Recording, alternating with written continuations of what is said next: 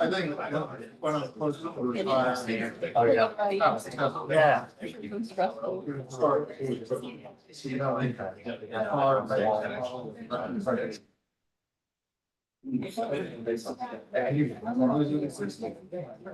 And we got. All right. Good morning again, everyone. We're going to go ahead and get started. This is docket number 55378, Georgia Power Company's 2022 Integrated Resource Plan update. We will start by calling for appearances. Georgia Public Service Commission. Good morning, President Thomas and Jenny Davis on behalf of Public Interest Advocacy staff.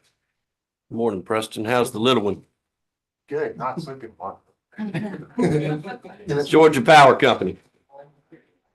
Good morning, Steve Hewitson, Brandon Marzo, and Allison Pryor on behalf of Georgia Power Company. Morning. Advanced Power Alliance.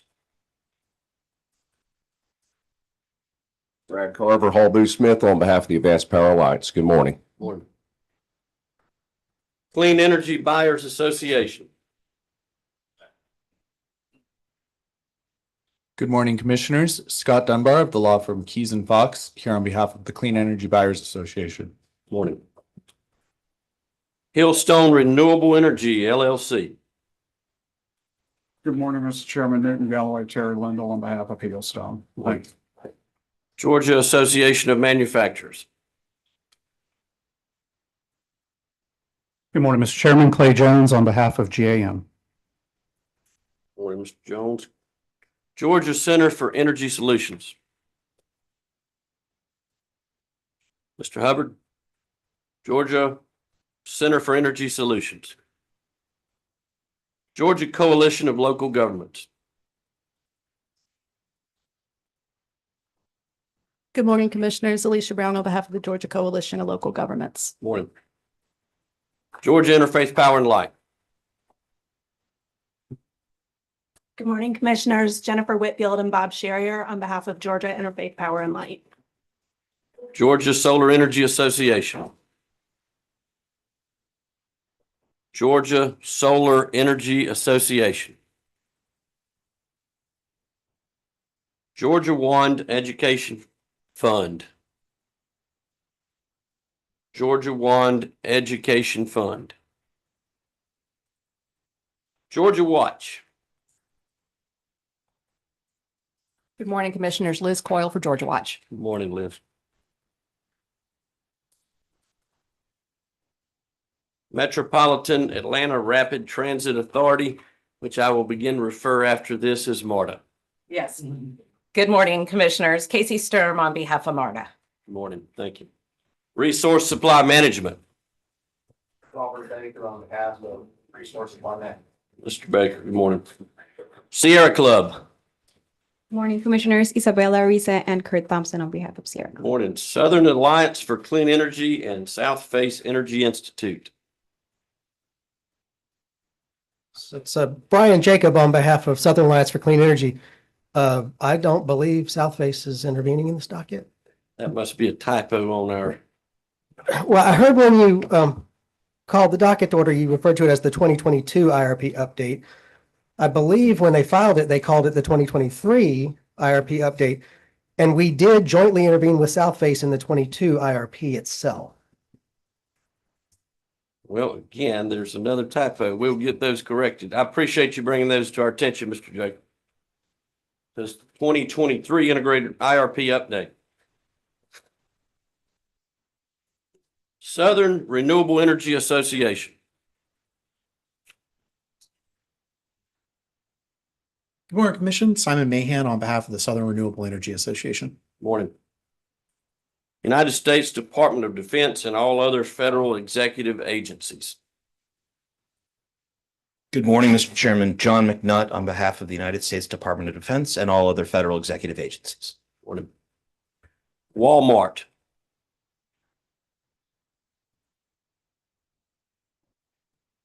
Good morning, Commissioners, my name is Stephanie Eaton. I'm here on behalf of Walmart Inc. and from the law firm of Spillman, Thomas and Battle. Thank you. Thank you. All right, that's all of the appearances. Are there any housekeeping matters to be taken up at this time? Okay, Mr. Chairman, if there are none from the parties, I have one. go ahead, Commissioner Brimore. Clean Energy Buyers Association, you're a new intervener over this last cycle, and definitely you didn't intervene in the original IRP. Can you tell me who your members are, who you represent?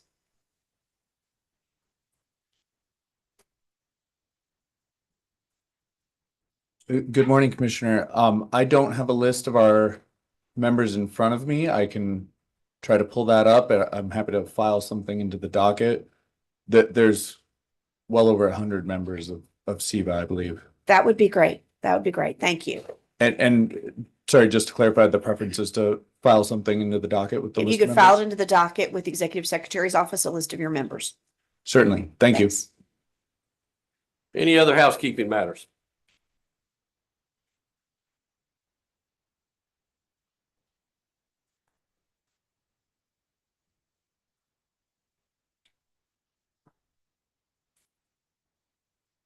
All right, we'll go ahead and call for public witnesses. I know we have some folks on the sign-up sheet. If I miss anyone, just let us know at the end. I'll start with the first on the list, Jake Tench. And if I say a name wrong, please correct me on that as well. Good morning, We Mr. have, Chair. and our rules are 3 minutes each, so you've got the time clock on the screen there for you. Perfect. I'm hoping to hit a minute and a half, but All right. thank you, Mr. Chairman and Commissioners. My name is Jake Tench. I am with Georgia Agribusiness Council. We are a trade association, represents over 1,300 members, spanning pretty much across the entire industry of agriculture, from producers to processors, dealers to retailers. And I just want to thank you for allowing me to come here today and speak. At the Georgia Agribusiness Council, our main mission is to defend and support the state's largest industry with over $75 billion of economic impact and close to half a million jobs across the state. Agriculture is obviously vital to our state's success. Well, I know most people these days think that food comes from the back of the grocery store and clothes magically appear on the department store shelves. We know that that is not the case. There's a sophisticated network and a lot of allied industries that put the things that we need on a daily basis on those shelves. As I mentioned earlier, when you look at agribusiness as a whole, it is a very complex industry. Georgia is blessed to have a very diverse industry that we oftentimes excel and lead the nation in. Although products such as cotton, peanuts, peaches, poultry, beef, all of those things that we see or think immediately when we hear agriculture, all of these allied industries play a vital role and contribute to those numbers that were mentioned earlier. This kind of brings me to the purpose that I'm here today. All of these things would not work without the efficient and reliable public services that have allowed this industry to be what it is. I'm sure it's no news to you all that reliable electricity in particular is an absolute necessity. Whether it be a poultry processing plant that employs 2,000 people, or a cold storage facility that has 1 million pounds of protein on the shelves, or a small family packing shed packing vegetables that a family depends on. All of these things create the industry that we know and rely on those resources. If one link of that supply chain becomes kinked due to unforeseen circumstances, the entire industry is backed up until it gets straightened out. And I'll wrap up with this. I just want to thank you all for what you do. Thank you for the service that you provide to this state. And I know that these services can often be taken for granted, just like agriculture, and aren't truly appreciated until they're unavailable. And with that, I just want to ask that as you evaluate Georgia's present and future needs in this sector, that you will keep agribusiness in the forefront of your minds. Thank you. Thank you, Mr. Tench. Thank you for what you all do and represent the number one industry in our state. Kurt Harris.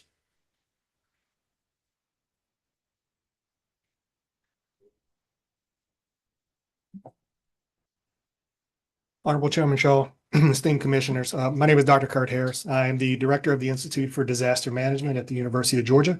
I'm also a faculty member there in health policy and management and epidemiology and biostatistics within the College of Public Health.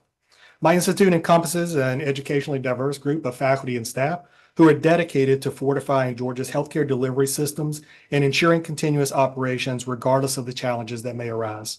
My presence here today primarily serves to underscore a critical yet often overlooked cornerstone of Georgia's healthcare framework, the indispensability of reliable, swiftly restorable electrical grid. It is important to note that the conceptualization of healthcare infrastructure is not just limited to hospitals. It also includes, but is not limited to, dialysis clinics, pharmacies, behavioral health clinics, medical practices, emergency medical services, long-term care facilities, K through 12 student health clinics, university health centers, public health clinics, hospice centers, federally qualified health centers, and many others. Weather-related power outages have historically caused major health and economic implications across the United States. Previous disasters demonstrated the fundamental need for sustainable and reliable power across healthcare facilities. Chronically ill patients, such as dialysis patients, can particularly be vulnerable to power losses. It is estimated that during Hurricane Katrina, almost half of all renal disease patients missed one or more dialysis sessions, which can be extremely dangerous to their health. In 2017, Hurricane Irma caused a healthcare facility in South Florida to lose its power. This happened to be a long-term care facility. As a result, 9 residents in that facility died because they were not able to maintain heating and air conditioning. Also, as a result, the administration of that facility was actually brought up on manslaughter charges simply because they could not provide power in that area. Power outages to non-healthcare infrastructure can also have indirect effects on healthcare facilities.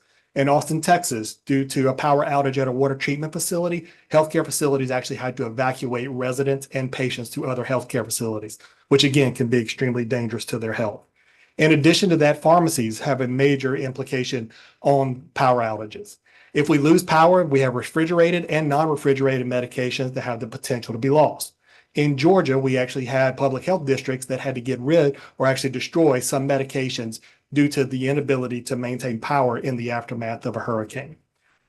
As a result of this and many other instances, it is our professional endeavors that are inextricably linked. So we ask that this commission consider the healthcare infrastructure as it relates to additional power as well. In closing, I sincerely thank you for the collaborative efforts that have been instrumental in upholding power reliability in Georgia healthcare facilities, and I fervently hope the mission remains central to your contemplations regarding Georgia's burgeoning energy requirements. Thank you.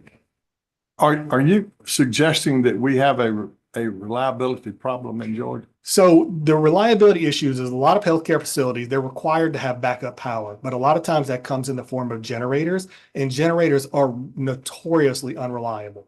They require significant maintenance. You have to be able to fuel them, and you have to be able to get fuel to them. So particularly in the aftermath of disasters, that can be Is that really a difficult. responsibility of the Public Service Commission to maintain generators? It's not the responsibility of the Georgia Public Service Commission, no, sir, but it is a major issue that we have to deal with here because it has a major impact on healthcare. There's been ICUs that have lost power. They don't have the ability to maintain it with all the medical equipment that goes into that, medically ventilated, like you require people then to manually be able to do that. Well, what do you suggest in your situation when a tornado comes through and trees are knocked down and power lines are knocked down? And there is a source of energy that's not there for a period of time. What do you suggest other than maintaining those generators? Well, definitely maintaining the generators another, but just increasing our energy infrastructure that's out there so that it is reliable and has the ability to be maintained and restored very, very quickly. You ever tried to go down the streets of a neighborhood and cut trees? Yes, sir, I have. You had not from this end. You hadn't. It gets very difficult to It is do that. extremely Anyway, difficult. Thank you very much. Yes, sir. Thank you, sir. Aurora Gray.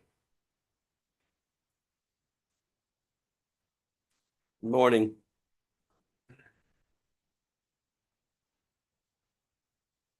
Hello, My name is Aurora Gray. Thank you for having me today. I attend Oberlin College. Thank you. I and many other students are here today because we are deeply troubled by Georgia Power's updated IRP request for additional energy funding. Because this request ignores worldwide scientific community's urgent call for a rapid phase down of fossil fuels and a transition to clean and renewable energy. We are here today to ask you to exercise your authority to require Georgia Power to not only include additional to not include additional fossil fuel energy sourcing or fossil fuel plant construction in its updated IRP. Instead, please require them to take responsible and safe actions to both reduce and meet energy demands. An important part of the mission statement is to provide safe electricity to Georgia consumers. And this means the delivery of electricity to consumers without exposure to, I'm sorry, my apologies, flammable chemicals, fires, etc. Now, however, the generation of energy itself, when done using fossil fuels, has become an existential threat to our safety due to the undisputed impacts of greenhouse gas emissions on our planet. For this reason, we are asking you to reject Georgia Power's updated IRP proposal and require them to instead make major investments in clean renewable energy production, battery storage, and energy efficient programs. We must act now, as later is way too late. As a group, we would like to share some history that relates to decisions you'll be making and then talk about why natural gas is not a good bridge fuel, and then to discuss what can be done to both meet and decrease the newly forecasted energy demand. We understand that it is uncommon for commissioners to respond or ask questions during public comments, but we ask that if you have any questions, to please hold them to the end if you can. Your questions may be answered by students in later comments. Thank you. Thank you. Nikita Takolkar. Did I mess it up too bad? No, sir. You did great. Thank you. Thank you so much for having me. My name is Nikita Takolkar. I'm a student at Georgia Tech. I'm going to focus on 1988, which was a pivotal year for our climate in several different ways. Scientists had already understood for decades before 1988 that humans produce greenhouse gas emissions such as carbon dioxide and methane, and these would warm the planet. But in 1988, climate change emerged as a front-page issue. There was a major heat wave that killed thousands, inflicted billions of dollars of damage, and demonstrated to average citizens what a future of unmitigated climate change would look like. Also in 1988, the Intergovernmental Panel on Climate Change was created. The IPCC delivers on a regular basis comprehensive scientific reports about climate change. Scientists from around the world selected for their expertise in their field, volunteer their time and energy, and collectively spend thousands of hours analyzing the peer-reviewed research on climate change. In 1990 and in 1992, the IPCC published their first reports, stating with certainty that human-generated greenhouse gas emissions were contributing to climate change, and that some degree of warming had already occurred, and doubling atmospheric CO2 content would likely cause 1.5 to 4.5 degrees Celsius of warming. The IPCC underlined the global impacts of climate change and the necessity of international cooperation to combat this. But unfortunately, in 1998, this was also a pivotal year for the Southern Company. For decades prior to 1988, Southern Company executives have been privy to the latest scientific information regarding human-produced greenhouse gas emissions, global warming, and the predicted devastating impacts. In fact, its own scientists were doing some of the cutting-edge research in the forefront of this field. But in 1988, as momentum for worldwide action to mitigate greenhouse gas emissions was growing, the Southern Company buried that research and established itself as a driving force behind climate disinformation. They backed misleading campaigns that attacked climate science, they opposed binding limits on greenhouse gas emissions, and they promoted clean coal as a false solution to the problem. And they fought to slow the transition to clean power and renewable energy sources like wind and solar power. This is well documented in the comprehensive 2022 report titled Southern Company New. The report identifies over $62 million that the Southern Company paid to special interest groups and to outside firms involved in campaigns against climate science and politics. The report only traces dollars spent from 1993 to 2004, and it acknowledges that it captures only a portion of the money that the Southern Company has spent to influence climate action. Thank you very much for your time. Thank you. Lily Mae Baruch. Good morning. Good morning. Hello, my name is Lily Mae Barsick. I'm a freshman at Georgia Tech as well. And I don't know if you can relate to the anger and the grief that this historical information that was just shared elicits from those of us who are young.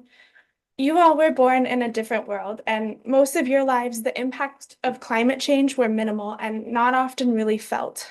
But from the time we were very young, we've been impacted by climate change. Those of us who grew up in Georgia have experienced many more really hot days each summer than you did as youth. At times, we've had practices, games, and other outdoor events canceled due to extreme heat. We've become accustomed to smog, exacerbated by heat, and wildfire smoke created by ultra-dry conditions. Almost 9% of children in Georgia suffer from asthma, with many more going undiagnosed. Some of us have friends or family who've been greatly impacted by extreme climate change fueled weather events. We know of people who've lost their crops due to extreme heat or drought, who've lost their homes and livelihoods due to massive fires, and who've had their houses and businesses flooded due to intense hurricanes or massive rainfall events. We know that the consequences of climate change are unjust. We know that people with low incomes living near utilities and factories are impacted greatly by the pollutants they produce. We know that people living in the poorest countries and low-lying island nations, which are home to roughly 1 billion people, yet account for less than 1% of humanity's total planet warming pollution, are suffering its impacts the most. On the news, we hear of so many people who have become climate refugees because their water and food sources no longer exist. They have no choice but to move so that they can survive. Rising seas and other climate change-fueled massive flooding events regularly lead to disease, death, destruction, and displacement of large numbers of people. And we know that unless dramatic action is taken, if we have children, they will be born into a world that is that's in a much worse situation. You must act now. Later is too late. It's hard to know that all of this could have been avoided, that over 35 years ago, the science was already solid enough to justify global action to reduce greenhouse gas emissions. It's inexcusable that sufficient action wasn't begun then. More than half of all greenhouse gas emissions have occurred since 1990, when the IPCC published its first report. Thank you. Thank you. Hey, can I ask you a quick question? Do you have a car? Do I have a car? I do not have a car. Okay. Do any of your group have an electric car? Any of your group drive? We actually carpooled here today in an electric car. Yeah. Why do you think that young people are not buying used EVs that are really cheap, Nissan Leafs? Why do you think they're opting for other cars instead of EVs if the crisis is as you described? I think it's hard for young people to be able to pay for that, but it's also that when technology becomes more available, that it will be easier for people to access things like that. So convenience primarily, And resources. resources. Yeah, thank you. Thank you. Okay. Flannery Childers.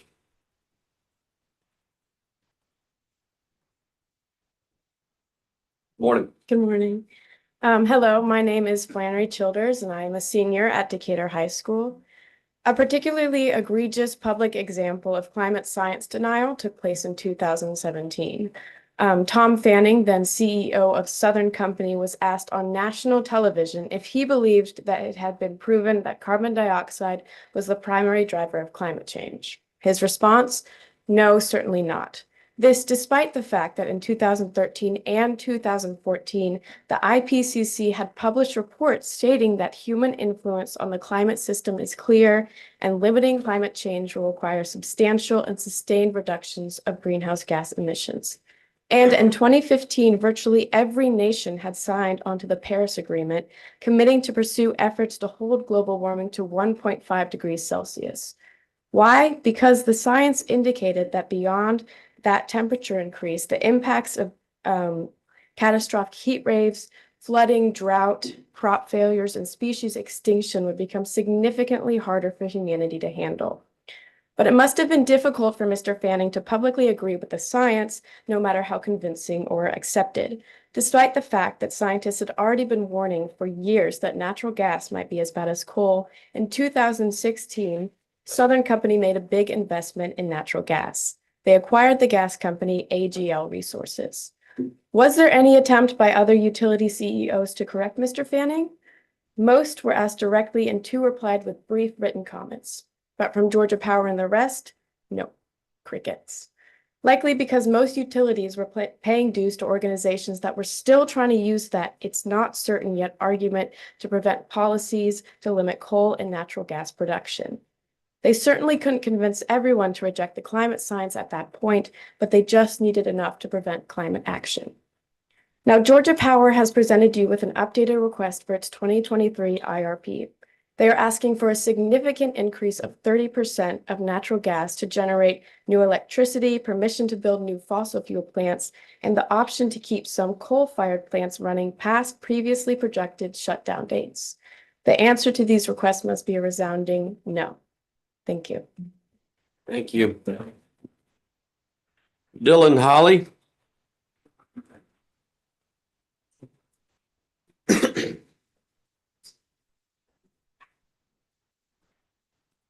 Morning. Morning. Hey y'all, my name is Dylan Hawley. I'm a student at Georgia Tech. It is a given that Georgia Power's coal plants must be shut down as scheduled or even faster. Coal has not been economically viable for years, and burning it produces large amounts of CO2. It has also been determined that coal particulate matter is particularly damaging, attributable to thousands of deaths each year, high rates of asthma, and other physical ailments. And there is an expensive problem of how to safely dispose of dangerous coal ash. So what about natural gas? The burning of natural gas produces about half the carbon dioxide as compared to burning coal.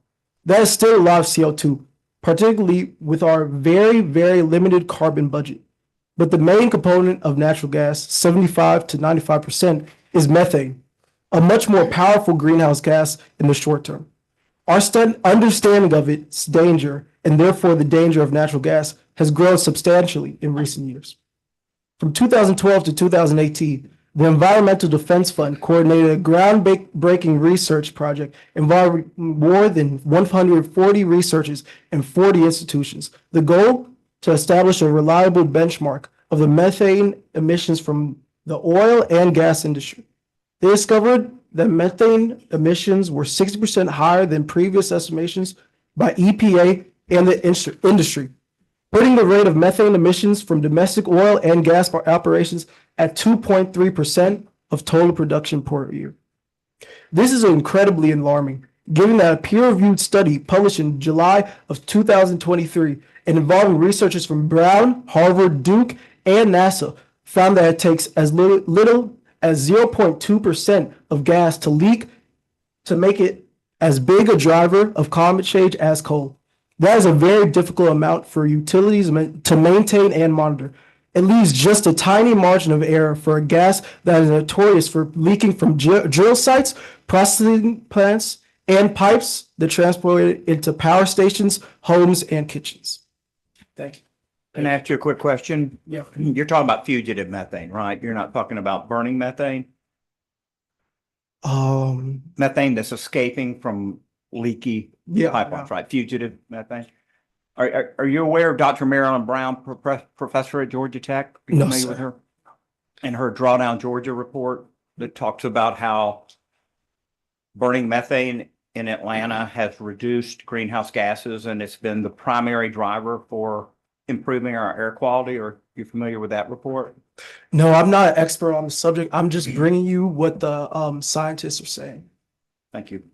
Thank you. Thank you, sir. Natalie Malden.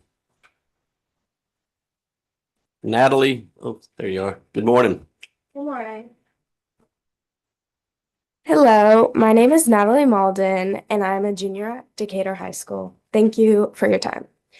I will be speaking more about dangers of natural gas. A Stanford University study published in July of 2022 focused on the emissions of methane after natural gas arrived in home kitchens. They found that the average national gas stove is estimated to emit 0.8 to 1.3% of the gas used as unburned methane. More than 75% of this leakage occurs while the stove is turned off. There are also super emitter events. Using advances in satellite technology, it was estimated that a large gas well leak in Ohio in 2018, just over a 20-day period, released more methane than some European countries emit in a typical year. Natural gas could have been a part of the solution today if we had begun taking serious climate action 35 years ago. Because methane doesn't remain in the atmosphere nearly as long as CO2, natural gas could have been a bridge fuel, even with the significant leakage. But now we are in a climate emergency. In their most recent assessment in March of 2023, the IPCC said that continuing insufficient action to limit greenhouse gas emissions has set us on a course to reach the critical 1.5 degrees Celsius threshold in about 10 years. Since methane is 80 times more powerful than CO2 in a 20-year period, a continued reliance on natural gas at current levels would be a primary driver of pushing past that threshold. But a rapid reduction of methane could be our salvation. That's why 155 countries have signed the Global Methane Pledge, targeting a cut in methane emissions of 30% of 2022 levels by the year 2030. Georgia Power must do its part. They must not increase their use of natural gas for energy sourcing, and they must not build new natural gas plants. Instead, Georgia Power needs to start aggressively planning down a phase down on electricity generated by fossil fuels in line with the targets of the international scientific community. They must act now. Later is too late. Thank you. Thank you. Taylor Myers. Morning. Morning. Hi, my name is Taylor Myers. I'm a junior at Decatur High School. Before I start talking about the utility level solar and batteries, I would like to say yes. Close to that mic, please. I would like to say yes, I have an electric car. So what can be done to ensure that there is enough energy to meet future demand in Georgia? Well, first, Georgia Power must make a much larger investment in utility level solar and batteries than is planned for their current IRP request. The Georgia Public Service Commission published Georgia Power to include utility-level solar starting in 2013. And Georgia is now, I believe, 5th or 6th in the nation for the amount of utility-level solar that has currently been installed. You all definitely deserve praise for this, with special recognition to Congressman McDonald. Thank you. However, utilities across the board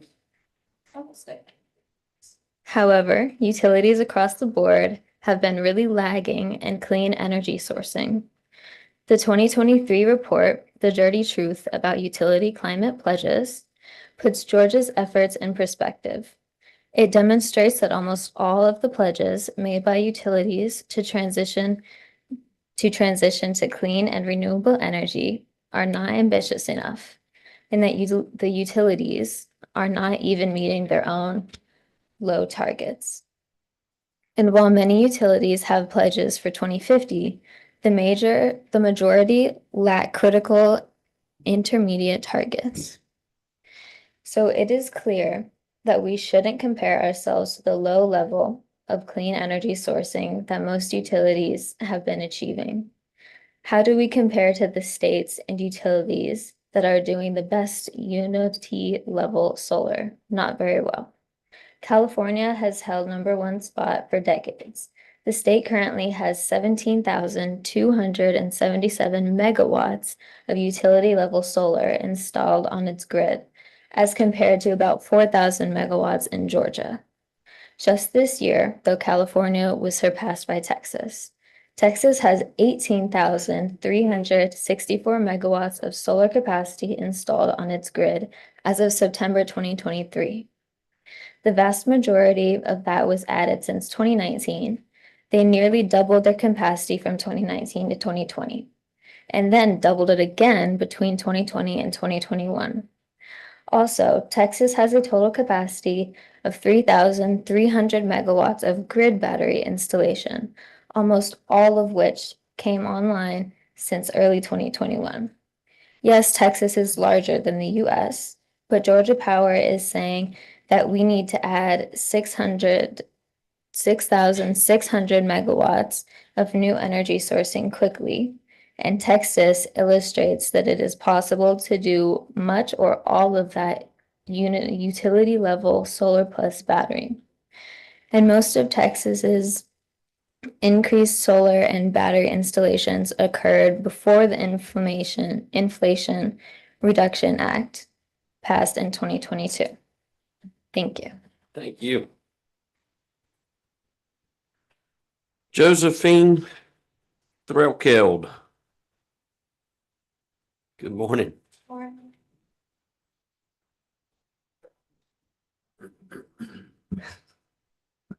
Hello, my name is Josephine Threlkeld, and I'm a sophomore at Decatur High School. Commissioners, the IRA is a game changer. It has been heralded as the most significant climate legislation in history, and it includes a multitude of provisions that support utilities' transition to clean energy. Available tax credits lower wind, solar, and storage project costs by a minimum of 30%. According to several analyses, this makes 99% of gas plants more expensive than a clean energy mix alternative. It is also important to note that these analyses do not take into account the economics of stranded assets. If Georgia Power is going to be part of meeting Southern Company's net zero greenhouse gas emissions goal by 2050, then any new gas plants will eventually become stranded assets. Even if they came online by 2025, that leaves them with at most 25 years of productivity out of a predicted lifetime of 40 years. If Southern Company and Georgia Power were to establish the interim target goals that the worldwide scientific community says are critical, then those assets will become obsolete much sooner.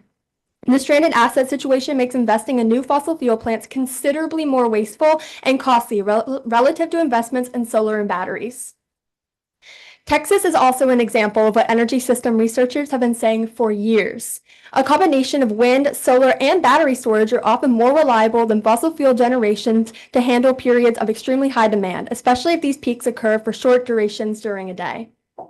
During the historic heat wave Texas had last summer, during which many all-time record highs were broken, the new low-cost wind, solar, and batteries kept the grid afloat and Texans cool, in many cases saving lives. From a July 2nd, 2023 Forbes article, quote, solar and wind provided 35% of statewide power last Tuesday and generated a record 31,500 megawatts Wednesday, which more than covered the 9,600 megawatts of electricity lost when extreme heat knocked several natural gas and coal plants offline. And just as solar power started falling in the evening, batteries kicked in immediately to get Texas through the most difficult part of the day when the sun was setting but the ACs were still cranking, unquote. Please act now to require Georgia Power to take advantage of the provisions in the IRA and greatly expand investment in utility-level solar and battery storage. You must act now. Later is too late. Thank you. Thank you. Probably going to mess this one up. It's not real clear. Andrew Zavo.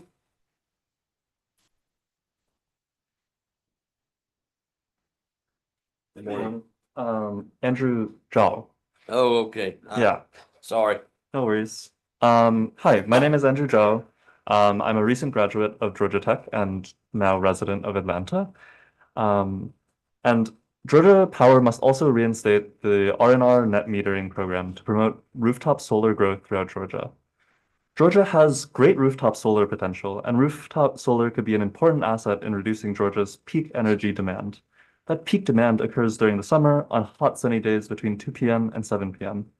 For much of that 5-hour time period, rooftop solar panels can produce enough electricity to both power the building they are placed upon, reducing demand on the grid, and add excess electricity back to the grid. But why are we currently ranked 43rd in the US in terms of rooftop solar? Why? As witness Dr. Marilyn Brown so thoroughly explained in her testimony before the commission, which I believe you mentioned one of her reports before, it is because of our net metering policies. Those states with the best net metering policies have more rooftop solar, those with the worst have less. For years, With the exception of the short period when people were able to sign up under the R&R net metering pilot program, Georgia has had one of the very worst policies. At least 33 states have adopted net metering policies, which credit excess electricity generated by customers at the retail rate. Almost all of the 33 still have those policies in place. That is what is needed to really grow rooftop solar. In their testimonies during the 2022 IRP hearings, witnesses Alden M. Hathaway and Kevin Lucas, using supporting data and examples from other utilities, demonstrated that distributed solar generation can be a critical resource to increase overall system load factors. This increases reliability and resilience and could result in significant reductions in system costs that would save money for all customers. Thank you. Thank you. Kirtana Nagula.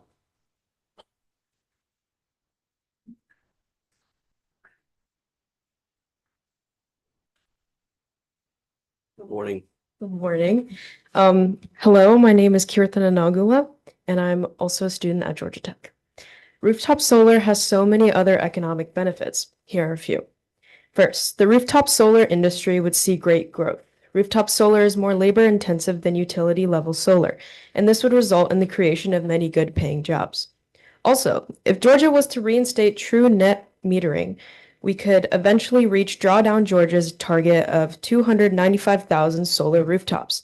Witness Alden Hathaway estimated that this would bring in, on average, nearly $250 million per year in IRA government funds. Witness Dr. Marilyn Brown estimates that we have already lost $429 million in government funding, given our policies that we have not encouraged sufficient growth in the rooftop solar market. Churches and schools that have solar panels on their buildings and over their parking lots would greatly reduce their energy bills. Schools could invest more money in serving their students, and churches could provide more valuable services for their community.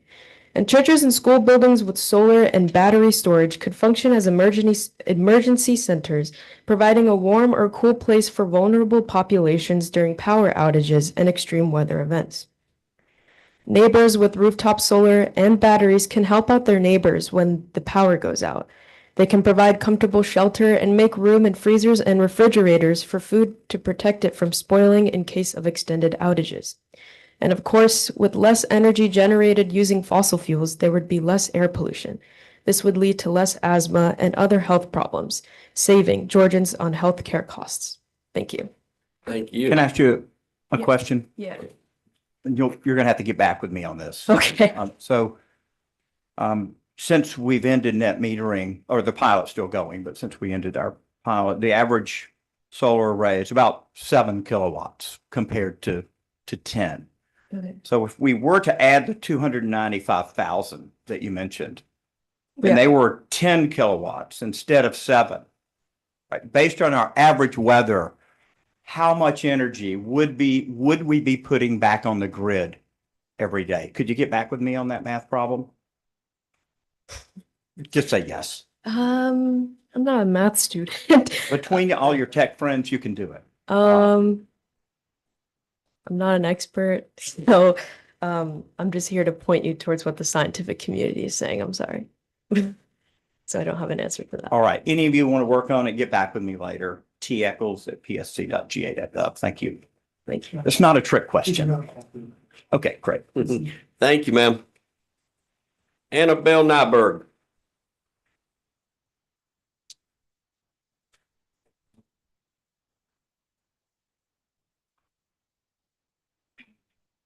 Hi, I'm Annabelle Nyberg. I'm a first year at Georgia Tech. I have 3 points to make about Georgia Power's argument against expanding net metering.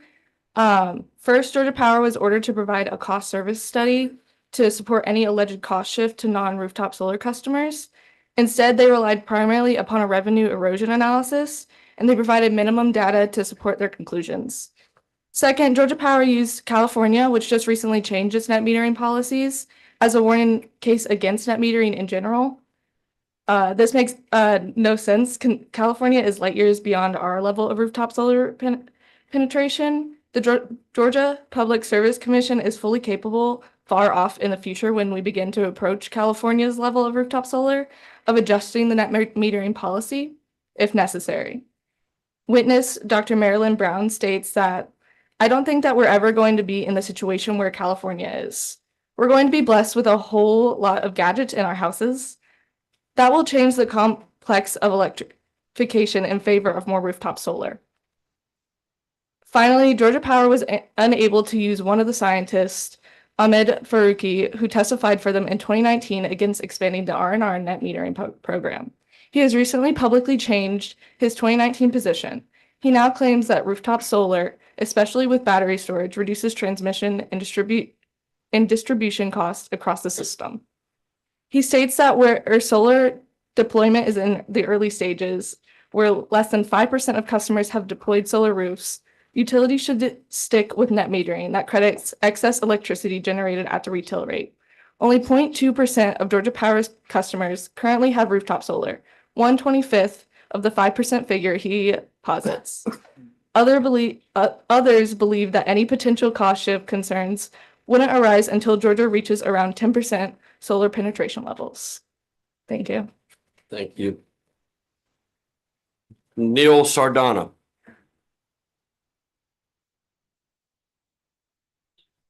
Hello, Commissioners. How you're all doing this morning? My name is Neil Sardana. I'm here representing the Georgia Conservation Voters Education Fund. And I would like to ask you to reject or at least significantly reconsider Georgia Power's massive expansion of gas power in their 2023 IRP update.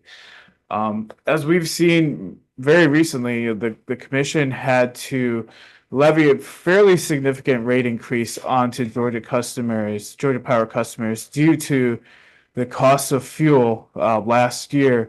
And the vast majority of that fuel cost increase was due to gas power. And we've seen Georgia Power has increasingly relied on gas power as its main source of energy to provide to its customers. And the proposal in the 23 IRP update only significantly expands that utilization of gas power. In addition to this, cost that customers have occurred, we've seen the commission increase rates, due to the other decisions it's made regarding Plant Vogel, and there's been continued rate increases due, in the previous rate cases, which has levied significant amounts of rate increases on Georgia customers at times in which they're being absolutely crushed by inflation. And unfortunately, this commission has been fully, engaged in that process of, allowing the energy inflation to occur by passing those costs on to customers. So I ask that you consider a clean energy alternatives. We've heard a lot of evidence today about clean energy, about solar power as a great opportunity within our state. In fact, we are here in the Sun Belt. Solar power is literally the best, the greatest advantage that Georgia has compared to all other, forms of energy and across many of the states across our nation. We should be utilizing our competitive advantage for the use of all citizens so they can have more reliable, more affordable, and cleaner energy that provides them with a much better investment on their return. The public needs to have their voice listened to, and it's time the Public Service Commission listens to the voices of the public on these issues. Thank you very much. Thank you. That's the end of the list. Was there anyone else that came in after we started that wanted to provide comments as a public witness? Okay. Before we call up Georgia Power to swear in their panel, I'll just, even though we don't have windows here, there is the possibility of some significant weather in the region today. So we're monitoring that closely. And if we have any directives from for Capitol Hill, we will respond accordingly. But we do not plan to go extremely late just because we want to make sure that everyone can get on the road and not be driving in the dark and so forth. But thanks for all the public witnesses for taking the time to be here today, especially all you students for taking the time to to engage and be a part of this. We have a lot of parties. I'll just remind everyone that just please try to pay attention. And if there's a question that's already been asked, try not to ask a question that has already been answered. All right. Georgia Power, you want to swear in your panel? Thank you, Mr. Chairman. I'll give them a second to come in.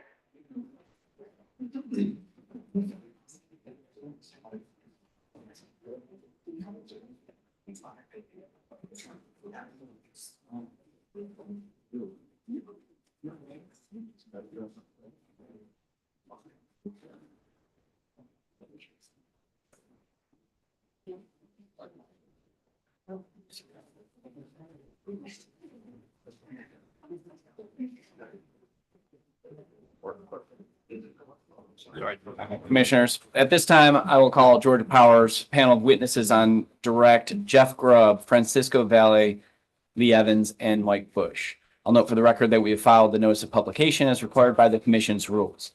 Gentlemen, if you would please raise your right hands. Do you swear to tell the truth, the whole truth, and nothing but the truth, so help you God? Mr. Grubb, would you please start by stating your full name, your employer, and your responsibilities for the record? Yes, my name is Jeffrey R. Grubb. I'm the Director of Resource Policy and Planning at Georgia Power Company, where I lead the team that guides the company's generation planning activities, including the IRP development, IRP updates, and making sure we meet customers' capacity needs. Mr. Valle. My name is Francisco Valle. I'm Director of Forecasting and Analytics and responsible for providing this commission with the load forecast. Mr. Evans. Lee Evans, Director of Economics and Load Flexibility for Southern Company, responsible for doing cost analysis, economic analysis, and designing load flexibility programs for customers. And Mr. Bush. Good morning, Commission. My name is Mike Bush. I'm Director of Generation Planning and Development for Southern Company Services. I'm responsible for developing and deploying new generation. Thank you, gentlemen. Mr. Grubb, on October 27th, 2023, did you file or cause to be pre-filed Georgia Power Company's 2023 Integrated Resource Plan update, including the trade secret technical appendices? Yes, I did. Chairman Shaw, for the record, I would like to identify Georgia Power Company's 2023 IRP update as Exhibit GPC 1 for the trade secret version and GPC 2 for the public disclosure version. So marked. Mr. Grubb, on December 4th, 2023, did you pre-file or cause to be pre-filed 56 pages of direct testimony in question and answer form? Yes, I did. Are there any corrections you need to make to your pre-filed testimony? There are not. Okay. If I were to ask you the same questions today under oath, would your answers be the same as they are set forth in that pre-filed testimony? They would. Chairman Shaw, the court reporter has been provided a copy of the pre-filed direct testimony, and I now ask that the direct testimony of this panel be copied into the record as if given here today. So marked. Mr. Grubb, also on December 4th, did you file or cause to be pre-filed a supplemental filing to the 2023 IRP update? I did. And Chairman Shaw, for the record, I would like to identify Georgia Power Company's supplemental filing to the 2023 IRP update as Exhibit GPC 3 for the trade secret version and GPC 4 for the public disclosure version. So marked. On December 7th, 2023, did you file or cause to be filed an errata to the supplemental filing? I did. And for the record, Chairman Shaw, I would like to identify Georgia Power Company's errata to the supplemental filing as GPC 5 for the trade secret version and GPC 6 for the public disclosure version. So marked. Okay. Mr. Grubb, on January 10th, 2024, did you file or cause to be filed an errata to the 2023 IRP update filing and direct testimony? I did. Okay. Chairman Shaw, for the record, I would like to identify Georgia Power Company's errata to the 2023 IRP update as Exhibit GPC 7. So marked.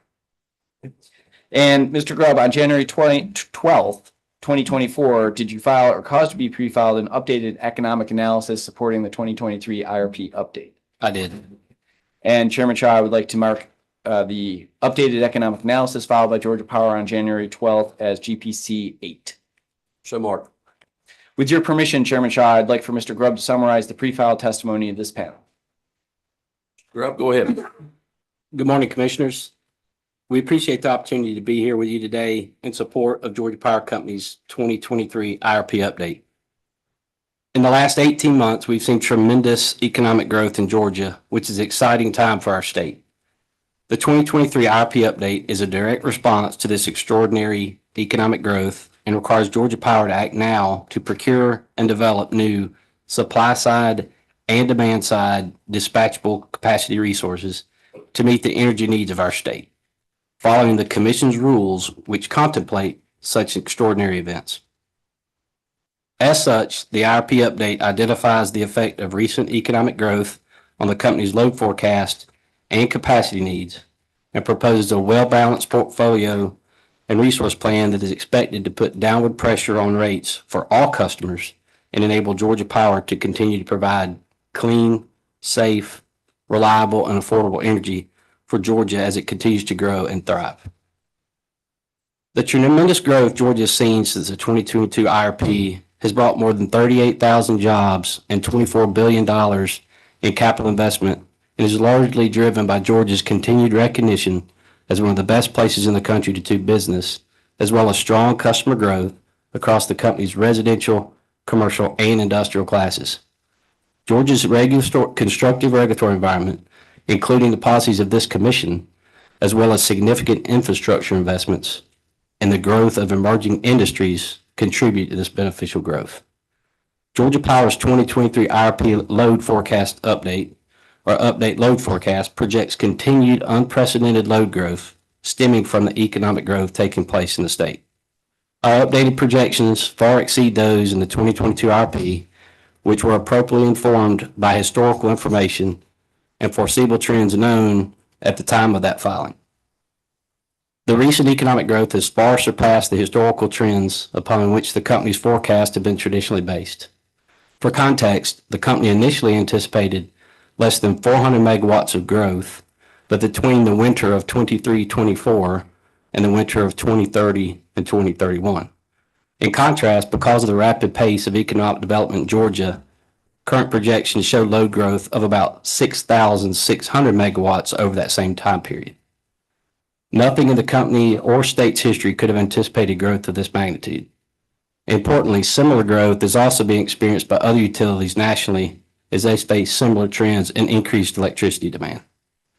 To be clear, the economic growth we are seeing benefits our state.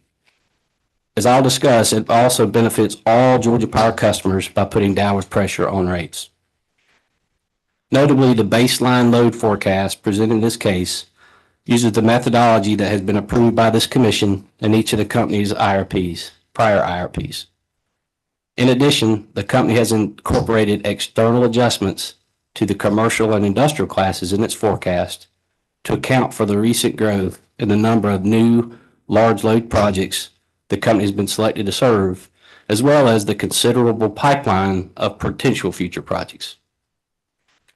While the use of external adjustments to its forecast is consistent with previous forecasts, the company developed a model to better capture the unique characteristics of these new large load customers and the relative probability of Georgia Power being chosen to serve them. To calculate this external adjustment, the company set out to answer two questions. First, will these new large load customers choose to locate or expand in the state of Georgia? And two, will they select Georgia Power to be their electric service provider? If the answer to those questions is yes, the company analyzed what the resulting load would be, when it would show up, and at what level. Starting with the full economic development pipeline, the company used proven mathematical techniques to assess the probability of each of these decision points. With this information, the company then considered a range of possible outcomes and appropriately incorporated an external adjustment to its baseline forecast to account for the portfolio of large load customers to be served. The increase in the projected demand of energy being driven by Georgia's economic growth has significantly impacted the timing and magnitude of the company's projected capacity needs. Based on the load levels projected in the 2023 IRP update, the company now has a capacity need 3 years earlier than what was projected in the 2022 IRP. Therefore, it must deploy new resources by the end of 2025 instead of by the end of 2028. To ensure it can meet the energy needs of a growing Georgia and to continue to reliably serve its customers, the company plans to meet its winter capacity needs through the winter of 2030 and 2031 with a combination of the resources requested in this IRP, which will address the accelerated capacity needs starting in the winter of 25-26, and resources that will be selected in the all source and the energy storage systems RFPs that were approved in the 2020 IRP, which will address capacity needs starting in the winter of 28 and 29. In this IRP update, Georgia proposes to procure and deploy the following supply side capacity resources. First, purchase power agreements or PPAs to purchase capacity energy from Mississippi Power Company for 750 megawatts and from the Santa Rosa Energy Center for 230 megawatts. Second, up to 1,000 megawatts of battery energy storage systems or BESS or BESS plus solar at various sites, including the Robbins and Moody projects and the 200 megawatt BESS plus solar project. Third, up to 1,400 megawatts from 3 combustion turbines or CTs at Plant Yates, as well as the transmission improvements necessary to support those units. The companies asked the Commission for certification of the Mississippi Power PPA and the Santa Rosa PPA, which were executed prior to the filing of this case. As the company completes its negotiations with the Robbins and Moody's BESS, as well as the Yates EPC agreement, and identifies additional BESS resources, the company will return to the Commission to request certification of those resources. Also, the company requests approval of the transmission improvements necessary to facilitate delivery from the Plant Yates CTs. The company is also proposing to increase its distributed energy resources, or DER, and demand response customer offerings, and to leverage the benefits of these resources for all customers. The company's proposal includes 2 new customer-sided DER programs, known as the DER co-location and the DER customer-owned programs, a new curtailable load program for commercial and industrial customers, and an expansion of the residential thermostat demand response DSM program. This portfolio of economic and reliable capacity resources is designed to timely address the company's capacity needs, enable it to continue providing its customers with clean, safe, reliable, and affordable electric service. Although there are costs associated with implementing the proposed resource plan, Georgia Power is not requesting a rate adjustment in this IRP update. In fact, all else being equal, the company does not expect customer rates to increase as a result of the company's request in this case. In addition to proposing a cost-effective means of addressing the energy needs of our customers in this period of extraordinary economic growth, the company's plan in this IRP update is expected to provide economic benefits for all customers by placing downward pressure on rates. To help ensure the benefits to all customers, the company incorporates the cost to serve these new customers, including any necessary transmission upgrades, into the rate offers for each new large load customer. For each new economic development customer, their project must pass the rate impact measure or RIM test, ensuring that it places downward pressure on rates for all customers. Each new megawatt of load growth is an opportunity to place downward pressure on rates as it provides for a larger customer base over which to spread costs necessary to serve all customers. Commission approval of the company's resources in this case should allow Georgia Power to meet currently projected capacity needs. However, given the extraordinary economic growth in the state, the company proposes a framework whereby the company can request approval to acquire additional capacity ahead of the 25 IRP if certain criteria are met. In certain circumstances, Georgia Power would be able to commence preliminary development work towards acquiring new capacity resources or PPA options to meet increased customer demand beyond that identified in this 2023 IRP update. This flexibility is a key component between now and the next IRP in 2025 to ensure that Georgia continues to be a top destination for economic development by allowing the company to adjust in more real time to the needs of our customers. In conclusion, the state of Georgia has seen historic and tremendous economic growth, which requires additional capacity and energy and has contributed to the need for additional resources for Georgia Power System and the need to act now. The 23 RP update presents a reasonable and balanced portfolio of resources that meets Georgia Power's capacity needs beginning in the winter of 25-26, provides a foundation for long-term capacity needs, and supports the continued transition to cleaner resources.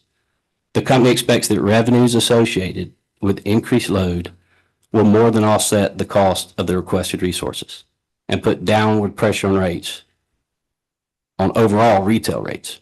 Georgia Power remains committed to providing clean, safe, reliable, and affordable power for its 2.7 million customers, and accordingly, we ask the Commission to approve the company's 2023 IRP update. Thank you. Chairman Shaw, before I make the witnesses available for questions and cross-examination, I've already screwed up my numbering. The updated economic analysis that was filed on January 12th, there were two versions, a trade secret version, which I would like to mark as GPC 8, and the public disclosure version as GPC 9. So Mark. Now the witnesses are available for questions from the commission as well as cross-examination. Mr. Eckles. Hey, gentlemen, how are you doing? Good. How are you, sir? Good. I hear you saying that we need new resources, but how can we get more out of what we already have on the system that we've already paid for or that customers have already installed? How can we better utilize that? Well, Commissioner, I mean, that's in the plan, all right? So adding the Vogel units is incorporated into the plan. All of the IRP in 2022, all the RFPs that were approved in the 2022 IRP are going to help meet these needs as well. It's just they can't meet them as early as we need them now. And so we are leveraging the entire system, but the load growth is just making it such that we've got to add resources. So when you think about coming out of 22 IRP, we actually had some length above our target reserve margin. We had the PPAs coming in a little bit earlier than some of the projected coal retirements. That length has helped serving part of this load, but it's that incremental load that we've got to add these resources for. So we are leveraging things. Some of the things we're leveraging is solar. So Mr. Bush can speak to this. The Robbins and Moody's projects are solar facilities that we're adding storage to that will allow those solar facilities to help on winter mornings like this morning and tomorrow. And so we are leveraging them from that standpoint. So we are, but there's still the need to add more. Yeah, I love that.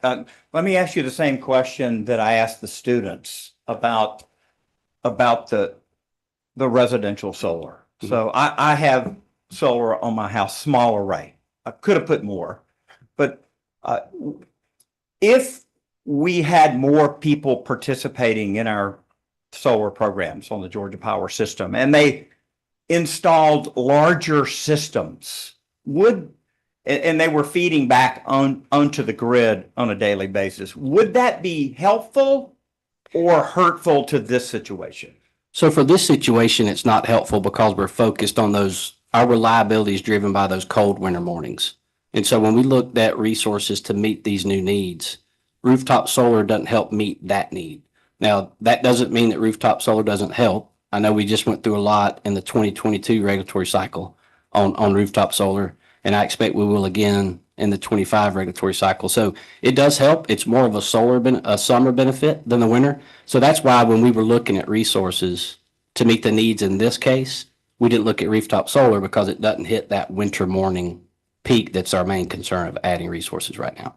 So with more of these solar customers adding batteries to their array because they don't want to feed back onto the grid, are you familiar with these programs? I think Duke is implementing one, Arizona's doing one, where customers can purchase or lease a battery system and participate in a utility call demand response event. Are you familiar with those? I'm relatively familiar with them. I don't deal with them every day, but I think that's one of the things that when we approach the 25 IRP, we'll continue to look at. You know, we're always looking on that normal IRP cycle at programs that we can do on the distributed side. I know there's more things we've got to figure out on the DERMS or the control system side, but I think that's something we're definitely still looking at, Commissioner, we just didn't identify it in this case because it doesn't help meet this advanced winter need, mostly driven by winter need.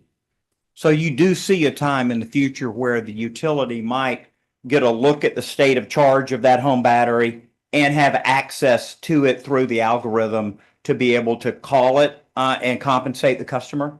I think that's something that we were looking at. I mean, I know a lot of other utilities have too. I don't personally look at that every day, but I know there's folks looking at those programs and what things we might need to tee up and bring forth to the commission in the 25 IRP.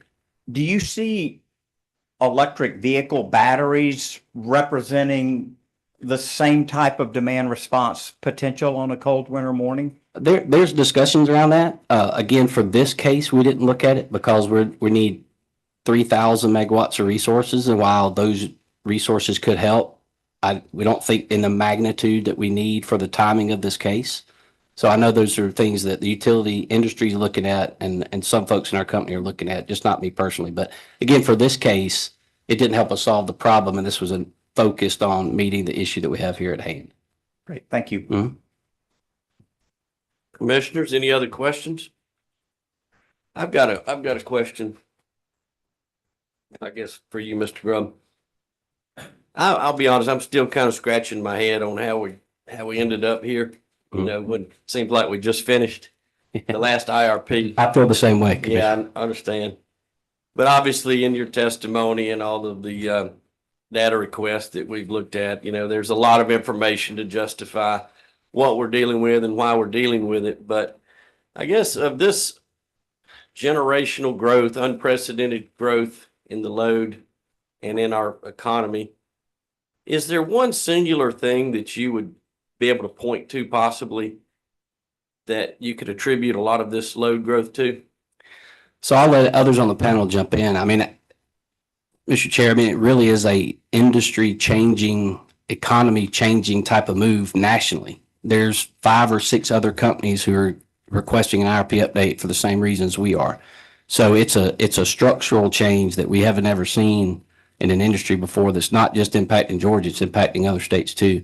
So, I mean, I think it's part of moving clean industry manufacturing to the United States through some of the legislation.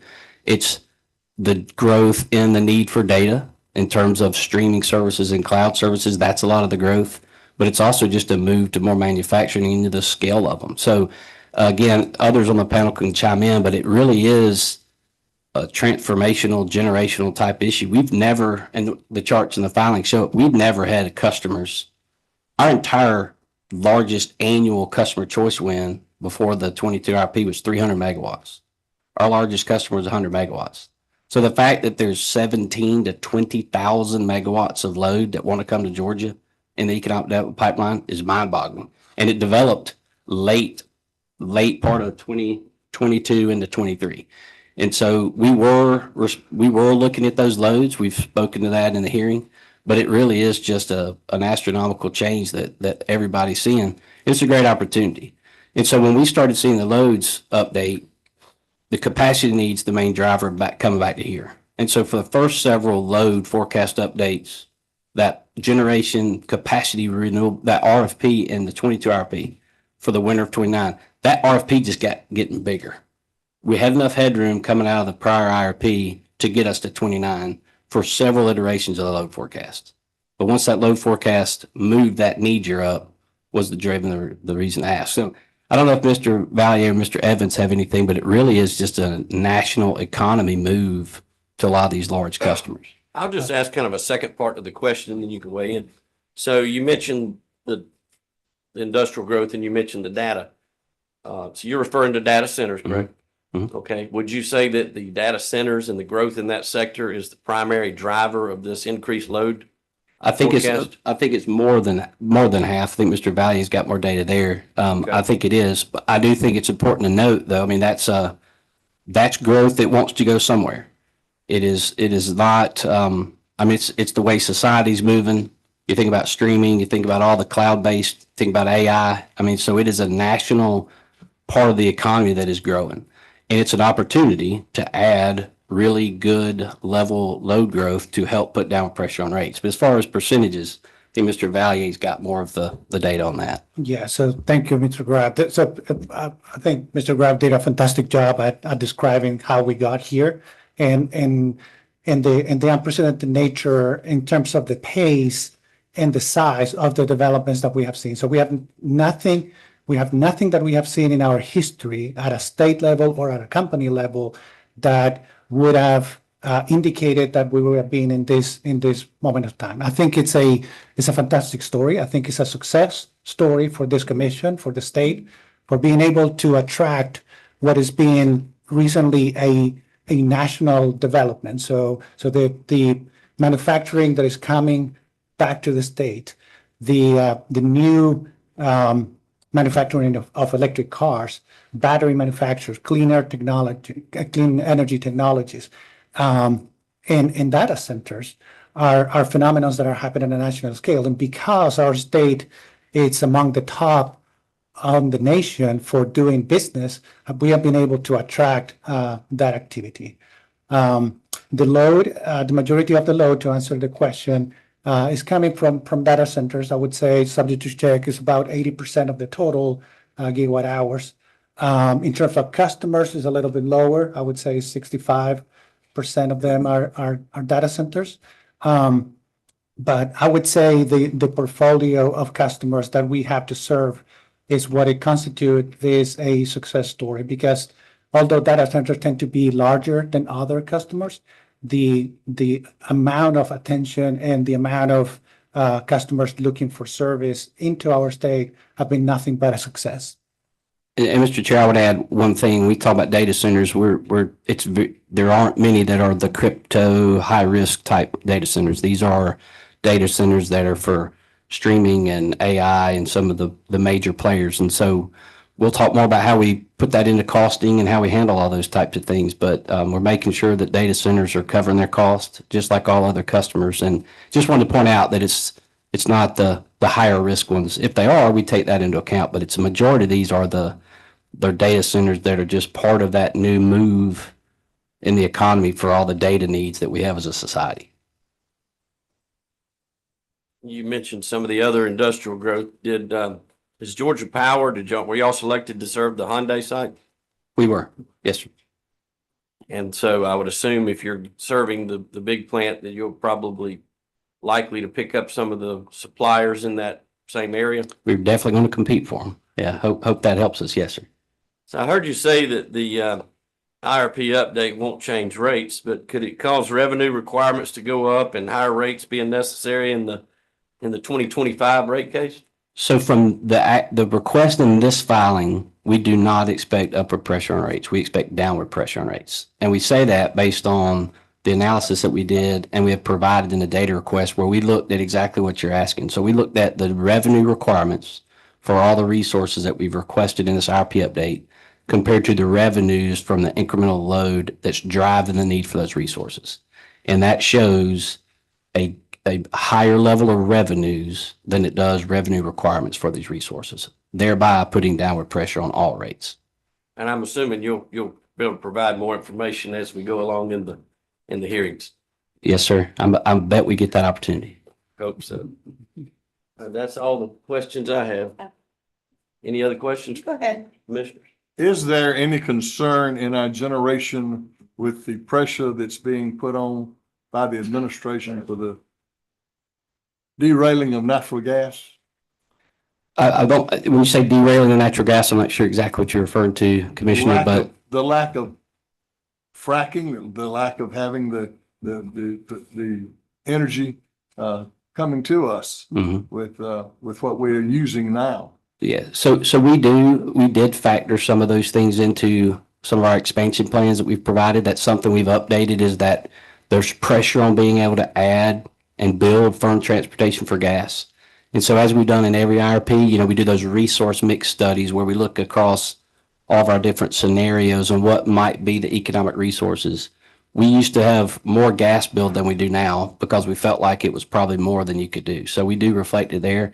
As terms of how we're engaged nationally, I can't speak to that, but I think it's important to know on this request, the Yates CTs, they are expected to run on natural gas majority of the time. We're planning for that, but we did not look at building the firm transportation to back those units up because we got dual fuel with the oil backup, because some of the timing challenges on getting that. So I don't know exactly whether the administration is going to go with gas. Southern Company has said for a long time that gas has to play a role, and Georgia Power agrees when you look at the need for dispatchable generation. solar, storage, they're all very beneficial. We're moving towards them in a big way and have moved towards solar in a big way. But a diverse portfolio is important, and gas and dispatchable resources need to play a role in that. Mr. Grubb, you were just asked a question about the data centers and the types of data centers that are put into this filing. And you said there's, quote, not many high-risk crypto data centers. How many high-risk crypto data centers are there? We have two in the list. The portfolio of loads, of large loads that is triggering the reason is the reason why we're here today has 51 projects. Two of them are But crypto. two are high-risk crypto? What's the total energy demand for those two?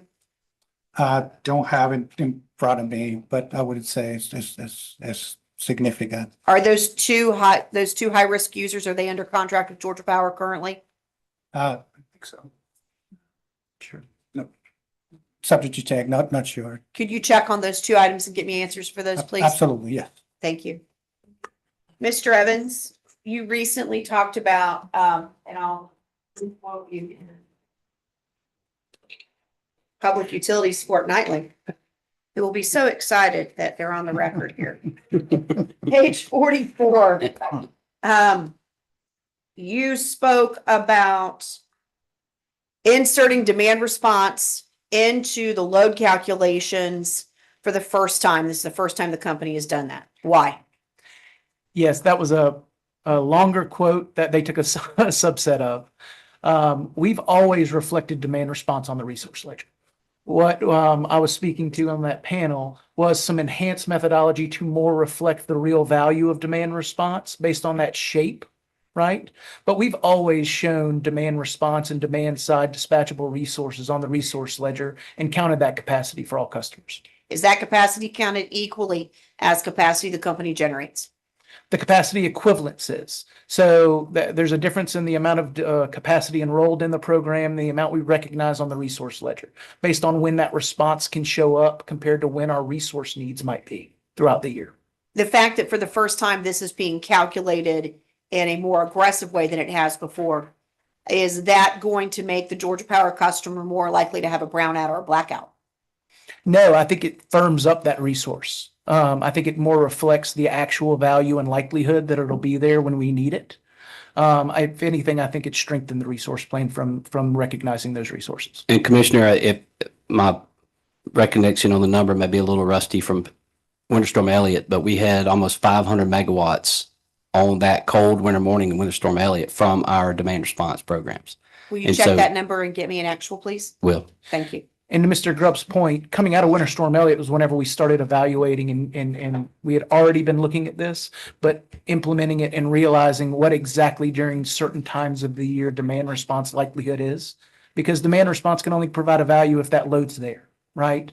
And so if it can't be reduced during that cold winter morning or on Christmas Eve, then that's a risk we have to take into account when recognizing that resource. And Commissioner, I think I'm about to have the fastest response to a hearing request ever. I just couldn't remember if I had it. So at 8 o'clock that morning, we were around 451 megawatts from Georgia Power and just over 980 for the system. So to Mr. Evans' point, I don't know what they meant by we never incorporated the math. But we have always included that demand response programs on our IRP to help meet that peak. So it did contribute to helping us. Was that demand response primarily generated out of your C&I customer base? I Or think did it actually affect residential? the majority of it was our conservation voltage reduction, which is a power delivery program where we change the voltage on the system for a few hours and save load that way. So I think it was about 50% that and the rest of the others. C&I or residential? Most of it's C&I. Most of it's C&I. Any residential? A small amount. Were they warned ahead of time? Yes. Were they given a choice? There is an override capability for the residential demand response. How many customers affected, do we know? I don't believe I have that right now. Okay. You could let me know, that'd be good. Thank you. Yes. The Hyundai announcement came to the state or was formally announced May of 2022. As we all know, the Hyundai project, though, had been in the works for about a year prior to that. The decision that the commission gave to Georgia Power on the 2022 IRP, which is what this is an update to, came down in July of 22.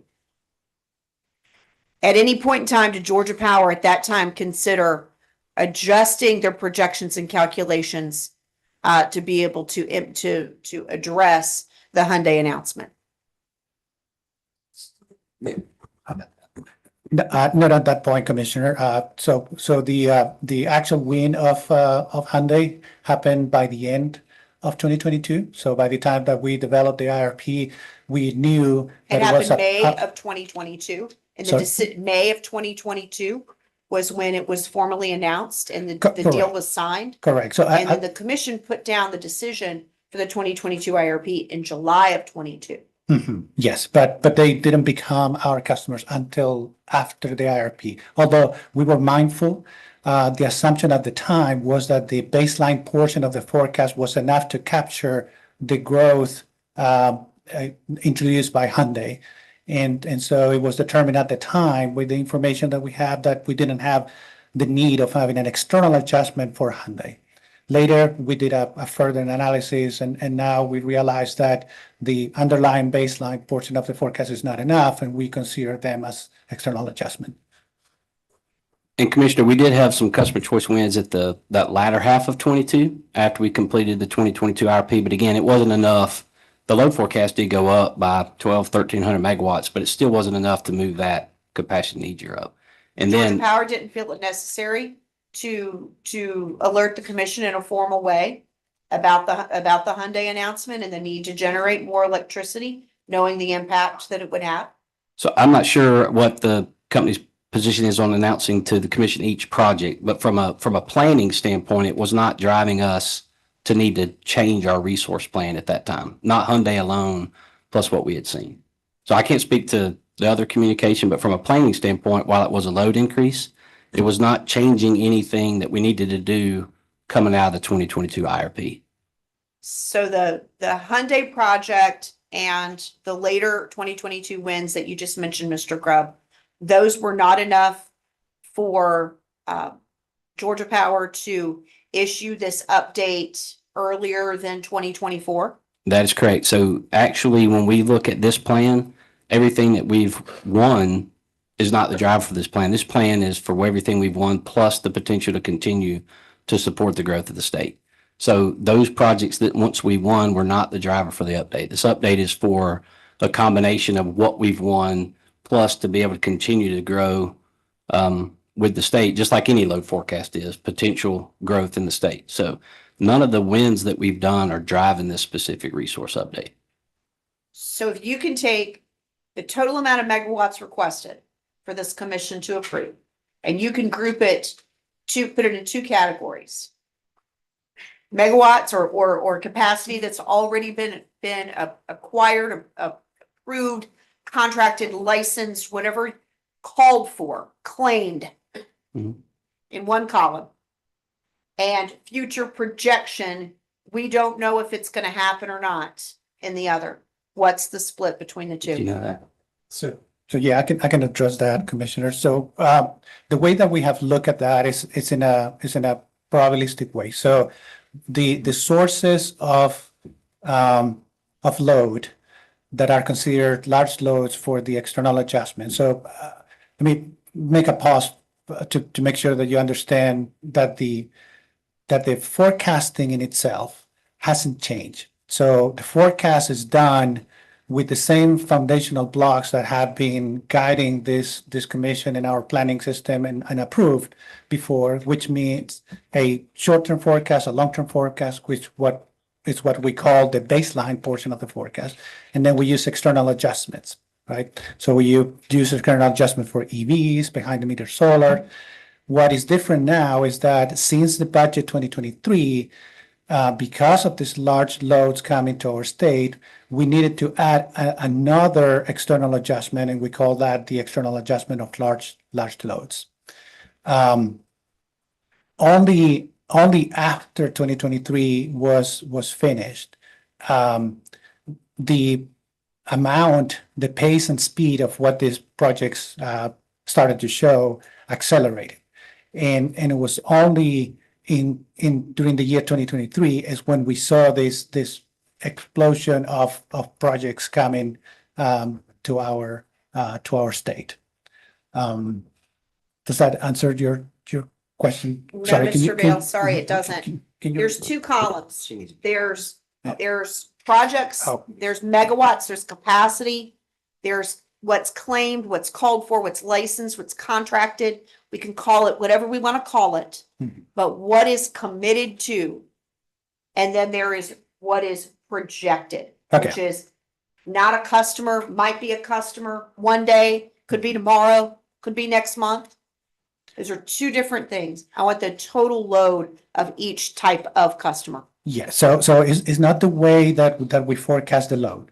And the reason is we have to project the load that we need to serve. So the planning process first identify the load that we need to serve and then solve for the infrastructure needed to remain reliable and affordable for our customers. In the case of the portfolio, the external adjustment of large customers is a portfolio approach.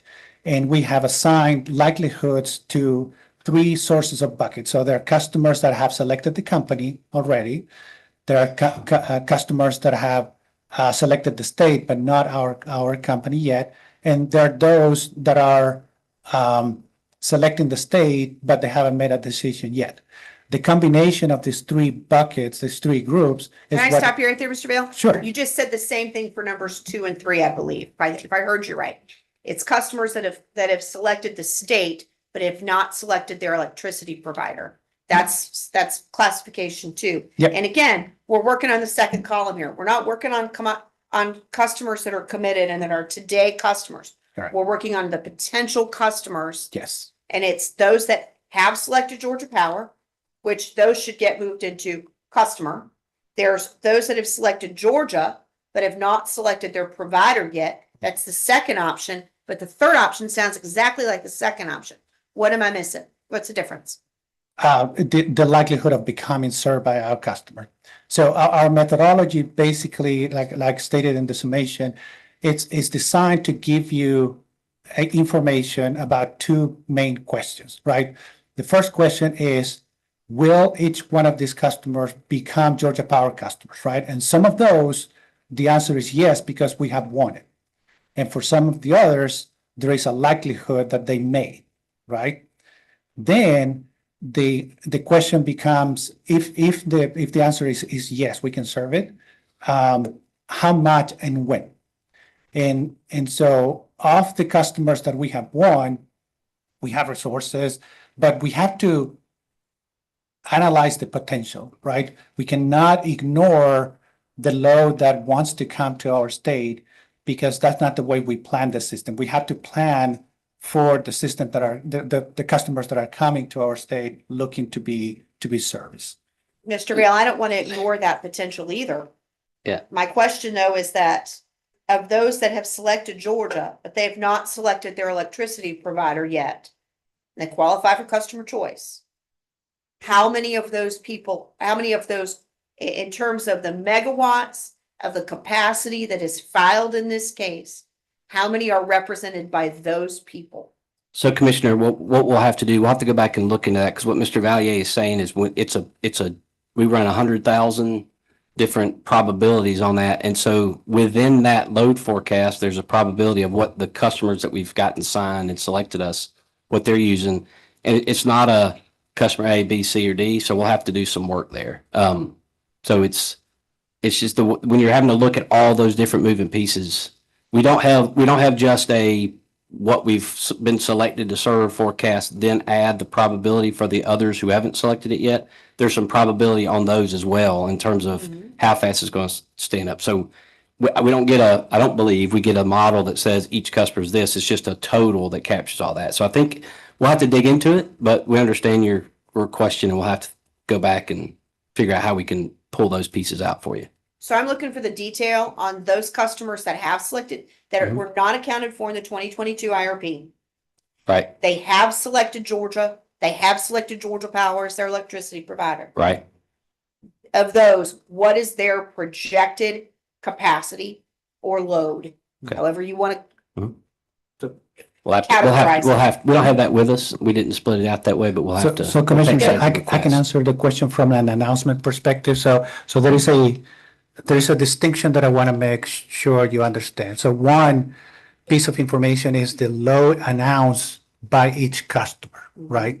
Is the sum of all the interconnected devices that they have behind the meter, right? That is not the load that we have to serve. And for the interconnected load, I would say for the winds, we have about 14 of the 51s that are currently customers that we have won. The other ones are all potential. And then of the total. Say that again. You have 14 committed We have 14 out of committed 52, out of 51. 51. Yes. Now, what is the load at the meter? That is a different answer. And that load is going to materialize at a lower level because there are some diversity factors, right? So when you ask for electric service, first you list all of the equipments that are behind the meter. Think about an industry that has motors, it has heaters, it has lighting, right? When they operate, they don't use every single device at the same time. They use something lower. That diversity in the usage is what we need to consider for serving the load. And that number is coming as a portfolio and it's not something we can break down. But the load announcements, definitely we can something that we can provide it in more detail to you. Load consideration is a part of the bid and customer choice. How much does load consideration change from once the bid is won? I would say it does, and I'll answer quickly, and then I'll let Mr. Evans to complement. But when a customer comes for service in our state, they provide us with a ramp-up assumption. They provide us with a requirement of the load that they need to that we need to serve over time, right? That amount doesn't change because it's part of the request for service. And our indication of cost, our pricing is based on that curve. Does that help? It doesn't answer the question though. So Commissioner, were you asking in the forecast? So customer usage, Mhm. that is calculated and determined. So we're talking about in the filing, the influx of C&I customers. Right. That is considered at the point when the customer decides Georgia Power to be their electricity provider. Correct? That's right. That's right. How much does their actual usage deviate from that projection that Georgia Power made to win that customer in the first place? Okay. I can answer that question. So there is a range. I believe that the range is trade secret, but it's a percentage below from that announcement. Now, for what I can say is that for industrial customers, that percentage of load realization is lower than the percentage of load realization that you would expect from a data centers, because data centers aim to maximize their energy use behind the meter. Once they have their computer, their servers, they run it, and the more they run it, the more powerful answer they can provide to us. But it's in the form of a range. It's a range that has been informed by the experience and judgment of our professionals. I'd like to know the range. Yes. But more importantly than the range, I want to know how many times Georgia Power is off target of the range. So in the estimate that they've made in the choice bid, then if they've put forward the estimate, not just of course, the price, but the total load of the customer, how much are they off of that? And if so, is it more, or is it less? To your point, Mr. Valier, data centers, you should be able to nail it every time, because they're going to tell you the number of servers. They're going to tell you the number of hours of operation. They're going to tell you what their install time is. You're going to know that. But for a manufacturing customer, I can see why there might be variance there. I want to know what the variance is and how often we're above it or below it, how often we nail it. Yeah, so I can answer right now. The first part of the question, we can give you the ranges that we have assumed, but no problem. In terms of the verification of the load materialization, this has not been a business need. So it's not something that we currently have as information. It's something that we plan on tracking, right? But historically, once we won a customer choice customer, that customer becomes ours to serve. But there wasn't a need to track the performance over time. So if they say they needed a certain amount of energy and that's the interconnected load, we didn't track specifically. We have some anecdotal information. We have some data that we could provide if it's helpful. The other piece is that, you know, we have to understand that the new load is unprecedented, right? In terms of the size of the customers that we have. And although we have experience servicing data centers and serving most of the industries that are coming to the state, the size in itself is unprecedented and without data. So definitely something that we plan on tracking. With any new development, we constantly examine the business practices that we do. This has not been a need, but we definitely plan on tracking it. And Commissioner, one thing about those, about that load materializing or not materializing, right? That I think it's important in this conversation to talk about the structure of the RTP, the real-time pricing rate for Georgia Power, where as those offers are being made, there will be a percentage of that load based on that projection that is billed at a otherwise applicable standard tariff, right? So not on real-time pricing. Once that percentage is determined, whether that load materializes or not, the same amount of energy will be billed at that standard tariff, right? So if that load does not materialize, less load comes online, effectively that customer just has a higher average rate and a higher CBL percentage. So if the load doesn't come online, that's essentially a marginal load that doesn't come online, but the load that's billed at a standard tariff is the same. That makes sense. I'm very concerned about customer rates related to this docket, especially because what's being requested is a lot of increased infrastructure. Mr. Grubbs, you said that that rates are not likely to increase because of the results of this docket. Determine to me what likely means and how can we move your likely to a will not increase? So I would say based on this filing, they will not put upward pressure on rates. Mr. Evans can speak to the costing side on how we're doing. We mentioned the rate impact measure test, but what we've done is what we've looked at and provided in a DR was the revenue requirements for 26, 27, and 28 for these resources that are coming online to serve customers and the revenues. And we actually did the revenues at a lower load level than the resource plan. So we have some a little bit of headroom in there. So it's a few $100 million of downward pressure on rates from that analysis. And that's why we say from this filing, we expect downward pressure for rates. Mr. Evans? I don't know how, I'm sorry, you said how to move it to a certain, we don't know. I mean, as it develops, we'll adjust, but Mr. Evans on the costing side. Yes, and I agree with everything Mr. Grubbs said. I would also add that the declining revenue requirement nature of the infrastructure invested, those revenue requirements will go down over time, but that revenue will at least stay there or increase over time. So all things being equal, the downward pressure on rates will increase from what we filed. So part of this filing has a good amount of renewables in it. And is it certain everybody that's involved and lives and breathes this, as some of us do, part of the reason for this filing is because we have to have base load. And we have to have base load because of the amount of renewables we put into the system. See, all four of you are nodding your heads. Yeah. Okay. Well, so I'm go ahead with so the question. why, I guess my first question is why would Georgia Power commit to more renewables instead of what is firm capacity and what can be dispatchable and used to go with what is now the fourth largest state in the nation in solar? So we aren't requesting new renewables in this filing for purposes of serving capacity. The new renewables we're requesting are to charge the battery energy storage system. So all the resources that we're requesting are for serving the capacity. So you've got the PPAs, which are dispatchable resources that can do that. You've got the CTs, which are going to be very important for cold winter mornings like today and tomorrow. They're the dispatchable resources. Then we have battery energy storage systems. We're putting those at solar facilities to use the solar to charge them. And you're basically firming up that solar. So we're not asking for any new renewables from the purposes of requesting renewables for energy savings like we've done. We've got all the RFPs coming out of the 2022 IRP. So the only renewables that we're asking for here are for the purposes of charging the 200 megawatt batteries.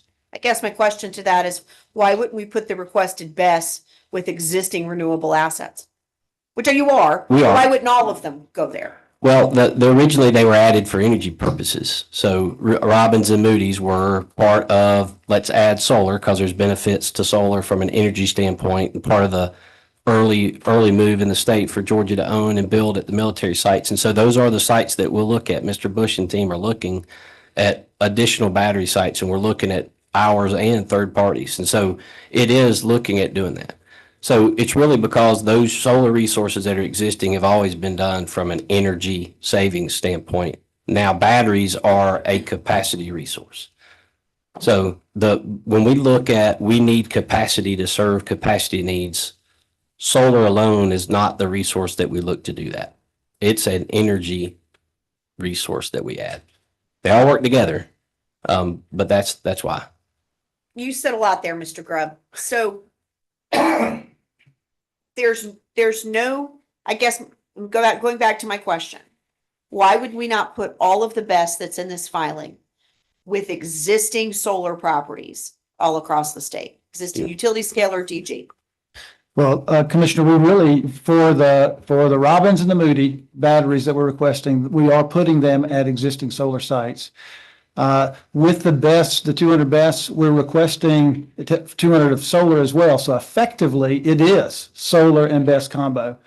And we've engaged other developers that have PPAs with Georgia Power Company to see if there is availability at their sites, to see if they do have a desire or a willingness for us to be able to deploy batteries at those sites. So we actually are doing that, Commissioner, because your insight is correct. We know we have transmission available to deliver that capacity. So that's one of the reasons why we feel like BESS at solar sites is a great option.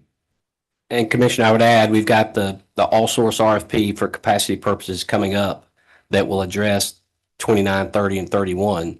And bidders and developers can submit bids with batteries that are at their solar facilities. We were saying standalone storage or standalone plus renewables, but I think the rest of the market could look at it too, and we'll continue to look at it as a company as well. All right, my last question for now. I've read your filing, I've read your testimony. I've discussed this with people at Georgia Power. Talk with me about why I should have any confidence whatsoever in these projections when the 2022 projections were so off. So Mr. Valier can talk techniques on the forecasting side, but Commissioner, the real reason is because this forecast is based on tangible projects that are looking at the state. I mean, we have real data, we have real customer information on their ramp rates. So it's not just an economic projection that might be like an economic data series. We've got a pipeline of almost 20,000 megawatts of projects that are looking at the state. And so we're well below half of that in the forecast, taking into consideration the risk. So it's based on real projects, real data, tested mathematical processes. And from a forecasting standpoint, I believe we report in the IRP, we've been close within a few percentages on all of our IRPs when we've provided the performance of the forecast. It comes back to just this is a generational change in this whole move in the economy. And again, 5 other companies are facing the same thing. It's a national issue. So I would say because the fundamental forecast hasn't changed, we've done external adjustments before.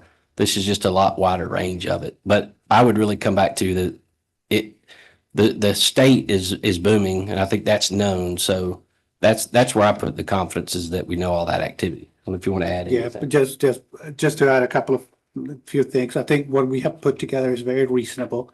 Again, to reiterate the point that Mr. Grubb was using, the size of the pipeline out there is huge. It's about the size of what we have to serve today, right?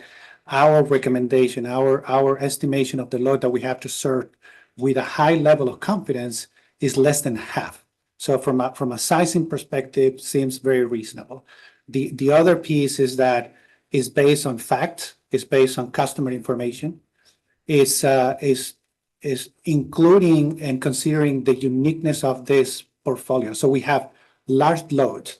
In the past, planning for load was kind of like an average, if you would, process in the sense that you would look at historical trends, you would continue those trends, and everything would be captured within that. Now, a single customer sometimes is larger than what the baseline, the complete baseline forecast could capture. So we're talking about developments that forces us to think, what would I do as a Georgia Power to ensure that we reliably serve these customers if they come or not? And in order to do that, we have developed this approach that doesn't consider just a single expectation. It works on 100,000 different combinations of customers selecting Georgia, customers not selecting Georgia, and analyzing each one of those cases for the informed decision. But Mr. Valier, you said that you did it the same way in 2022 when it was so off. So I guess my point is, you know, like we've been discussing, we have 14 committed new customers. We have 51 non-committed customers at varying projections as to whether or not they'll become a Georgia Power customer. Yeah, just to be clear. You can say I'm making your point for you. I say, on the other hand, that perhaps the projection's far too wide. I would disagree with that, but let me clarify that in 2022, we did not have anything in the state history or the company history to anticipate and foresee what we're seeing today. It is completely unprecedented. At the time, if we would have been looking at any potential scenarios for what we have today, it would have been widely speculative because we did not have information. We did not have facts. What we have today is customer information. So we're not hiring a consultant really to create and capture this information. These are direct negotiations and conversations with customers. We capture that, we inform the forecast, and we give you the best recommendation that we have with information available to you. It's a very reasonable expectation of the load that we have to serve.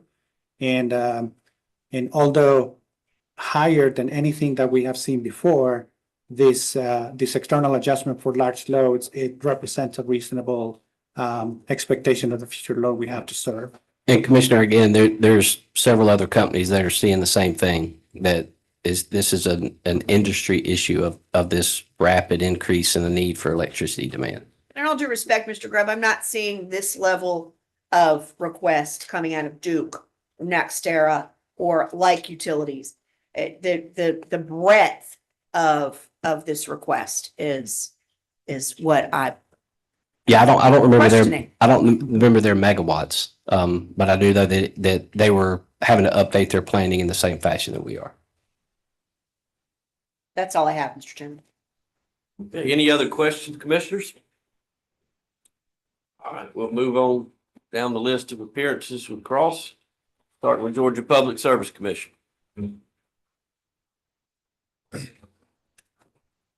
Thank you.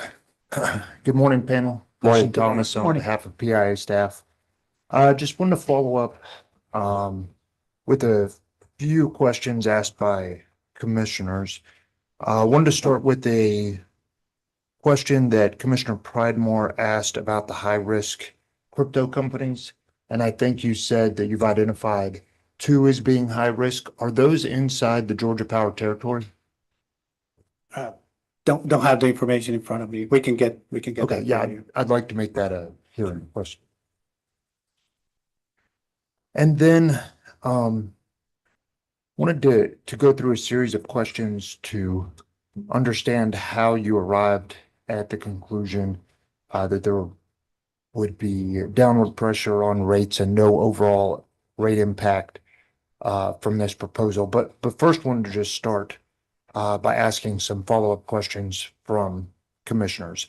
When Commissioner Shaw asked you about downward pressure, just to make sure I understand, are you saying that downward pressure on rates, are you talking about the average over the life of the asset or no upward pressure in the short term, say 5 to 10 years? So that's in the short, well, over the life is part of what we do in the RIM test, but it's both. And so the data response to DEA 3-6 shows in the short term that the revenue requirements from these resources is more than made up for by the revenue from these loads. So it's immediate. But all customers are paying for new generation capacity and transmission cost, right? Well, I would say that the revenue requirements are reflected in our books and records, like all of our revenue requirements are. But the revenues that are associated with this request for these new customers outweigh and exceed the revenue requirements requested in this case. Therefore, all things being equal, that we would have additional revenue outweighing the revenue requirements, putting downward pressure on rates. So looking at the RIM test that the company has performed, it looks out for 30 years. And so obviously there's some risk in 30-year projections. If the actual results turned out to be different than the company's projections, could that result in the incremental cost to serve new customers being higher than the revenues that the company projected that it would receive from those new customers? Well, the rate impact measure test, which we've used for decades, can be measured up to 30 years, but not every analysis is 30 years by any means. And as I mentioned to Commissioner Pridemore earlier, the real-time pricing program at Georgia Power is such that the marginal cost to serve load are reflected in those price signals. So absolutely, projections can change over time. But to the extent that our cost to serve customers change, those associated revenues will change too, because the price matches the cost for the real-time pricing program. So there's a self-adjustment almost, if you will, such that if those projections deviate up or down, the revenues will go up or down with them.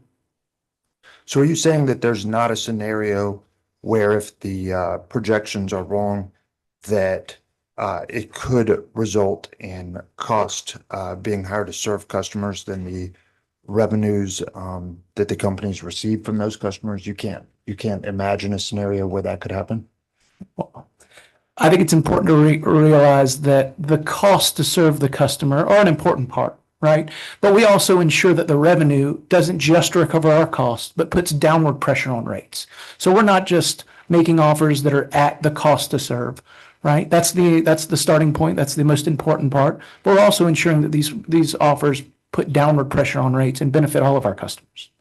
So I just want to make sure, are you saying, no, you cannot imagine that scenario? I think we've mitigated that risk significantly.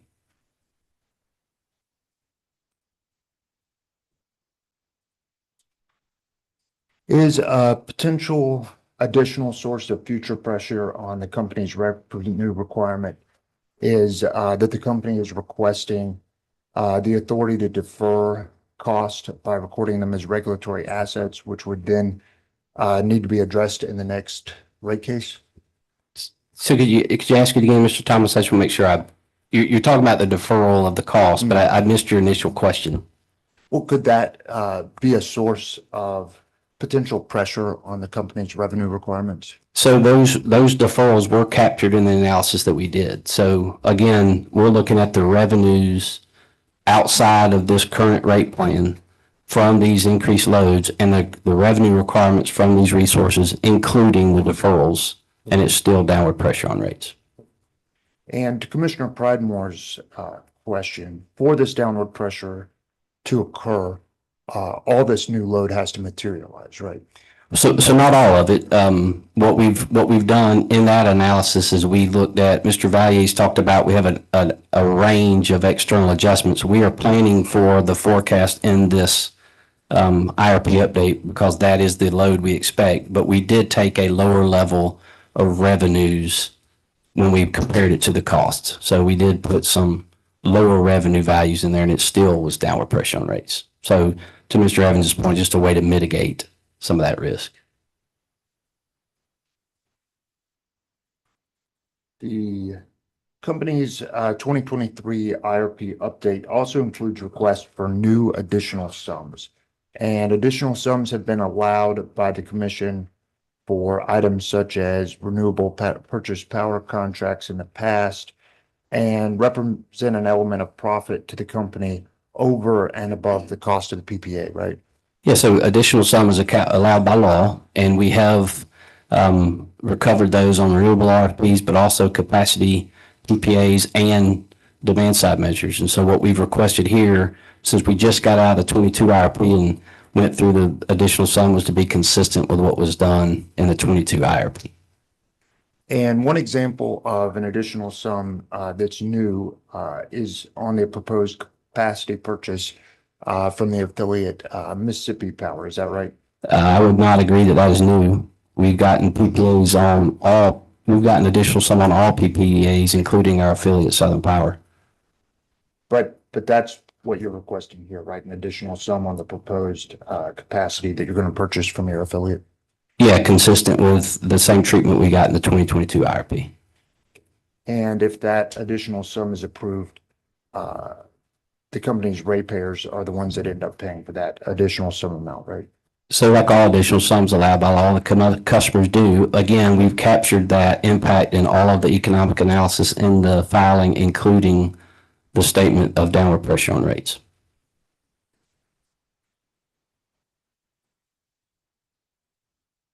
And I wanted to see if we could walk through each of the new regulatory assets that the company is requesting in the IRP update.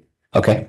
The company is proposing new regulatory asset to defer capacity and non-fuel energy payments under the Mississippi Power PPA. Is that correct? That's correct. All right. And the company is proposing a new regulatory asset to defer capacity and non-fuel energy payments under the Santa Rosa PPA, correct? That's correct. Okay. And the company is requesting a new regulatory asset for development cost not useful or transferable for the 1,000 megawatts of battery energy storage or BESS costs. Is that correct? That's correct. If they're not approved, then we would request deferral of those. And the company is also requesting regulatory asset for development costs not useful or transferable for the 1,400 megawatts from the combustion turbine generation units. Is that correct? That's correct. Again, if the resource is not approved, we're requesting that. Correct. And also requesting new regulatory asset for development cost for flux capacity. Is that right? If we incur those, that's correct.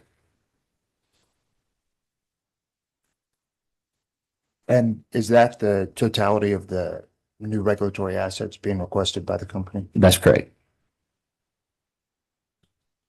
And what is do you know what the maximum amount that the company expects it could be deferring in 2024 and 2025 if the company's requested regulatory assets were to be permitted? So the deferrals for the PPAs are known, and they're provided in some data requests and are included in the DEA staff, DEA-3-6, that they're included in that analysis. And so there's a figure there, I can't remember it, but it is in there. From a development standpoint, it would depend on the timing of when the decision was made by the commission. The reason we're asking for those deferrals, commissioners, is because these resources are being added to meet capacity needs in 26, 27, and 28. And we're not, contemplated, these load growth was not contemplated in the 2025 rate case, the 22 rate case.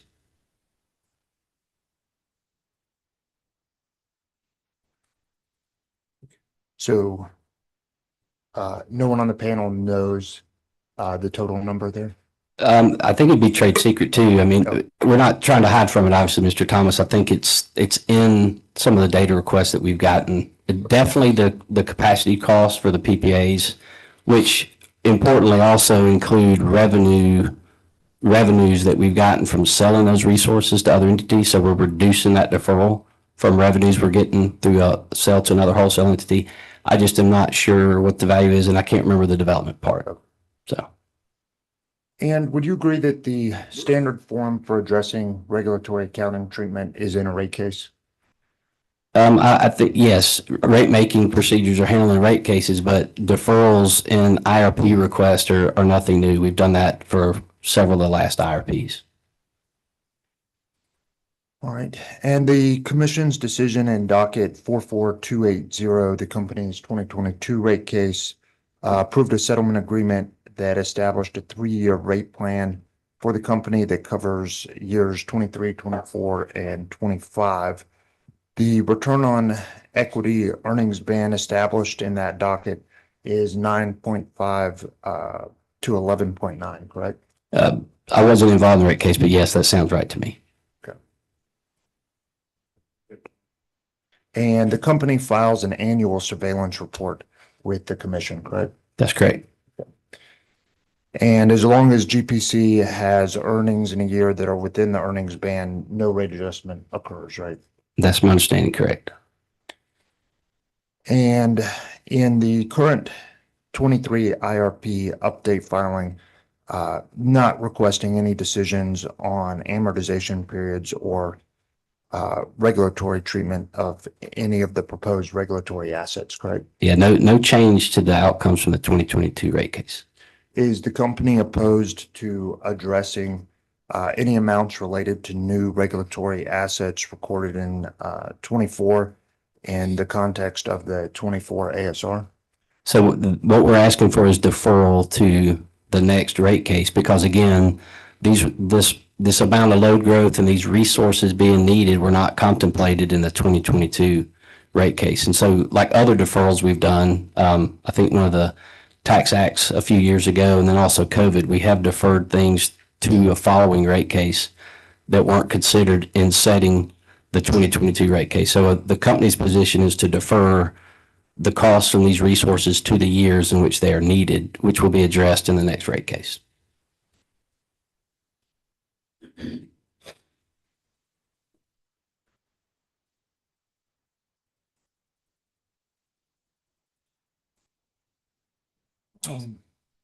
Wanted to ask a few more questions around new capacity from your affiliate, Okay. Mississippi Power. Mhm. In order to serve the increase in new load that the company is expecting from choice customers, the company wants to obtain that additional capacity from its affiliate, Mississippi Power, right? That's one of the resources, and I would say it's the whole load forecast. We're looking at the load forecast includes the needs of all customers. And so commissioners, what we did when we saw the capacity need year move, we went to the resources that we knew could serve those times quickest. And so Mississippi had some length in the system, and so that's why we entered that PPA. And currently, Georgia Power and Mississippi Power are both part of Southern Company Power Pool and can share energy through the intercompany interchange agreement, right? Yeah, we can. I think the important point there, commissioners, is it's when you look at reserve sharing, it's temporary. The IIC speaks to temporary surpluses. The issue with Mississippi was, from a Southern pool standpoint, Mississippi's customers did not need those resources. And so Mississippi and their commission had plans to retire out of some of their capacity or to sell it. And so to keep it in the pool for Georgia Power's purposes and serving our loads, we entered the PPA. All right, but when Georgia Power obtains energy or capacity from Mississippi Power through that interchange agreement, there's no additional sum charged to ratepayers, right? No, it's a market reserve sharing price. But again, through the reserve sharing, that's usually a month to month type arrangement. We may buy 1 month, we may sell 1 month. And so from a PPA standpoint, requesting the additional sum because it benefits customers for us to make sure that that 750 megawatts stays in the pool through 2028. And just in response to a question, I heard you say that you want to defer costs that you didn't anticipate in the 2022 rate case. Were there any revenues that you didn't anticipate in the 2022 rate case? And would you defer those as well? So we don't know what those revenues will be. If they do occur to be higher than what was in there, they're not the revenues associated with loads that are driving the need for the capacity. And so we don't know what those revenues will be. Most of this load is not online yet, and it's driving that need in capacity in 2026 and 27. That's why we're deferring the cost. And although when Georgia Power obtains energy capacity from Mississippi Power through the IAC, there's no additional sum. In this case, you're proposing an additional sum of $3 kilowatt year for the PPA with Mississippi Power. Yeah, again, to be consistent with what was done in the 2022 IRP, that is a PPA that benefits Georgia Power's customers by making sure that we've got 750 megawatts of load that can serve customers through the end of 2028. And Georgia Power doesn't expect to need the additional 750 megawatts of capacity in 24 or 25. Is that right?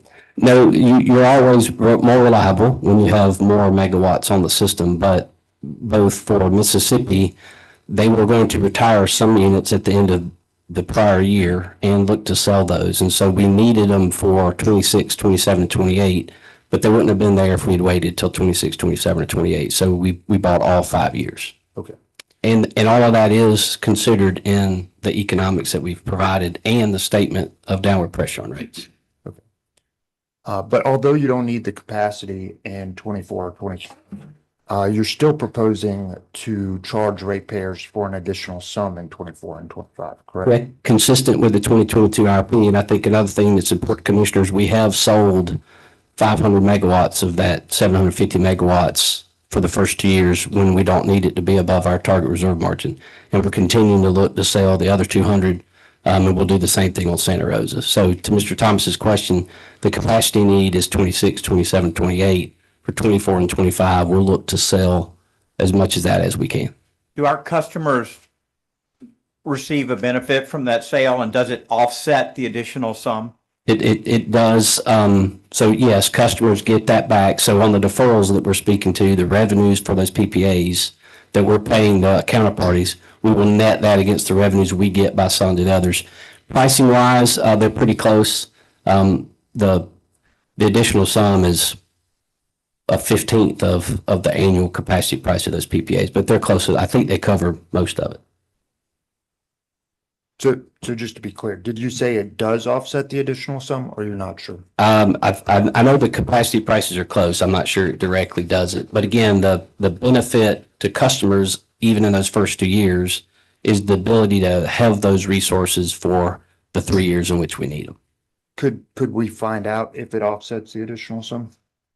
We could, yeah. Yeah, I'd make that a hearing request.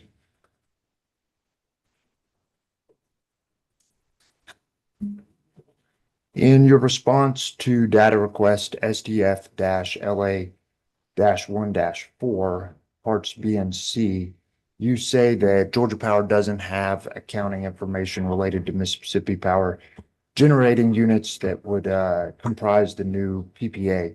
Did Georgia Power ask Mississippi Power for any accounting information in the negotiations of the 750 megawatts?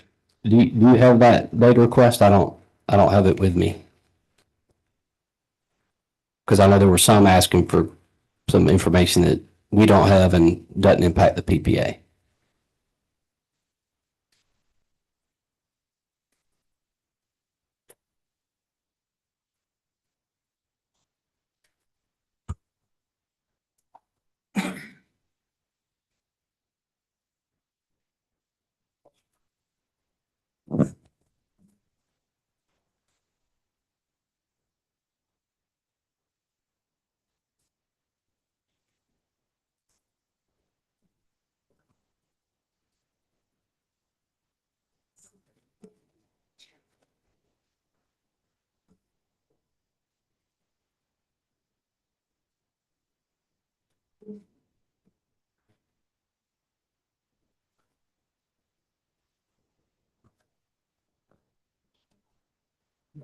Have a large pile of data requests here, but I don't see that one. Well, there's a lot of them, I get Yeah. But in general, in the negotiations, do you know, without specifics, if accounting information was requested of Mississippi Power? I don't recall any, and commissioners, I think one thing that's important to know is the purchase from Mississippi Power is for 750 megawatts from their system.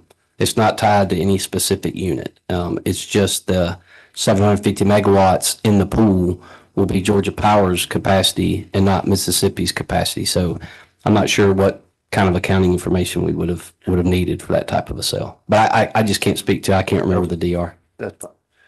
Does Georgia Power know how much energy and capacity it obtained from the IIC? I can't remember if we provide that in a DR. I mean, we have that. Again, it depends month to month, day to day between all the different companies. I don't think we got that in a Okay. data request. Is that something I could request? So again, you're asking for The amount of energy and capacity obtained from from the IIC in total, not in total. in total and yeah, in total. Yeah, we'll any certain time period or Bullet time period. yeah.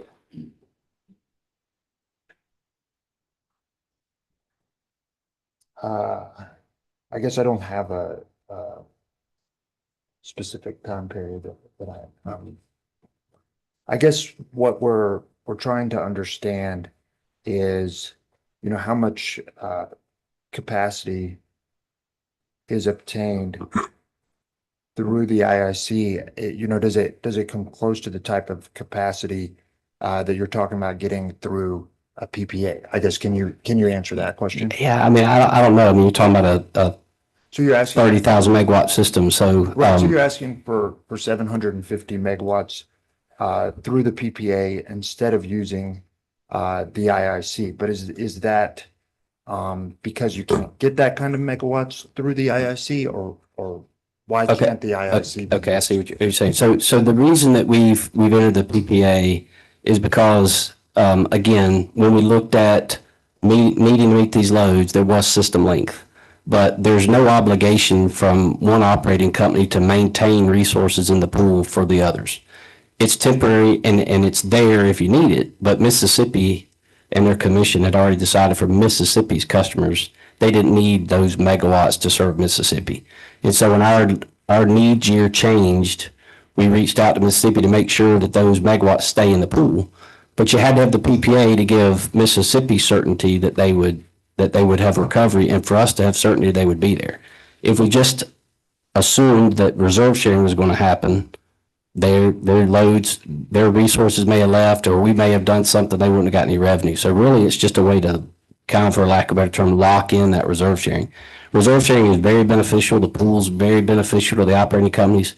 The temporary surplus and deficits is more of, like, for instance, us coming out of the 22 RP, we had some length, but that length was important to get us to where we have capacity needs. Mississippi was going to be long for a long time. And so that's the reason for the PPA. So Mr. Thomas, I mean, I don't know monthly how much is exchanged in the reserve sharing, but it could be that magnitude. But the main point is when we look at the reserves on the system to serve load, we needed to keep those Mississippi units. And so that's why we entered the PPA. Okay.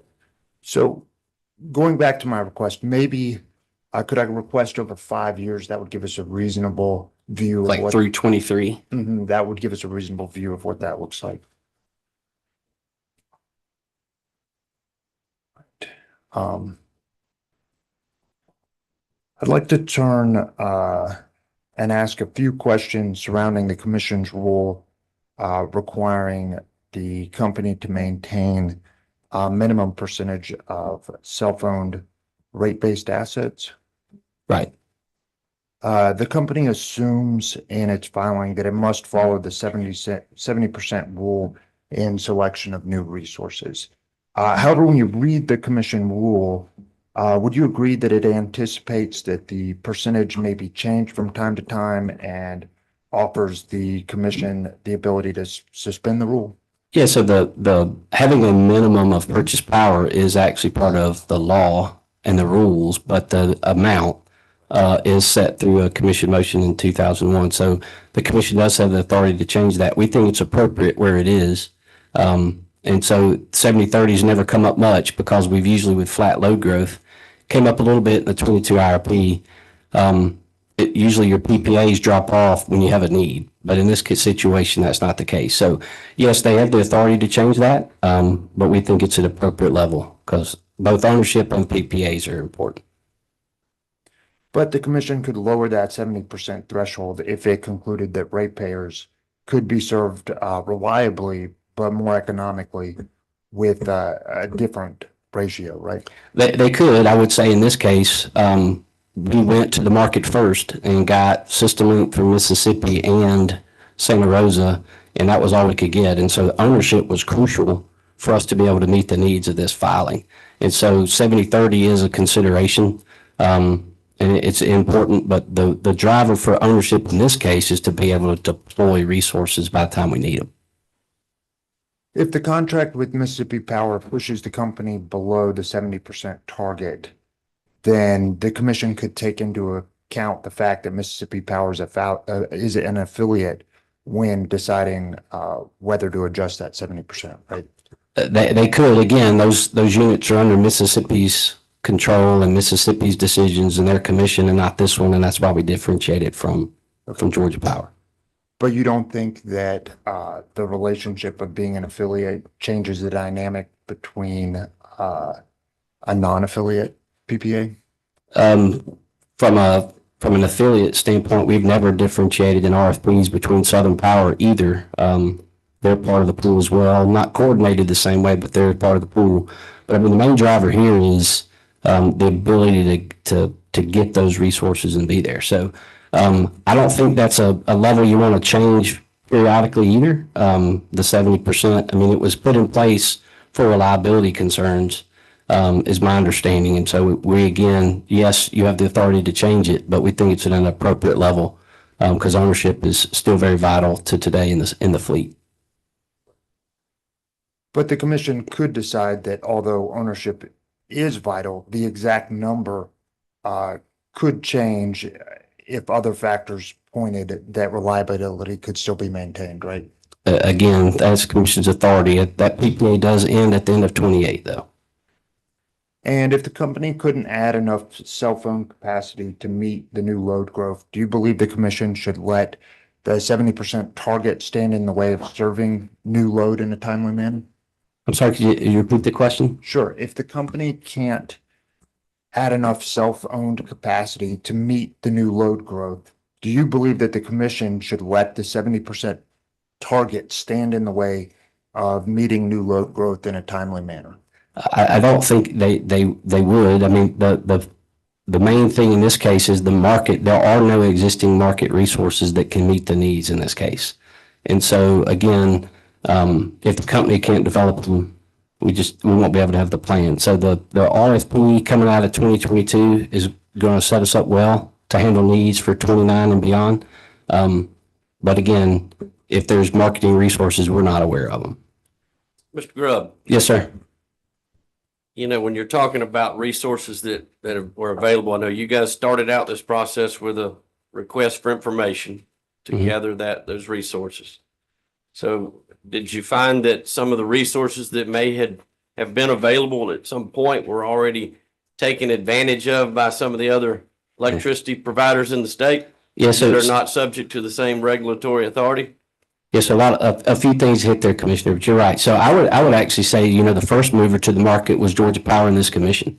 When we did the 22 IRP and those 2,300 megawatts of resources that we got, those 6 PPAs, that was the first move to get resources from the market in case we retired coal units. But you're right. Since then, with other coal retirements and other entities looking at it, this increase in demand, and then also a lot of entities have raised their winter reserve margins, especially after Winter Storm Elliott. So yeah, Oglethorpe Power has bought 1,300 megawatts from the state. We know that TVA had an RFPs, Santee Cooper has RFPs, Alabama has RFPs, and so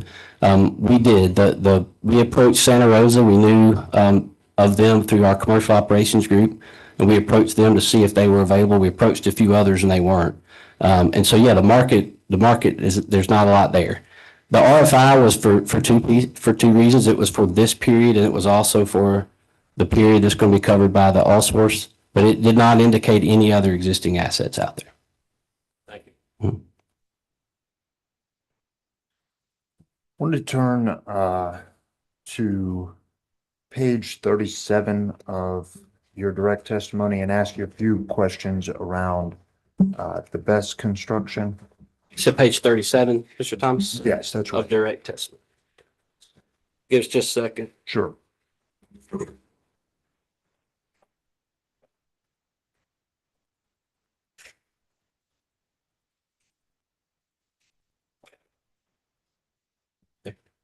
Okay, which lines? We're on page 37. Well, I'll reference the topics on page 37, not Okay, a the particular sections. Okay, I'm sorry. line, but I guess we can start with line 9 where you say the time to construct BESS is shorter than other types of generation and therefore can be more quickly deployed to help meet earlier capacity needs identified in 23 update.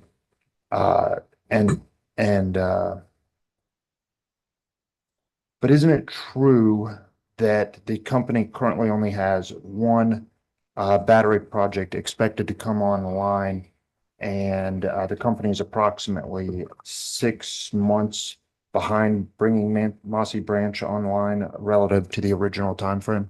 So I'll let Mr. Bush speak to Mossy Branch, but the commissioners, from the reason we looked at BESS in terms of meeting these needs, again, when the need year moved up 3 years, there's not enough time to do an RFP. We looked at system length, market, and then once we exhausted those, we looked at what can you build the quickest, and it's batteries, especially at locations where you don't have to have further transmission projects, because batteries have to charge and discharge if they're standalone. So we specifically identified those and then CTs that we could build. So in terms of the timing, I'll let Mr. Bush speak to Mossy Branch, but I just want to give you all a reason on why we looked at batteries. Certainly. Mossy Branch, as you recall, commissioners, you approved in the 2019 IRP 80 megawatts of battery projects for Georgia Power Company. And at the time of that approval, we didn't have a final strategy around how we would deploy each of those types of batteries. So part of the time frame for us between today to where we are today, having a constructed Mossy Branch, and where we were was first of all, developing the strategy around how we would deploy and what the configuration of the different projects would look like. The other thing that I think is very important to remember is we did go through a worldwide pandemic. And dealing with that issue, those were issues that we had to deal with as we engaged others in the marketplace. The uncertainty around equipment, long lead times have changed significantantly for things like transformers and high voltage breakers. So all of that has added to the time frame. But if you think about it, we're 4.5 years. We began the construction actually of Mossy Branch in March of 2023. And we expect full mechanical completion of that resource by the end of this month. So you're talking about 9 months to actually construct a resource, a full utility scale battery. And so we feel like Mossy Branch has gone well, and it's a great example, and we've learned a lot of lessons through that process so that we will be able to deploy the incremental batteries that we're talking about here in this hearings.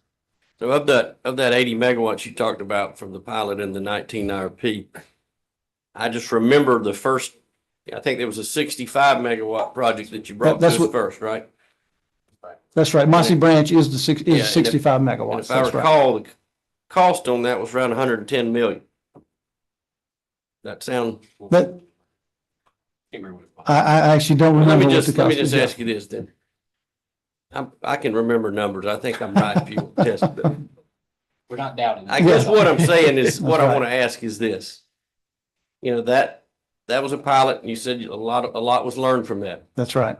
How much have you learned in terms of has this technology become more competitive, more affordable since then? Because that was an expensive project in my Yes, sir. mind. Actually, several things have happened since that, Commissioner. A lot of lessons learned, and they have become much more economic.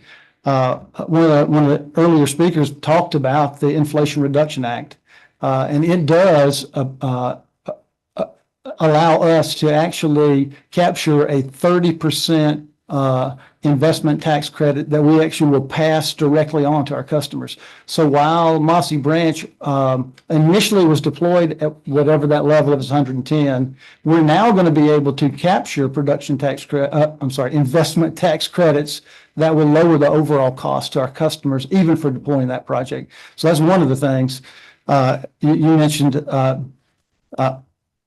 just went brain dead on your question. The other projects, were you asking about beyond Mossy? Oh, Yeah. I was mainly just trying to see how much more economical this technology has become since then. I'm assuming it actually has, the demand is not driven. counting the 30% I That's can right. see. So the other pieces of that, thank you, Commissioner, it is the technology itself has been driven mainly by electric vehicle deployment. And so a lot of the technology itself, early on deployments of the batteries were nickel, metal, cobalt type technology. We've moved to now a lithium iron phosphate technology that is more stable, has higher cycling capability, can handle temperature changes significantly better, a longer life, different degradation. So those are all maturities that are happening in the technology. The other aspect of the technology from a reliability perspective today, and if you look at just Texas and California, there's over 10,000 megawatts of batteries deployed and in operation and reliably performing today. And in just those two regions, they have in the plan over 75,000 megawatts that's planned to be deployed. So the technology has come a long way. We have a lot of confidence in its ability to be reliable, and it is being relied on by many other regions today. Thank you. So, Mr. Bush, you pointed to Mossy Branch despite being, 6 months behind schedule as being successful. Would you agree in general that the company has limited experience for building BESS? No, I actually wouldn't agree with that, commissioners. I would say it was actually the foresight of this commission, maybe 10 years ago or so, that allowed Georgia Power to have its first battery deployment. If you remember, in 2016, we actually deployed a 1 megawatt, 2 megawatt hour battery in Cedartown, Georgia. And that actually began us down this path of beginning to learn more and more about batteries. Your 2019 approval of those 80 megawatts, we again began to learn more and more. The other thing is that Georgia Power is not just a standalone utility. They get lessons learned from some of our other operating affiliates. One of those is Southern Power Company. They've had large utility scale batteries in operation since 2021. So for several years, they've actually been operating and maintaining those batteries. So Georgia Power gets those learnings and is able to apply them to everything that we deploy here. So you're pointing to affiliates as having the experience? I would say the affiliates do, but so does Georgia Power Company. Again, the early deployment of battery at Cedartown, Georgia was one of the first utilities to do that. And moving from there to Mossy Branch, lessons learned are not just when they go into commercial operation. There's a lot of lessons to be learned from early deployments in the development process itself. So Georgia does have a lot of development experience and will soon have significant experience in just the next few months when Mossy goes into operation. The company made a similar request in the 22 IRP for the authority to develop 1,000 megawatts of battery capacity. Staff opposed that proposal in part because the company had, in staff's opinion, not demonstrated that the company ownership would be any better than third-party ownership, and that third-party ownership might be more cost-effective for customers. Can you tell us why you think company ownership could be more cost-effective? Well, so first I'll let Mr. Bush chime in there, but we did also get approval on that same docket for McGraw Ford. So it was, we asked for 1,000, we got 265 at McGraw, then a 500 megawatt RFP. So. Sure. And from a just efficiency of deployment and operation, anytime the company owns an asset, it's able to utilize all aspects of that asset as flexible as the asset can be. And so really what we see from batteries in particular, they can provide a number of different services for our companies.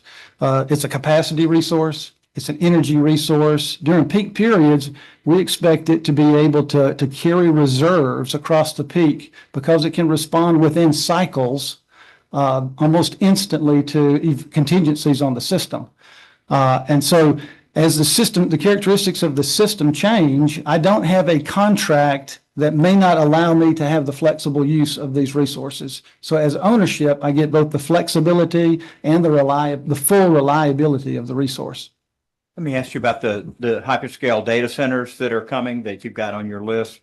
They're doing 100% backup, right, at a data center? A lot of them are, yes, Commissioner. And with the program that we approved, not too long ago, are they interested in working with you and allowing us to tap those assets, to have a view into those assets, to maintain them, or is that just too important to them? No, we're in active conversations with a number of them, specifically with the programs that we proposed in this IRP update. For the programs that were approved in the 2022 IRP, marginal load is ineligible for that. So that was more of a demand response, using those backup resources for demand response.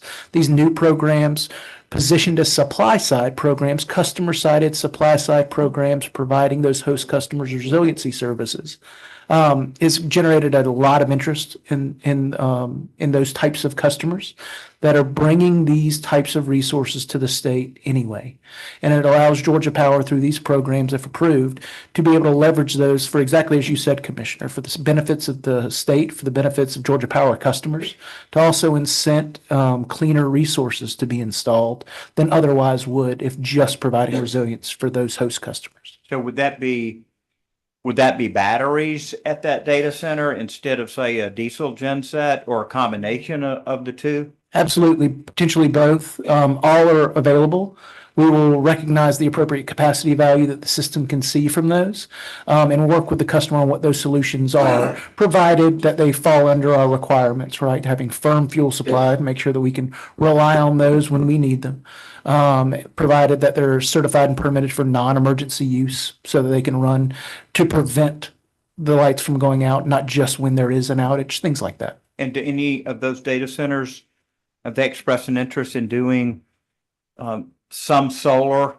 Are there 5, 10, 15 megawatts of solar, maybe more at those sites, and then tying that into the system?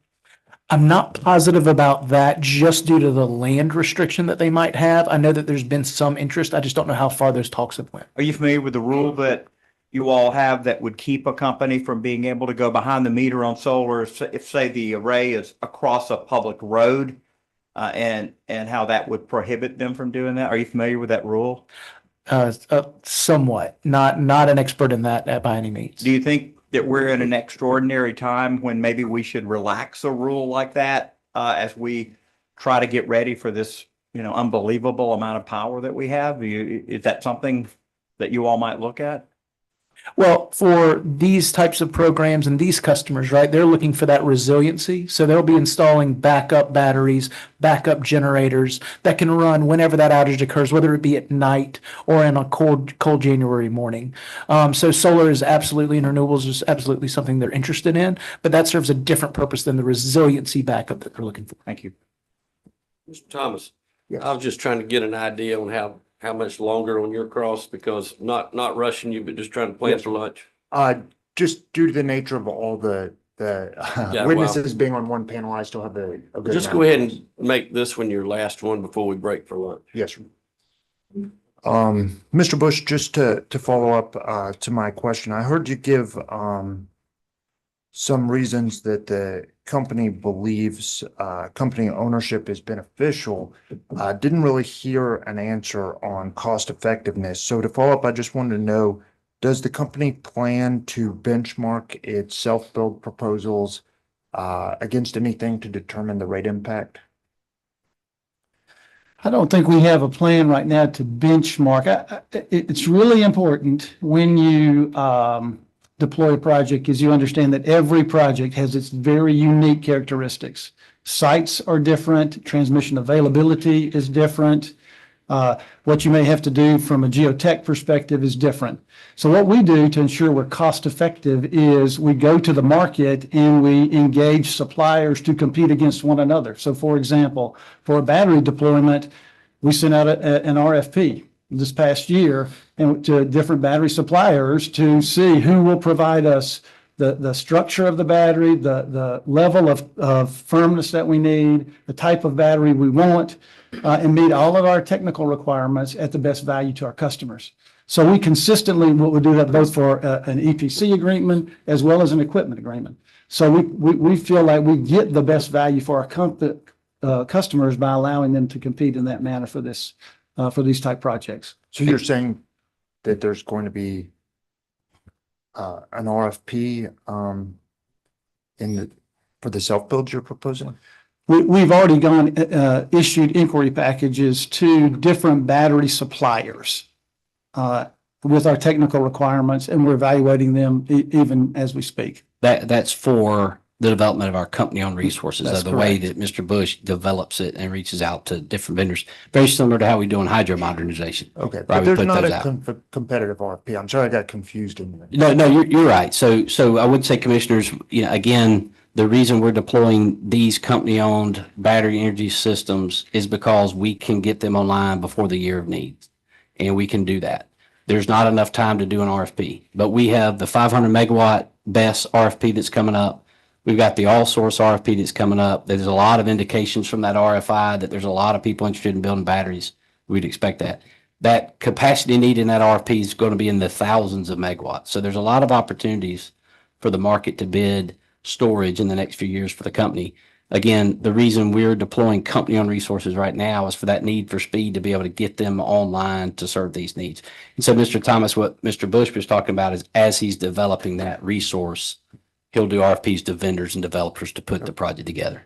But isn't it true that since there is no competitive RFP, the commission won't be able to gauge how cost effective the projects are without some kind of benchmark, say the company's generation technology data book or generics? Shouldn't there be something to benchmark it against? Yeah, so what we've done, we've provided the economic analysis in this filing comparing Robbins and Moody's and the 200 megawatt plus solar to the PPAs and the HCTs. And so we've done that.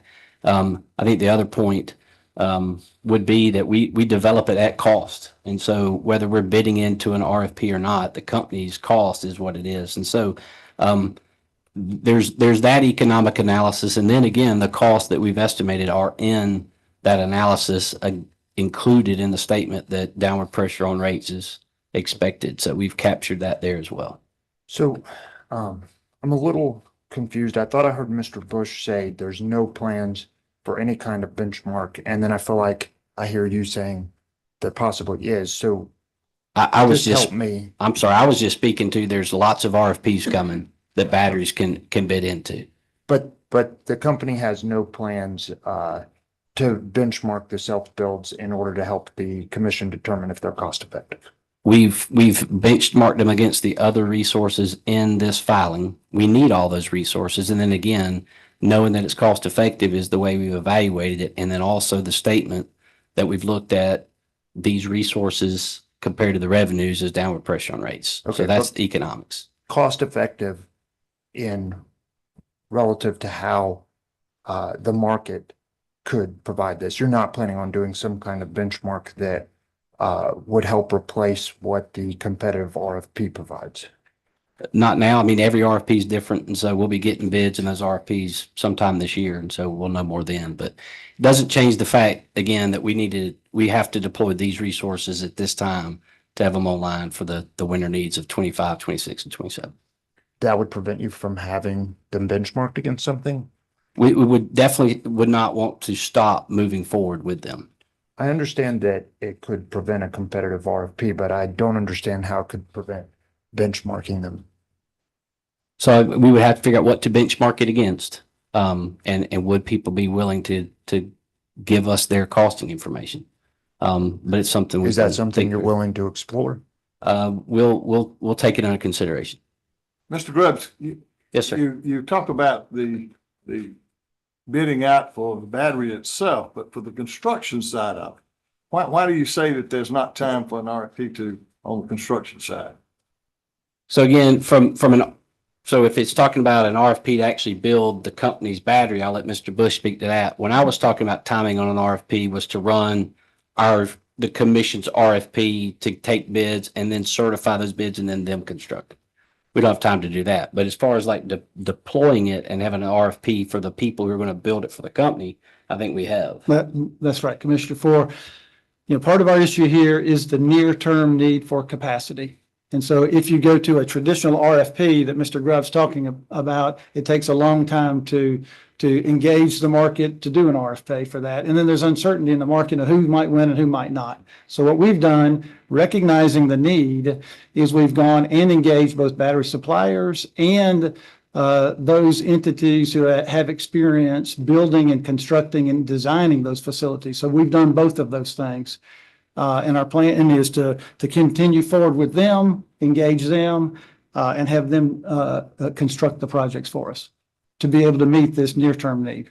So Commissioner, right, we were talking about two different types of RFPs. Right. There are RFPs for services versus RFPs for capacity resources. So what I was speaking to, not having time to do, was an RFP for capacity resources for the market. All right. We are going to break for lunch, so if everyone could be back here at 1:35.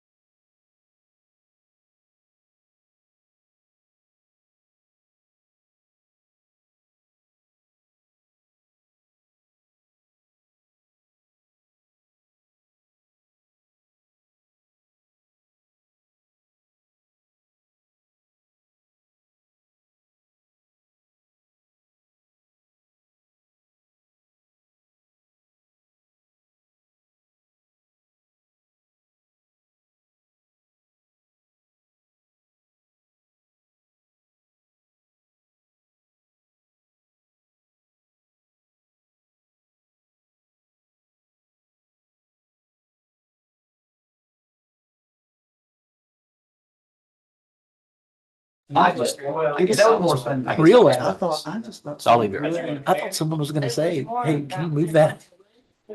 Man, I'm sorry. Now you got me all conscious. No, you're fine, you're I'm fine. kidding. Once it rolls it down.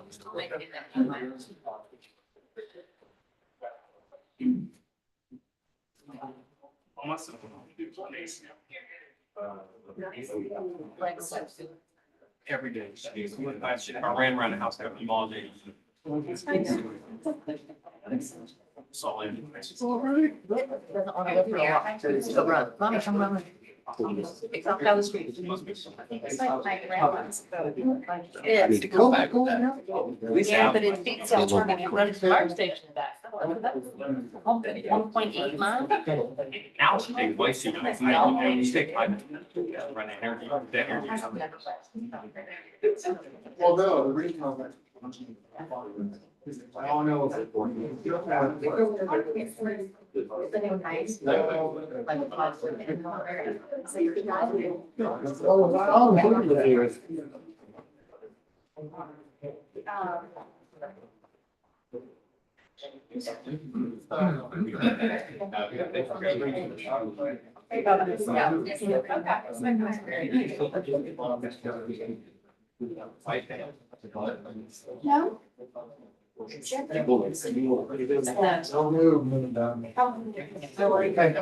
One second. Y'all be on here.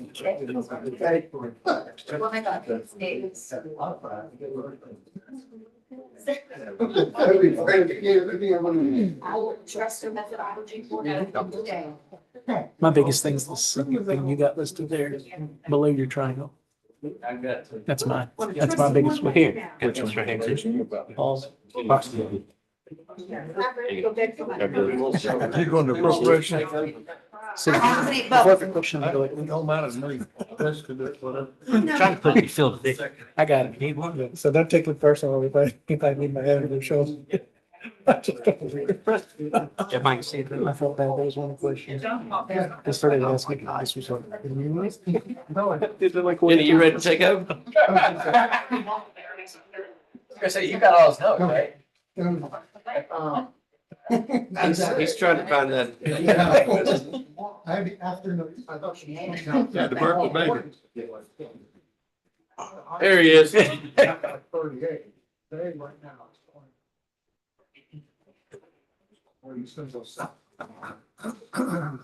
All right, Mr. Thomas, you just tell me when you're ready. All right.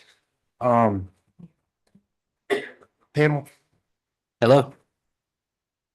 Go I guess ahead, now Mr. I'm ready.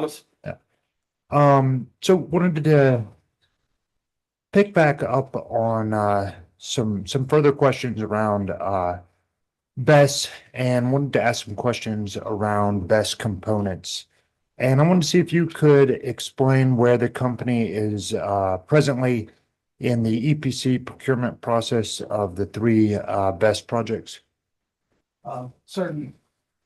The company issued an inquiry to the market for both battery manufacturers last fall. Excuse me. We received some of those, we received the responses in December, and we're right now reviewing those responses to see if they meet our technical specs and the requirements that we need for deploying batteries. Simultaneously, we issued to engineering, procurement, and construction companies a package to do that work as well for us in conjunction. So we expect those back in the next couple of weeks, and we will continue to evaluate them such that we'll put all of that together for each of the projects. And we're doing these simultaneously. Bring that back to you, Commission, for your review and approval here as soon as we can get that work. Is it possible that a developer may have already contracted for BESS components, and as such, could a developer offer a PPA or build transfer agreement at a lower cost than a company source project? You mean from an outside developer? Uh-huh. Well, so we don't have time to do the RFP process. So there'd be a few things that they would have to have in place. One would be, is it contracted? Can they get transmission service and can they get interconnection service? And there's no opportunity to go through an RFP. But if a developer has a project and they'd be willing to reach out to the company for company ownership, then we would be open to talking with them. The company issued a RFI for capacity resources that would have been available between 26 and 28 at the end of 2023. The responses from third-party developers from the RFI indicated that the developers could potentially provide capacity at cost well below the 3 battery projects the company is proposing to self-build. Would you agree with that assessment? I would not totally agree with that assessment. Plus, I would correct that the RFI was not just for the time period in this 2023 IRP update. It was also for the 29 through 31. And the majority of our prices didn't even get, the majority of the respondents didn't provide pricing. So again, if there's not time to do an RFP to get those projects pricing set and to do transmission studies. And so the RFI was very beneficial in that it backed up what we thought going into this case. There weren't a lot of existing resources available in this IRP update timeframe. It also gave us a lot of good information about the all source RFP in terms of the magnitude of bids out there. And so the ones that indicated they could build it by the 25 and 26, what we do not know is, do they have transmission? And we'd have to do an RFP to get pricing. So there's not time to take those respondents and go through an RFP. The battery resources that we've identified here today at Robbins, Moody's, and the ones that Mr. Bush are working on are the ones that can meet the need, because you've got to move forward with the development now.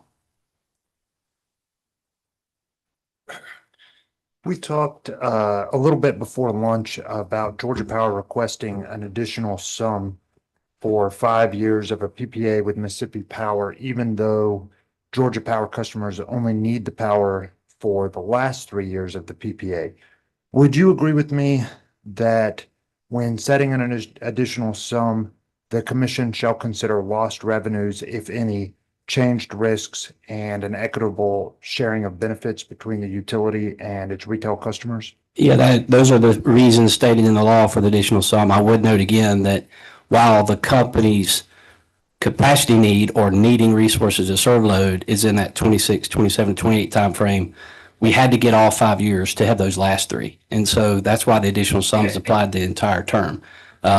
Again, we're looking to sell in those first 2 years as much of those resources we can and have already sold 500 megawatts of it. Does Georgia Power have any lost revenue in those first 2 years?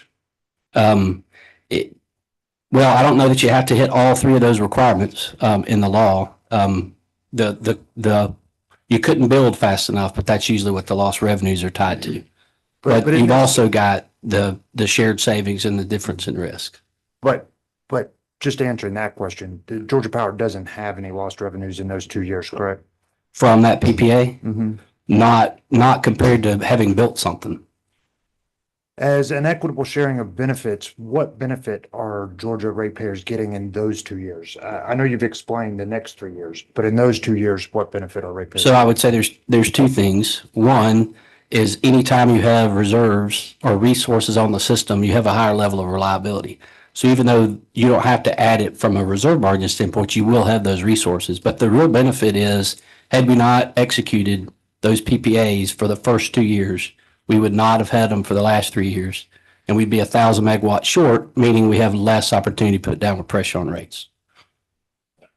So under your proposal, ratepayers are already going to pay an additional sum in years 3, 4, and 5. And so now the company wants to charge ratepayers in years 1 and 2 for the benefit of years 3 through 5. And then wants to charge them again for that same benefit in years 3 through 5. So consistent with the 22 IRP, we're requesting an additional sum as allowed by law for all 5 years. And those additional sums are included in the economics that we filed in the case, including those that show downward pressure on rates. But would you agree that you're wanting to charge them in years 1 and 2 for the benefits in years 3, 4, and 5 that you're charging them for in years 3, 4, and 5? So we're requesting it, but again, You couldn't have years 3, 4, and 5 if you'd also get the PPAs for years 1 and 2. Well, I'm having trouble seeing where the benefit to customers is in years 1 and 2. I see how Mississippi Power is getting a benefit. They're getting paid 5 more years for an asset that you said that Mississippi Commission was going to shut down. And I see how Georgia Power is getting a benefit. You're getting an additional sum on a PPA that allows an affiliate to avoid a stranded asset. But what benefit is the ratepayer getting in those 2 years?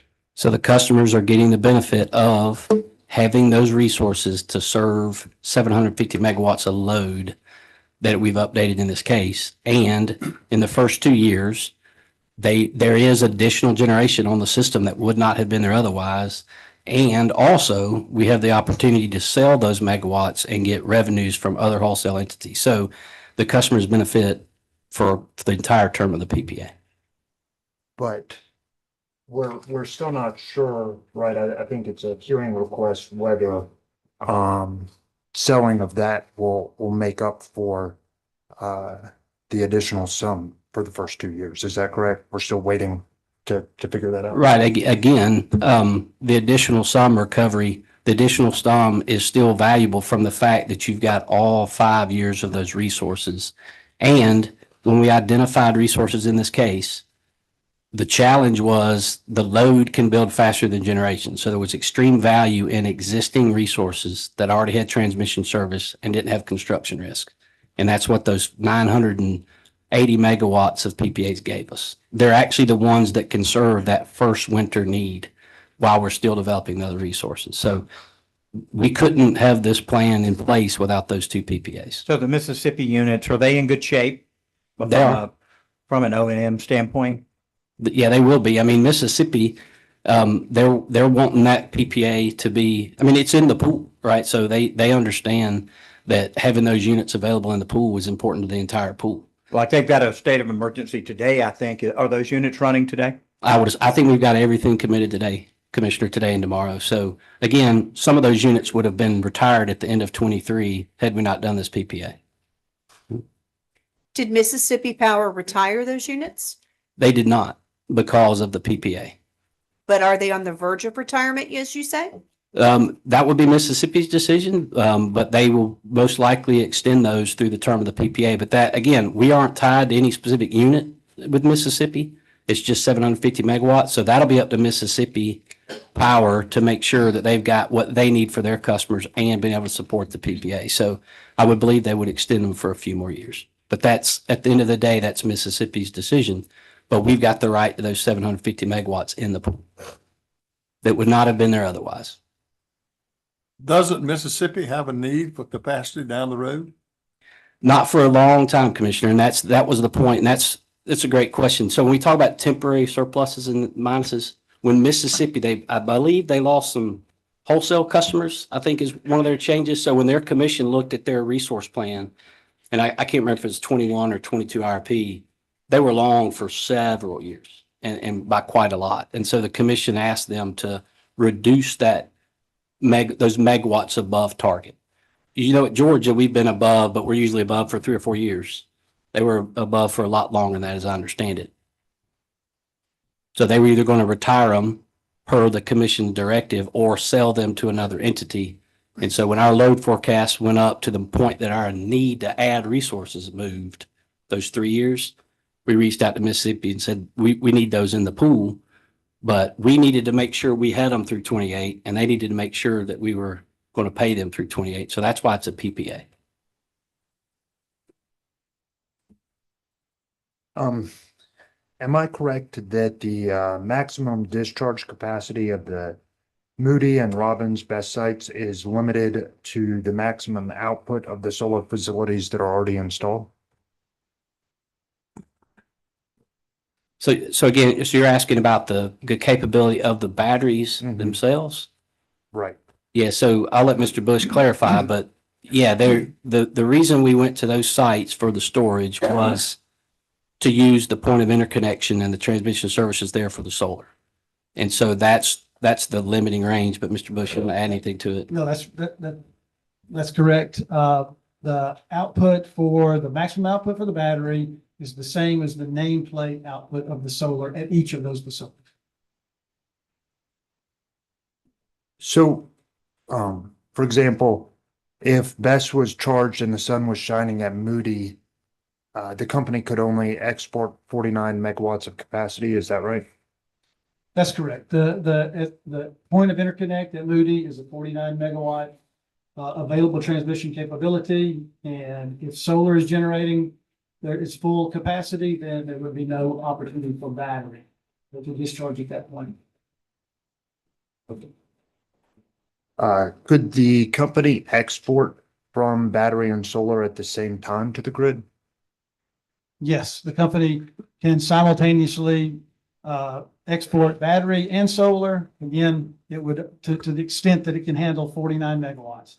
And also, Commissioners, that 49 megawatts is a specific transmission case that we study. So there could be some other hours where you get a little bit more, but Mr. Bush is correct. What we've done is, because you have to build transmission projects for almost any new generation on the system right now. When we looked at the need to move and get resources online in 3 years, we looked for transmission areas where you didn't have to build projects to allow delivery on the rest of the system. So that's why we went to Robbins and Moody. Are there opportunities the company is now exploring for the near-term capacity need? I'm sorry, could you repeat the question? Well, I know that the company is no longer negotiating right for an additional ownership interest in an existing asset that I can't mention. How is the company planning to fill the near-term needs that would have been satisfied by that acquisition? Yeah, so part of that is additional battery energy solutions or BESS. The other part would be the demand distributed energy resource programs that Mr. Evans has spoken to. So between the two of those would where we would focus our efforts there. Are you issuing a RFP for 500 megawatts of BESS this year? We are. And I think that's targeted to have those online, I think by the end of, it's still got to be figured out, but I think it'd be online by the end of 28. Okay. So when would you issue, do you know when you would issue? It'll be sometime this year. I don't know exactly what date. We've got all the other RFPs we're working through too.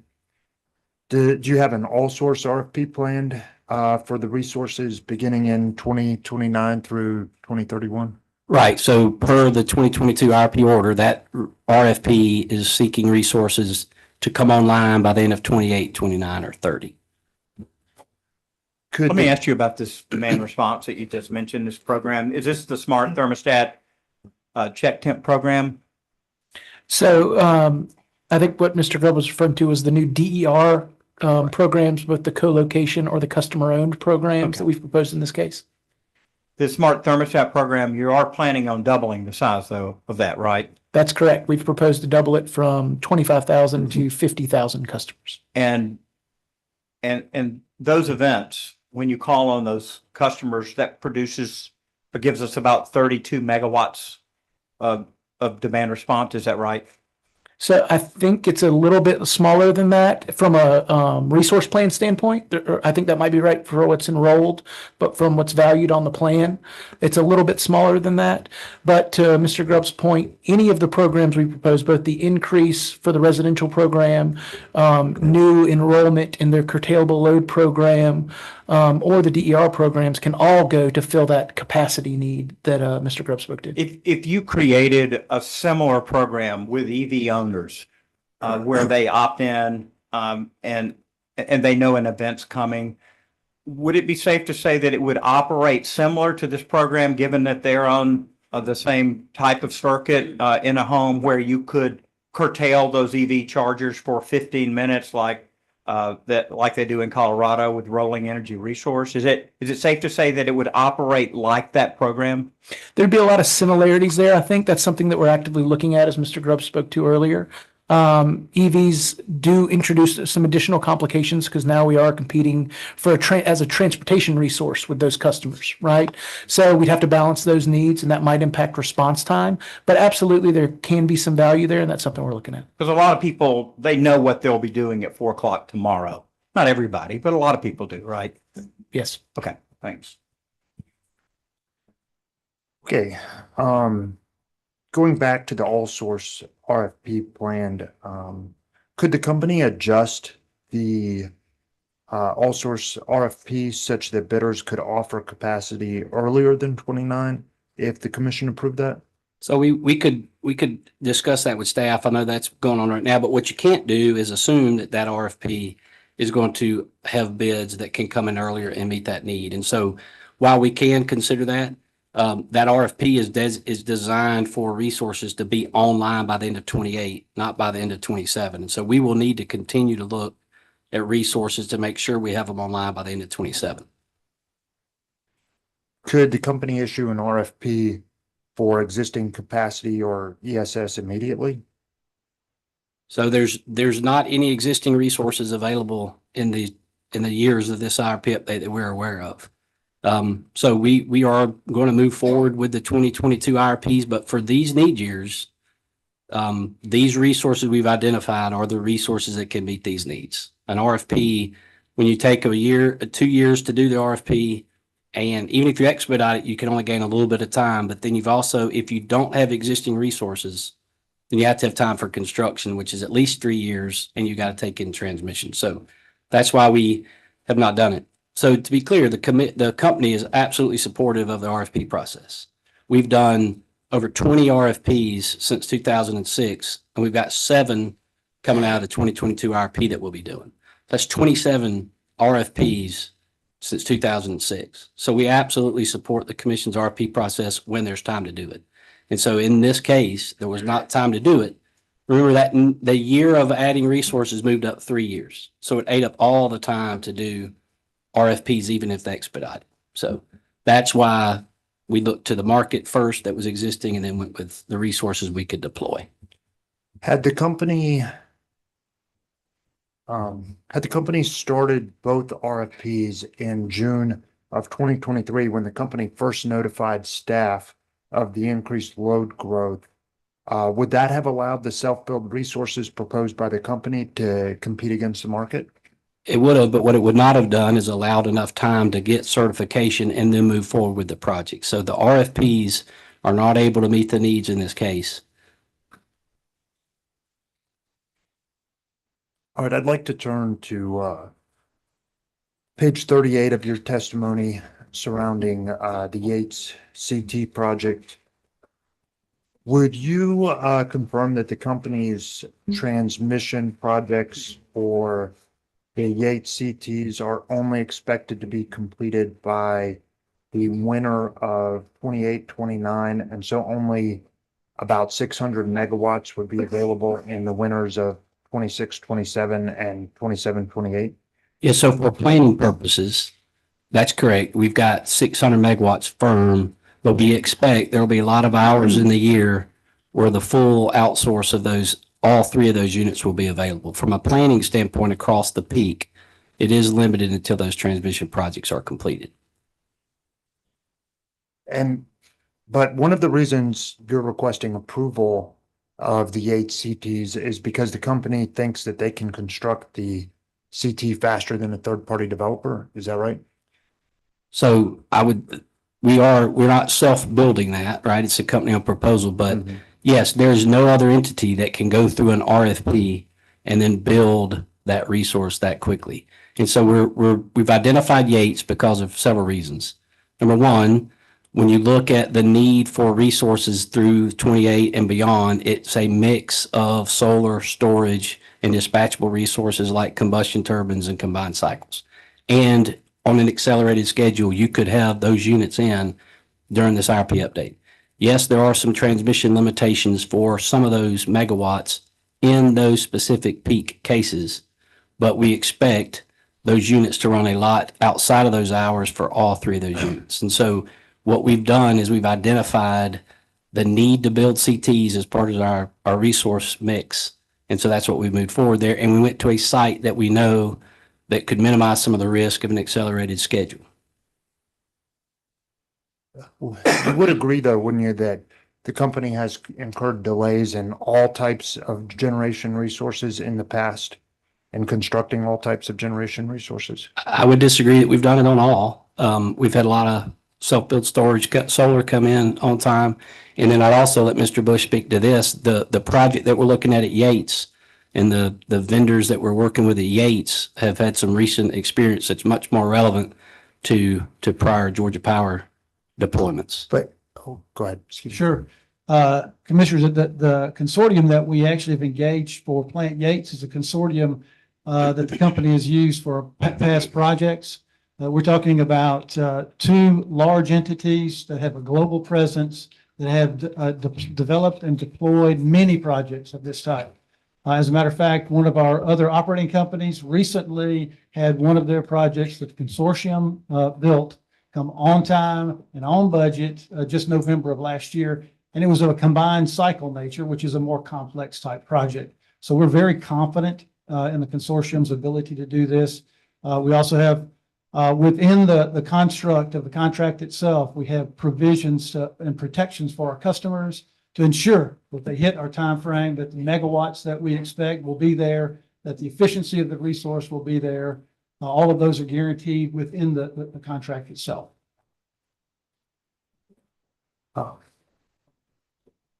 So, consortium and protections for customers sounds familiar from other projects, but although you can point to projects that maybe have not been delayed, would you say that there has been a history of incurring delays in all different types of generation?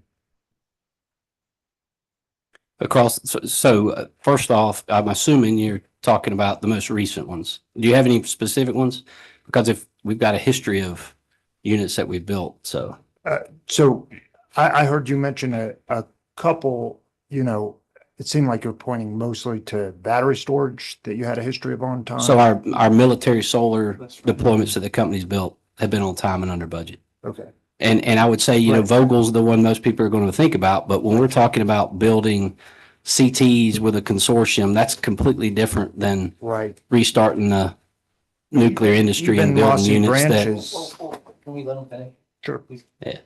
So from a Vogel standpoint, I think comparing Vogel and everything that's commissioners aware of that we've done that to building combustion turbines is not an accurate representation. And I'm not trying to make that comparison. I'm just saying that the company has come in here times before and said that customers are protected and that they're always confident in their schedules. I know Mossy Branch is behind schedule 6 months, I believe, and I know you gave a lot of excuses for or explanations for why.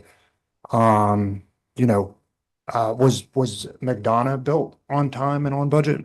So McDonough gets a little more complicated because every one of those schedule changes was based on discussions with the commission. I think there were some changes to those schedules based on impacts to rates.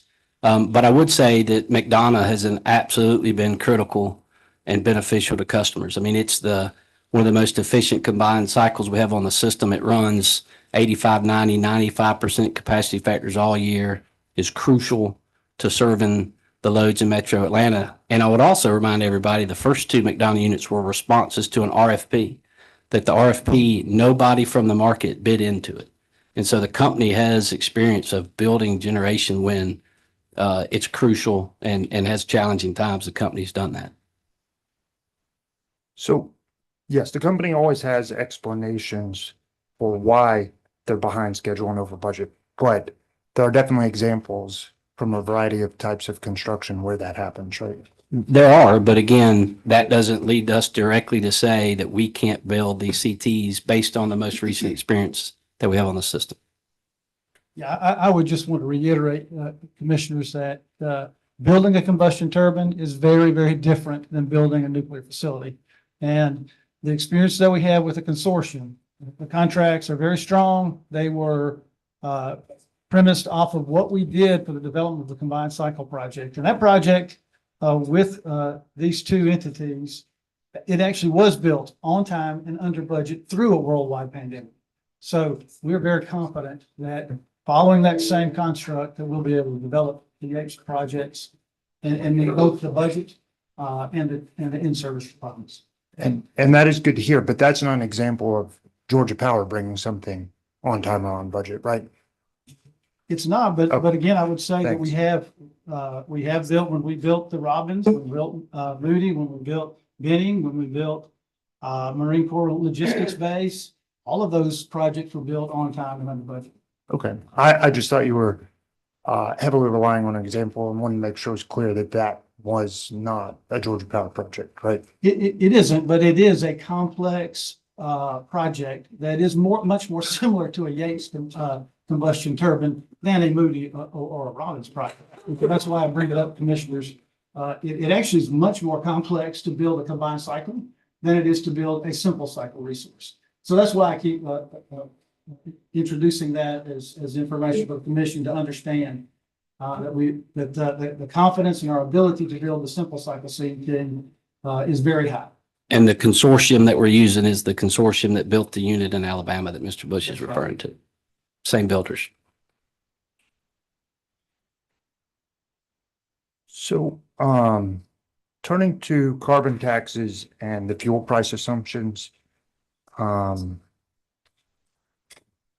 you confirm that the company's economic analysis utilized the 2022 forecast data and the company's mix study used the 2023 data? Is that right? So help me. So you're asking about both the resource mix study and the economic analysis that we filed? That's right.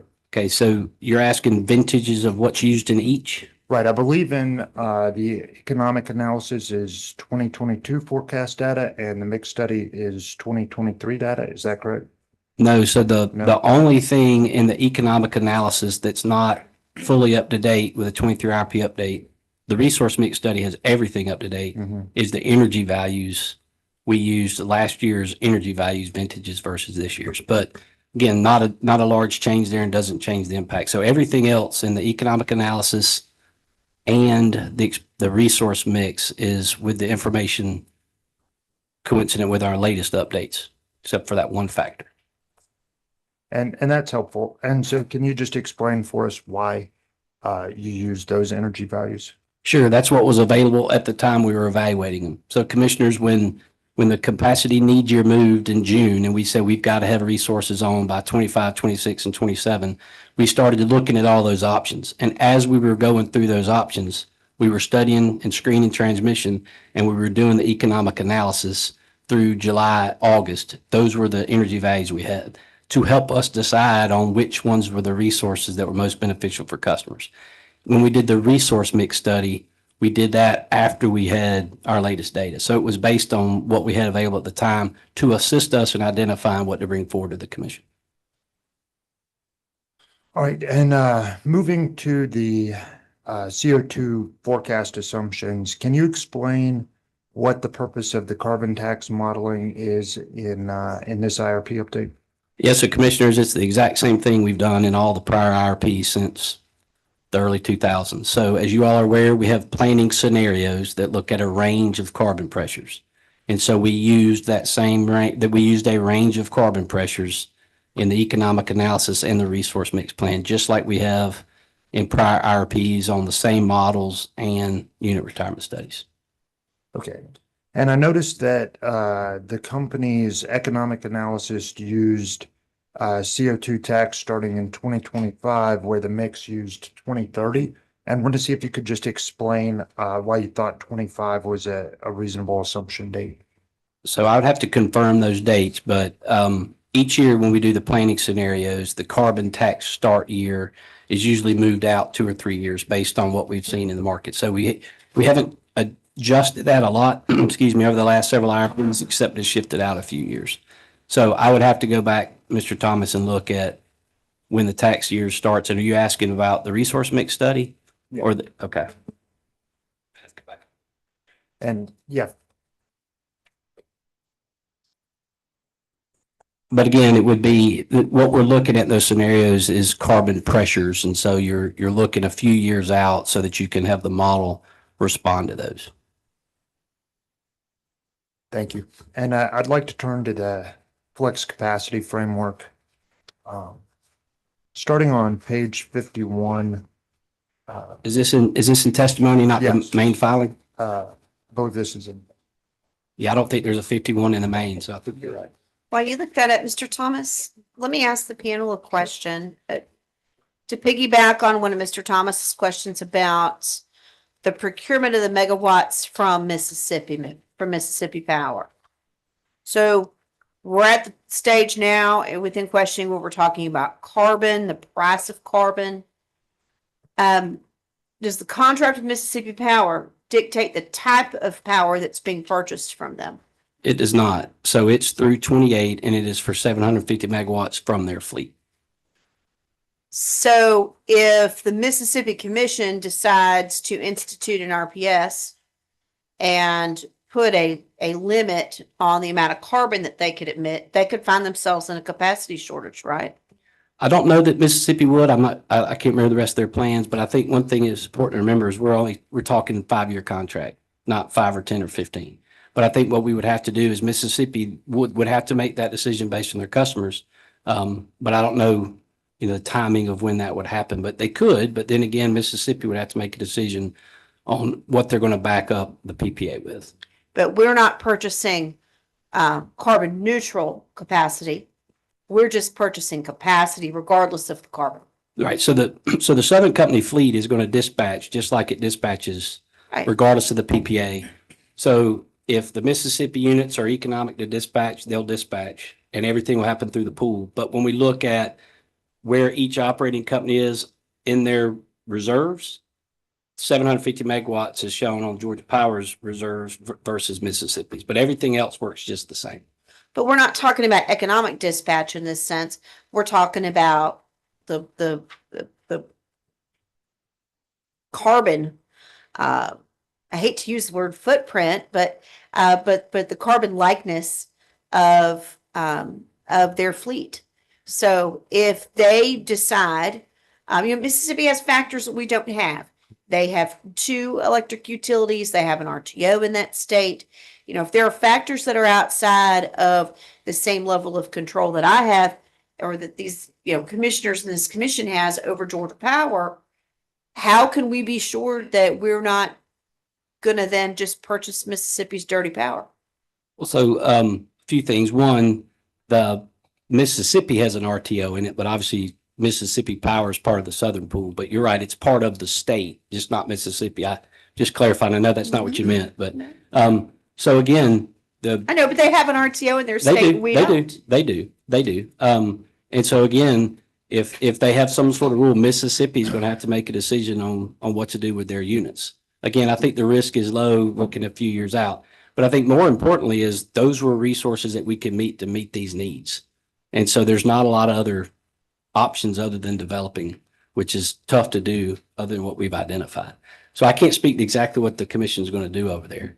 But if for some reason they can't back that up, we would have to go find other sources, but we think that risk is really low. They have a brand new commission with all 3 brand new, they're a 3-person commission with 3 new members. Okay, thank you. Go ahead, Mr. Thomas. Sorry. Thank you. Hey, just The one more thing interruption. on the Mississippi grid. I know that we're wheeling some wind from Oklahoma, right? 250 megawatts into that Mississippi system. And we had some interconnection issues, I think, with that. Are we still counting on that 250 or you still Are you including referring to the that? Blue Canyon? Yes. Yeah, it's still in our plans. And again, the Mississippi PPA doesn't physically change anything that's gone on in the Southern Pool.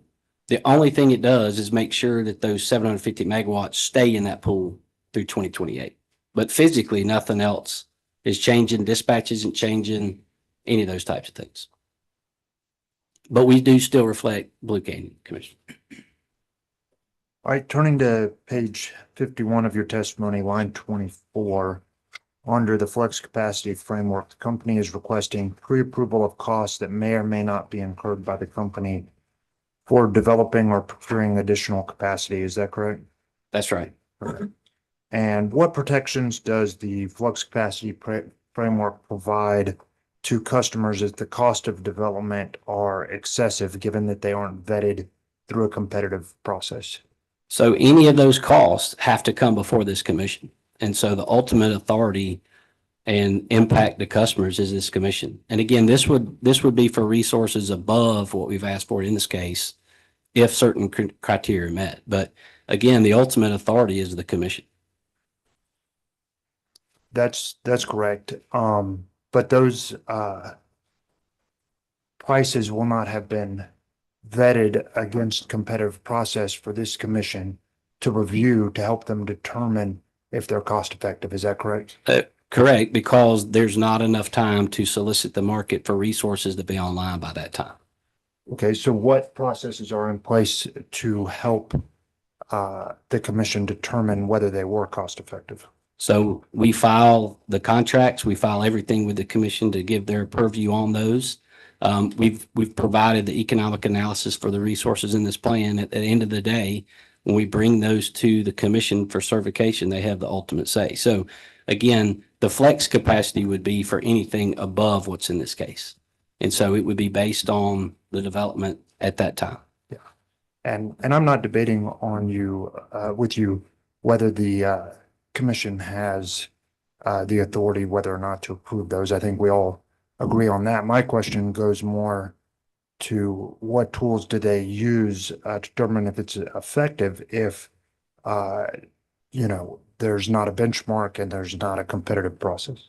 So again, they will know all of the cost and what the costs are developed for, just like anything the company would bid into an RFP. It's the same development process. So they have all the information to respond to there. You're right, they wouldn't have any market response to compare it to, but that's because the market can't respond and build resources by that time that we're aware of. Is there some kind of benchmark you can use in lieu of market response? Well, so I mean, Mr. Bush can speak to this some, but I mean, his job is to develop resources. And so we've got information across the system. We've got industry information that lets us know where we are in terms of the neighborhood of those costs. But every site is specific. But I think there are other sources that we look at. That's right. I just want to clarify a little bit for the commission. There's an RFP process that the company normally goes through. And it's a longer process that allows a lot of folks to participate in. Because of the time frame in these proceedings and the need for capacity in the near term, the company doesn't have time to go through that process. But as the developer for the company, when we develop a project, we call it as a company-owned proposal, we do in fact go to the market.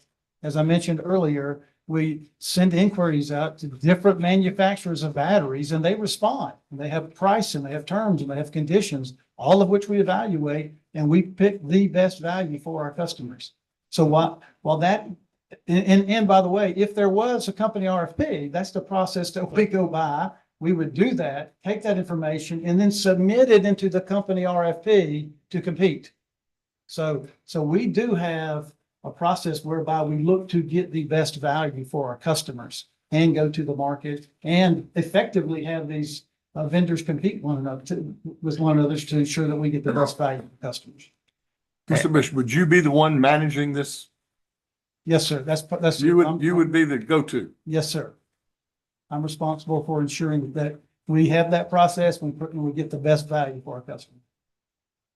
And I think you pointed to the issue that I'm trying to raise is that the package you put together, yes, you have an RFP with subcontractors, but the element that's missing is your proposal being vetted in a competitive process against those of others. So it is fundamentally different. Would you not agree with that? So what I would say is that there's not enough time to do an RFP, and the commission's rules allow for these unprecedented types of events where there's not enough time to do an RFP. So that's what we're using here. Again, 27 RFPs between what we've done in the past and what we'll be doing coming out of 2022 IRP. So we absolutely support the RFP process when we can do it.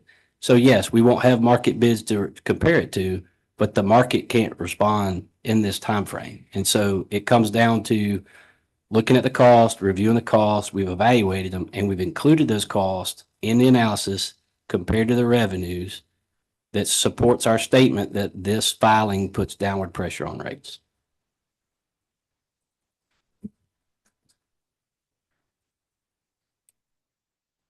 In this IRP update filing, the company has proposed 2 DER programs, DER co-location and DER customer owned programs, which build upon previously approved DER programs from the 22 IRP. Were these two new programs modeled after a utility in another state?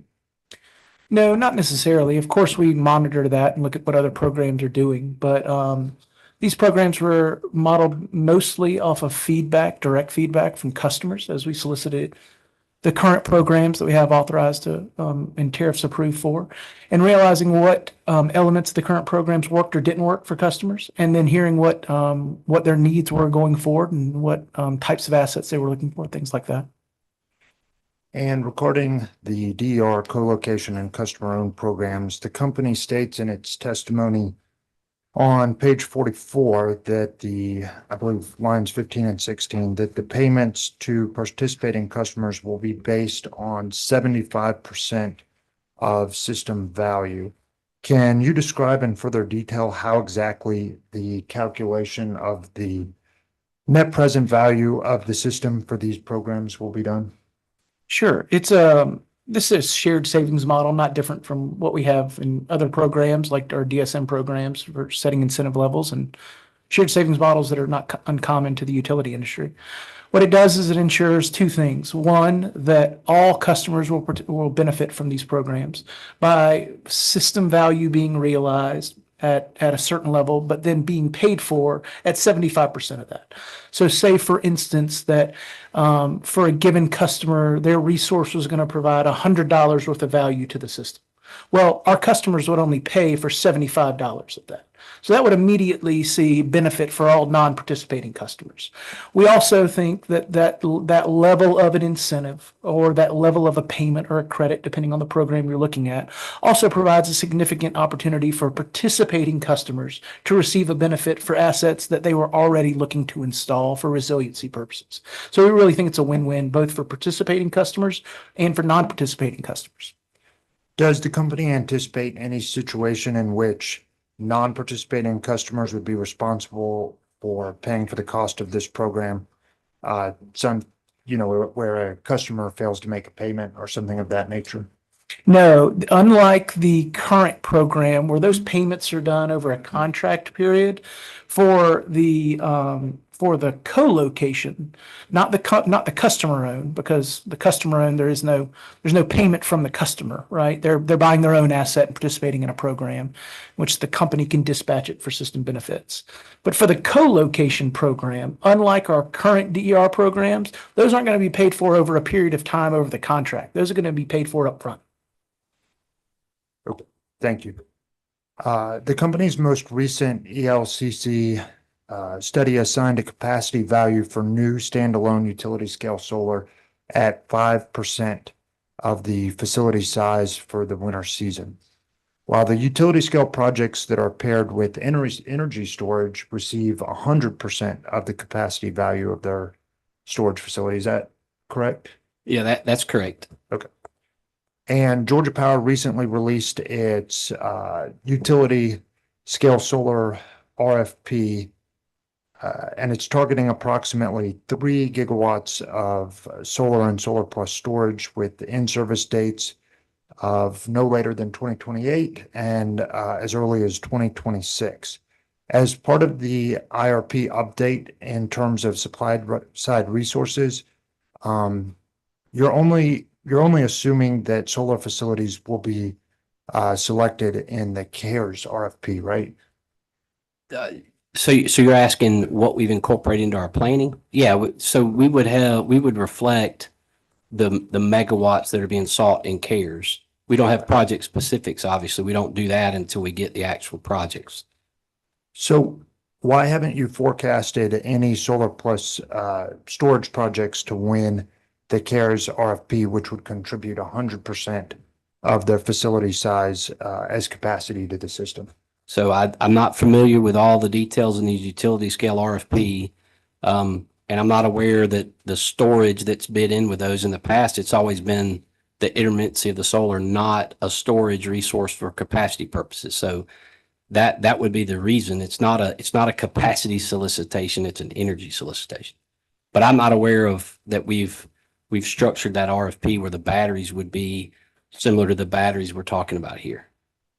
Well, but haven't in the 2022 and 2021 ready RFP and the 2022-2023 utility scale, hasn't there been solar plus storage bids so that you can anticipate some solar plus storage? Yeah, so we don't project what's going to win because again, those RFPs are for energy savings, not capacity. And so again, the solar plus storage, well, I would rephrase it, solar plus storage. What we're talking about is storage plus solar. I know I'm finding a little nuanced, but what we're looking at in this IRP update is storage to meet capacity needs that can be charged with solar. Those RFPs for CARES are for solar megawatt hours to give us the energy benefits, the RECs for subscriptions, and then storage can be built in to handle some of the intermittency. It's a different use case. And am I correct that on Georgia Power's transmission system, congestion often occurs during periods of peak need? I wouldn't say we have congestion on every period of peak needs.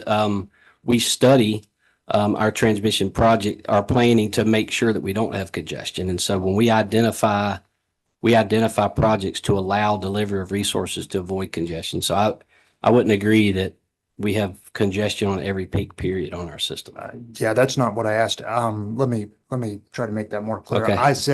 I don't think I said on all periods of peak. I said that congestion often occurs during periods of peak need, right? Isn't that the time? So it depends on what you mean by congestion.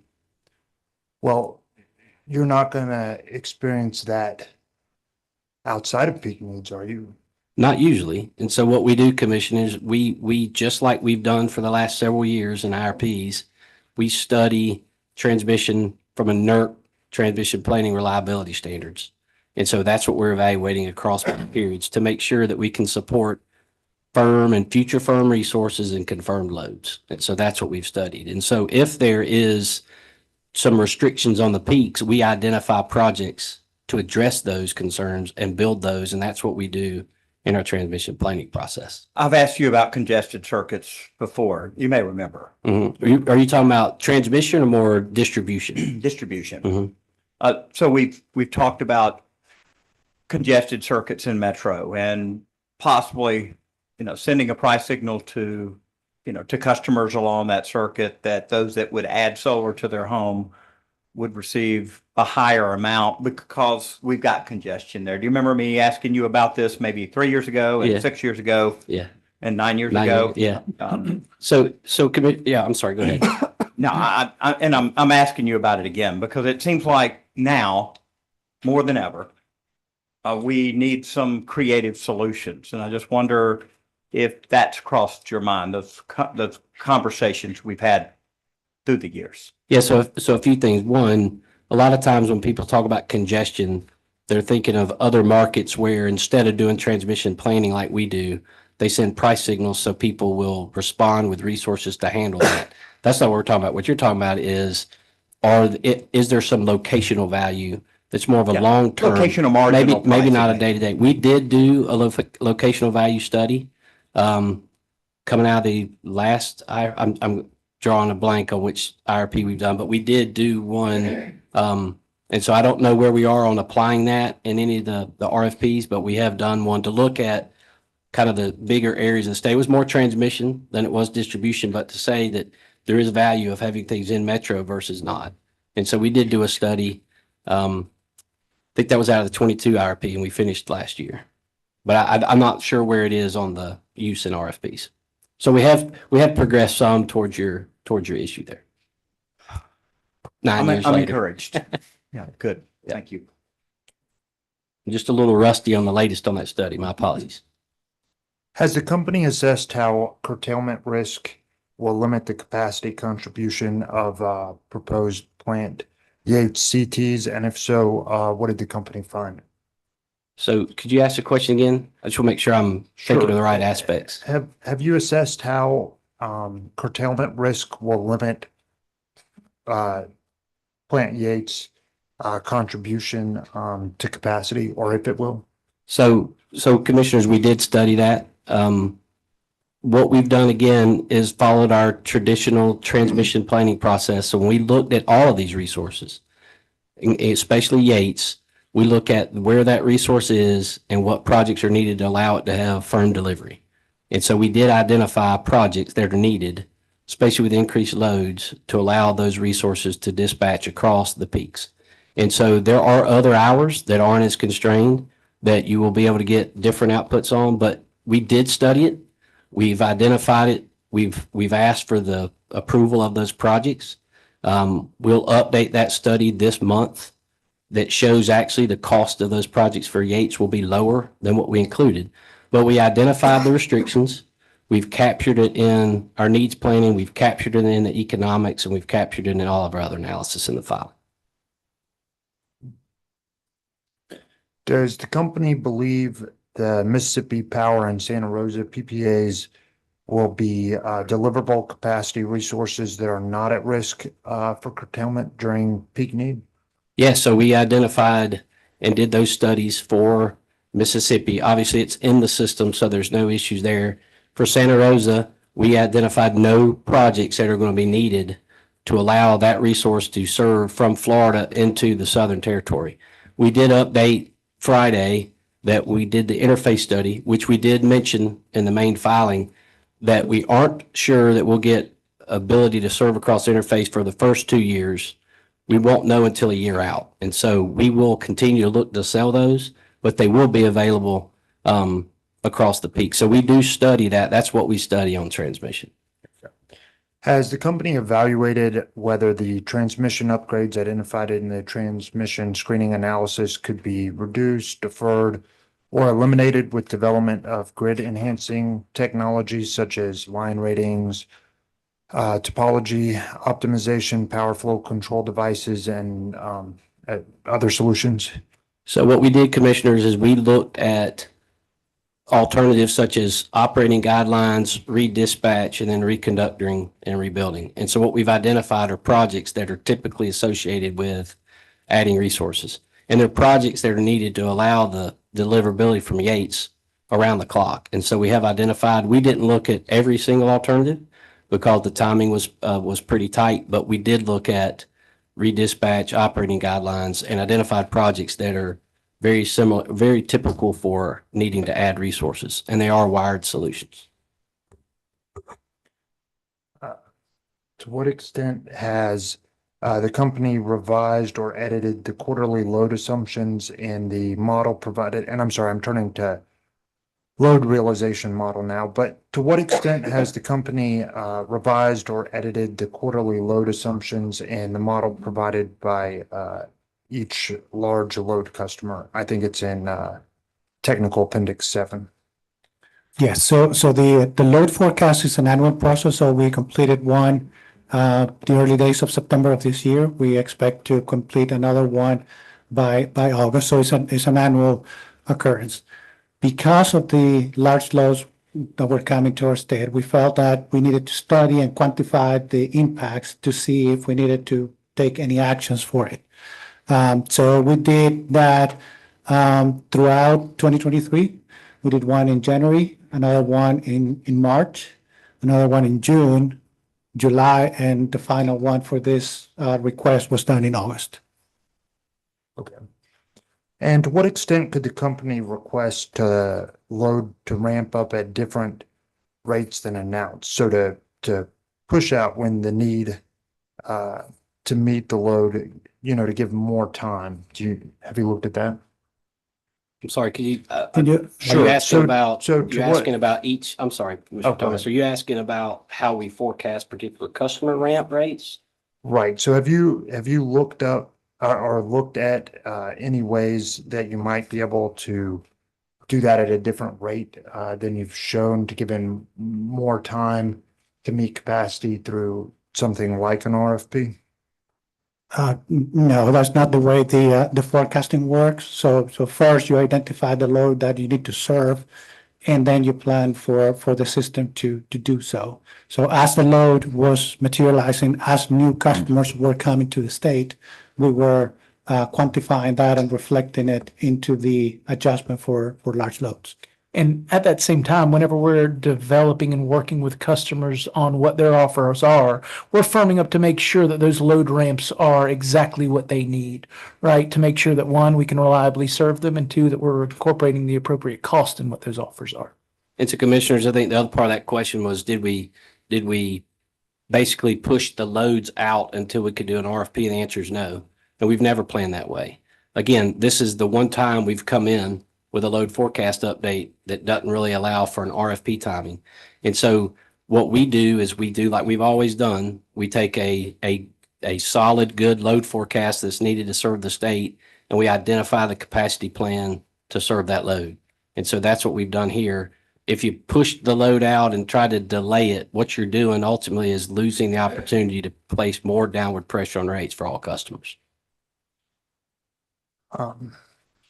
Thank you. And turning to ratepayer impact model, looking at page 49 of your testimony, you indicate that customer choice projects all pass the RIM test. Is that correct? That's correct. On page 49 of your testimony on lines 16 to 21, you state that each new economic development project has passed the financial and economic screening requirements, including the ratepayer impact measure RIM test. Georgia Power expects existing and new customers to recognize economic benefits from this energy usage growth, which will help offset and balance the cost of investments needed to serve Georgia Power's growing energy needs. Will customer rates increase as a result of customer choice investments?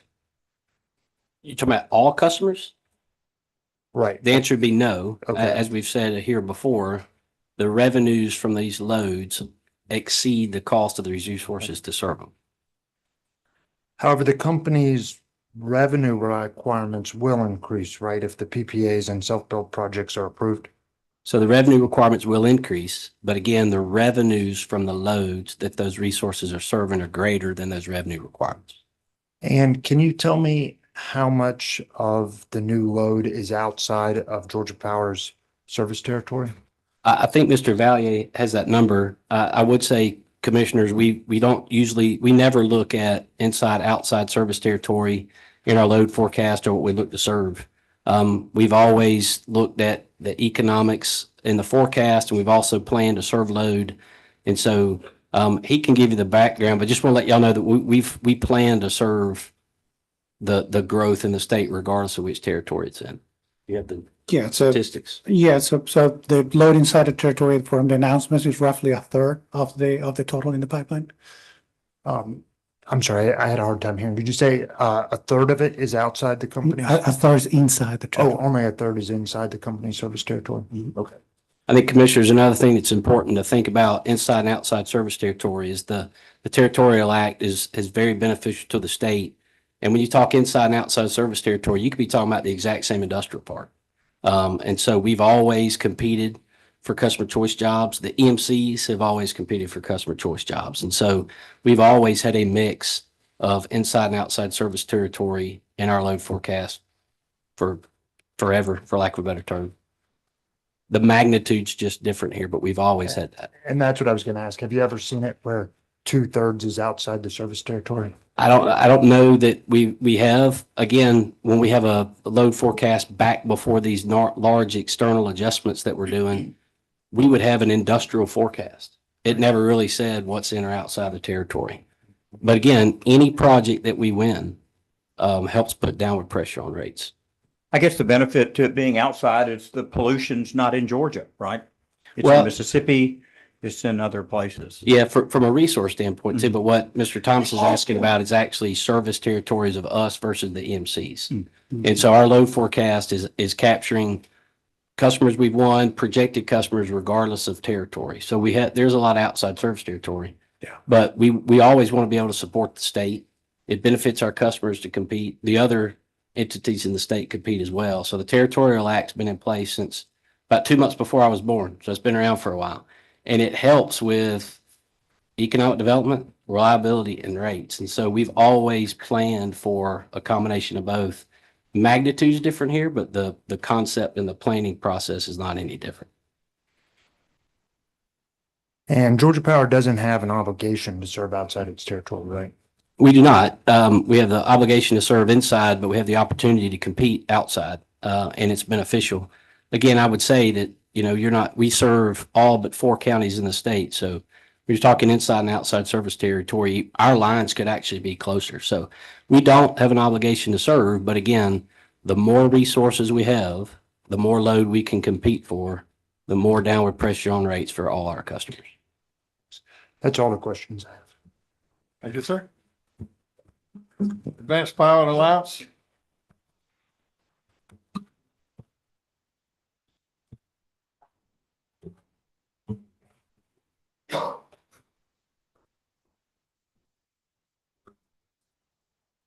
Good afternoon. Good afternoon, Mr. Carter. So I'm Brad Carver on behalf of the Advanced Power Alliance. And just as a reminder, Georgia Large Scale Solar Association merged with the Advanced Power Alliance. And so we're now, we represent the utility scale solar industry in Georgia, as we know, and enjoyed working with y'all on the previous IRP. And I just have a few questions for you today.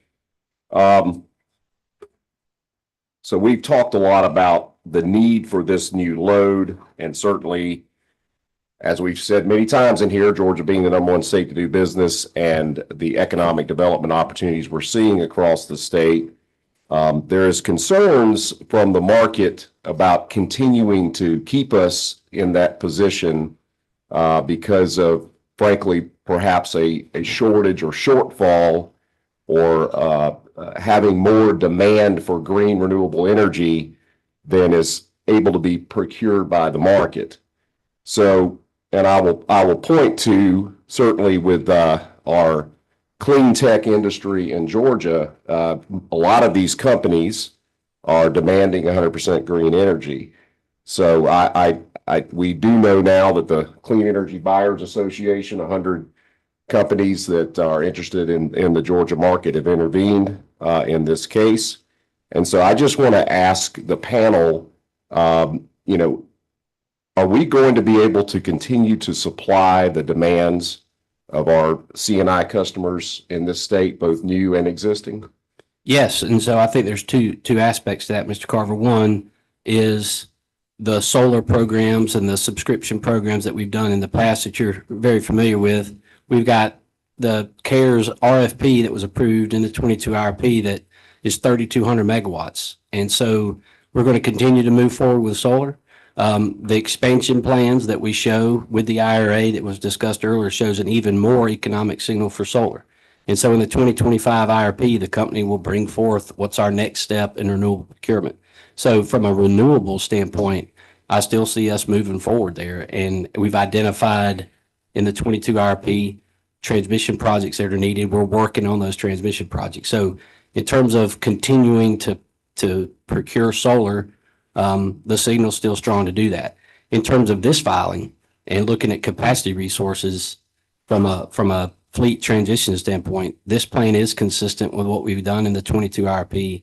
So we've got it. We're looking at adding a lot of storage that helps from that standpoint, and we're going to continue to move forward in that fleet transition. And so there is no 100% carbon-free energy dispatchable resource that we could deploy in the next 3 years to meet this, but the plan is consistent with our carbon approach in the continued fleet transition. And your answer would remain the same, even though the second ready RFP procured 0 megawatts due to the supply chain constraints, et cetera, the problems with we've seen over the last couple of years. So those megawatts are rolled over into CARES, and so we'll continue to move forward with those. But you're right, there were a lot of drivers for that, but it was we'll continue to move forward with solar procurements. Let me turn you to page 21 of your testimony, lines 13 to 22, and you have discussed this a little bit about the time links. You state Georgia Power's RFP process typically takes 2.5 years. You have But right now, you have an open RFP. As we know, there's, and again, I'm speaking on behalf of the association here, not any individual bidders. We have a lot of our members that are, of course, interested in your current RFP. So I'm not commenting on any individual bidders here, but from an industry perspective, you have an open RFP right now. And from the 2022 IRP order, the order says that you have this procurement, and again, this is CARES 1, and you're going to have a second CARES RFP on down the line. This one is currently open. It indicated that there is an opportunity for economic development reasons to be able to acquire additional resources. And so I guess my question to you is, you talk about the time length it takes for an RFP, but you have an RFP that's open right now. Could you not take advantage of the open RFP right now and roll more megawatts in for economic development? So for this filing, we're focused on capacity resources, and that RFP is not for capacity resources. So we cannot use CARES to meet the needs in this IRP update. But the economic development aspect of CARES is from the 22 IRP, noting that we could have more demand in there than CARES may procure, and having the option to see if people want to continue to do that. And so the 22 IRP allowed for a economic development part of CARES. But the reason that RFP isn't of any service to serve the need we've identified in this IRP update is it's not for capacity resources. But it is open now, and if you had a need right now, because again, as was stated this fall, and as we started the RFP process, again, I know we're talking IRP. This is a new IRP. This is capacity resources. But this fall, you indicated when the RFP docket was open that that there was concern because of the ready second RFP not procuring any megawatts. Is there not additional demand out there from C&I customers existing today that cannot be supplied because that ready RFP number 2 didn't procure any megawatts? So I'm not involved in the day-to-day of the CARES renewable RFPs, but my understanding is we rolled those megawatts into CARES. And so we're procuring the last part of that CRISP part 2 that didn't come to fruition. We're rolling that in and going to the market for that again. So we are doing the additional megawatts that didn't get done. So can you use that for more solar? I'll leave that to CARES utility scale RFP to handle. This filing is about meeting the economic development needs from a capacity standpoint. Okay. So there was a lot of discussion around your the Mossy Branch battery storage project. That's 80 megawatt battery. That's from the 2019 IRP. Staff data request JKA 5-5. The question from staff was, when will Mossy Branch be online? And they asked, was it going to be January 2027? The response was, it's really June 2024, so coming up here in June, but the testing would not be finished until January 2027. Is that right? Is it that length of time to do the testing? So I don't have that DR, but I'll take you that you responded correctly there. I'm not saying you didn't, but I don't have it in front of me. But yeah, so I'll let Mr. Bush add in here. That was an early demonstration project that commission gave us approval for to do learnings on storage. And so we will have it online, and then we will be testing different use cases, and it will be available. Once we get through that, it'll help meet capacity needs from a planning standpoint. I mean, obviously, if it's dispatching on the system or testing it, it's serving load. But from a resource planning standpoint, we aren't counting on those megawatts until testing is complete. Okay. I just was curious about the timeline. That just seemed like a lengthy period of time. We're going to learn a lot. Okay. So, and around, the battery storage provisions, and you had obviously a lot of cross-examination from staff around this.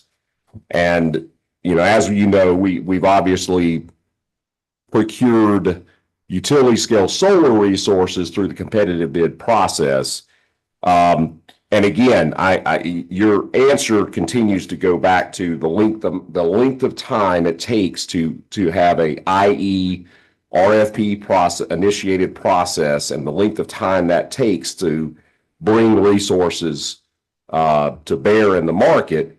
But I want to go back to that because I want to point you to the Texas winter storm and everything that we've learned from that. We did actually hear from, I guess, our public witnesses this morning. In Texas, following the winter storm, they procured 3 gigawatts of battery storage, and they've done that over a 2-year time period. And they did that through competitive bid procurement. Now, assuming that is a deregulated market, we are a regulated market. I understand a significant difference there. But in that situation, Texas used a competitive bid procurement process and were able to bring online 2 gigawatts of battery storage. Is there not a way we can speed up an RFP process, especially considering you have an RFP for 500 megawatts of battery storage that came out of the previous IRP that will be going to market at some point, or the RFP will come to market at some point this year? Before the witness answer, I just want to lodge an objection that it assumes facts, not evidence. There's no evidence of the time frame over which Texas procured battery storage. I don't know if the witnesses know that information or not, but there's no evidence in the record of what the time period was from when Texas started the process to when it had the battery storage on process. So I just want to make that objection for the record. I want to deny the objection. I want to hear the answer. You have one. If you don't have one. Yeah, so I don't know anything about the Texas issue, but from our standpoint, when we do RFPs, there's obviously the process of it, but most importantly is the evaluation of every bid from a generation value standpoint, and then the evaluation from a transmission standpoint. And so you're talking at months and months for us to study the transmission planning aspects of it. And that's important because when we do an RFP and we get the bids in, we evaluate every single one of them from a generation value standpoint. Then we get to a competitive tier and we take all of those and study from a transmission standpoint. So we know that when we add those resources, we can get delivery service from them. And so when you look at that time frame, the last capacity RFP we did was over a year for that. And the ones we've got going forward are going to have a whole lot more volume, which means more bids to evaluate. And battery energy storage solutions are great. They're going to have a lot of flexibility. But when you study them from a transmission standpoint, you study them from their discharging, for supplying needs, and charging. And so it adds volume. So the RFP process for us is the majority of it is the company's evaluations that have to be done to make sure that we know the value of those resources. And so when I talk about time to do RFPs, that's part of it. The other part of it is if it's not an existing resource, you've got to evaluate transmission and likely build transmission projects. So we've again identified locations where you don't have to do delivery. Again, completely supportive of the RFP process. 27 RFPs, 20 we've done, 7 we're going to be doing. If you have time to do it. We don't have time to do it here. I mean, we do know that after that winter storm over there, that PSC commissioners lost their job, ERCOT directors lost their job, panic set in, and that they probably did a lot of things over there that cost more than it should, so that would never happen again, right? Mm-hmm. So they were in some damage control mode. Wouldn't you agree? I would agree. And I believe there was also some mention, I have to remember the article, where they also identified that they need dispatchable resources and dual fuel. So to your point, batteries, solar, they're all great. Takes a diverse fleet, but you've got to be able to make sure you have some reliability, dispatchable components too. Thank you. But again, putting aside whether you can expedite the 2.5-year process, could you not solicit bids for build transfer agreements? In other words, you have identified, and in this case, you have, so I guess coming out of the 2022 IRP, you have the McGraw facility, Cherokee County, approximately 270 megawatts. In this interim IRP, you have proposed Robbins Air Force Base, 128 megawatts, 49.5 megawatts at Moody Air Force Base. So that's a combined 178 megawatts. Then another unidentified location, but 200 megawatt. And as you said, instead of solar plus storage, it's storage to be charged by solar. Correct. 200 megawatts storage, 200 megawatts solar. Could these not be done as a bill transfer agreement to allow for a competitive bid format? So I will let Mr. Bush, I think he's already talked about him reaching out to developers and do those types of things, but we are absolutely going to allow build transfers in our all source RFP. But you don't have time to do, you've still got to do transmission evaluations. You got to do all those things. And so from a timing standpoint, it's not just the RFP process, it's the other. And so build transfers are going to be allowed, and there was a lot of interest from the RFI in that. So our future RFPs are allowing, I think the utility scale allows for build transfers. It does. And so that is something we can do, but you've still got to go through the competitive solicitation process for those. But I mean, what we're looking at now is we're working with developers for company owned because we don't have time to go through an RFP and compare that price to others.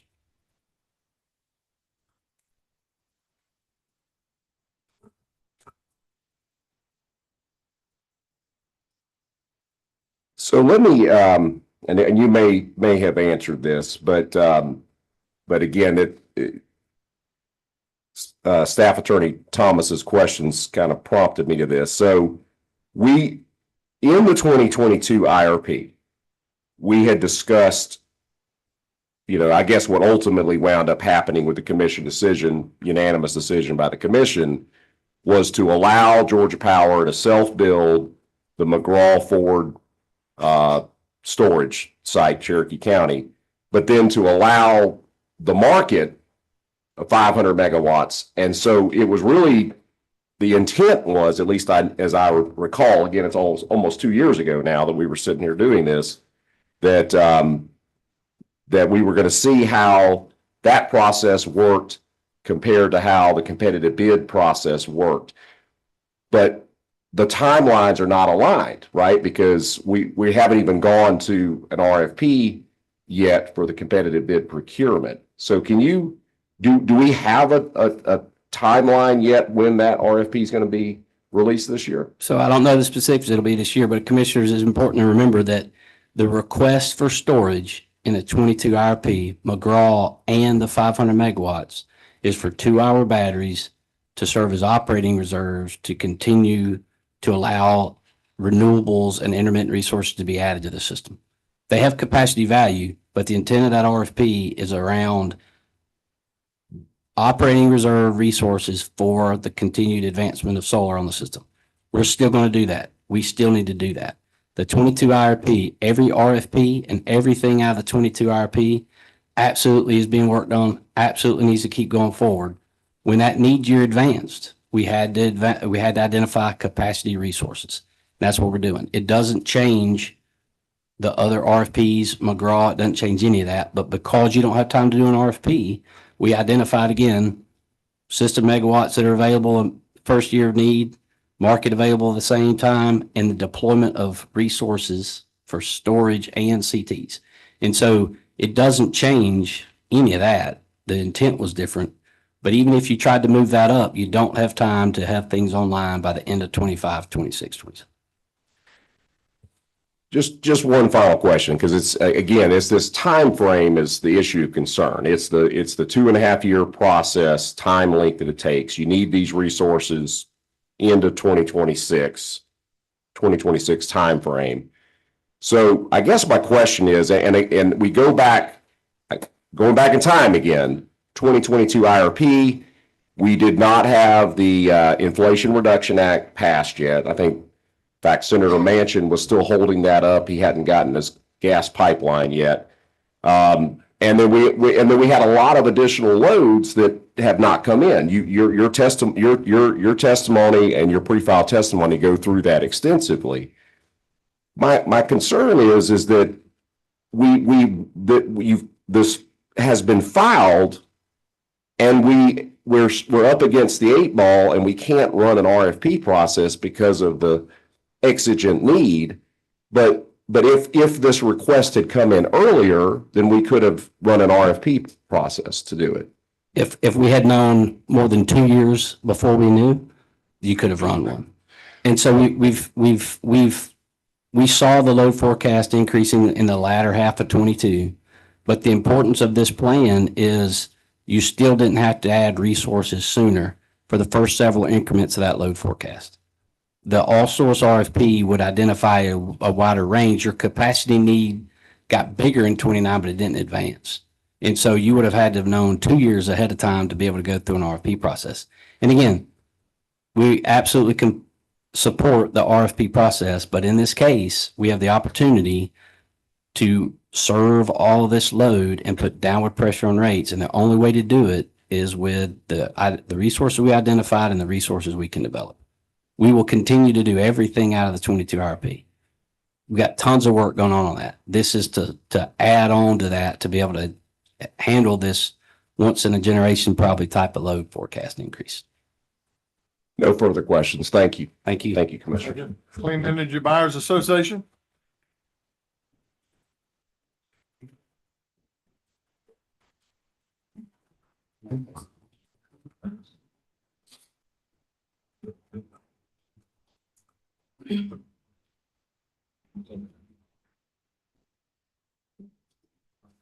Good afternoon. Good afternoon. Before I begin, I just wanted to briefly correct a statement I made earlier in response to Commissioner Pridemore. The Clean Energy Buyers Association has over 400 members. I believe I said over 100. There's over 90 members with operations in Georgia, includes large tech companies, automakers, banks, a wide variety of members. I thought I'd list just a few to give the commissioners a flavor of the members. Members include Amazon, Google, Meta, Microsoft, Target, Walmart, Coca-Cola, Lockheed Martin, Boeing, Rivian, Honda, Toyota, Visa, NASCAR, Dow, Cargill, Visa, MasterCard, Lowe's, IHG Hotels, where I'm staying here in Atlanta, and as well as a number of clean energy providers. And we've prepared the list as you requested, Commissioner, and that should be filed into the docket by the end of the day. Thank you. Thank you. Turning to the questions. Again, my name is Scott Dunbar, Counsel for Clean Energy Buyers Association. Gentlemen, are you familiar with the clean energy goals of any of your current customers? Yeah, so I mean, I'm not specifically aware of every single customer we've worked with, but I know when our customer choice group, economic development, works with them, that's part of the discussion. So, and are you familiar with the clean energy goals of any of the new load customers that you've signed service agreements with that motivated this IRP update? Yeah, I'm not personally aware of it, but I think we've gathered that information as a company. I don't know if anybody else up here knows. Yeah, generally aware, but not the specifics. Yeah. And when you say generally aware, what exactly are you generally aware of as far as the clean energy goals of these new customers? That different customers have different levels of clean energy goals implemented at different years. And some of those goals include customers who've publicly committed to be powered by clean energy, 100% of their operations powered by clean energy by certain years. Is that right? It's my understanding, yes. Okay. But you're not aware of any specific examples that you guys can speak to today? Not specifics ones, no. Okay. And I'm sure they're all a little bit different as well. So, okay. When Georgia Power developed its load forecast and specific capacity proposals in this docket, did Georgia Power account for these clean energy requirements of its customers or the goals of these customers?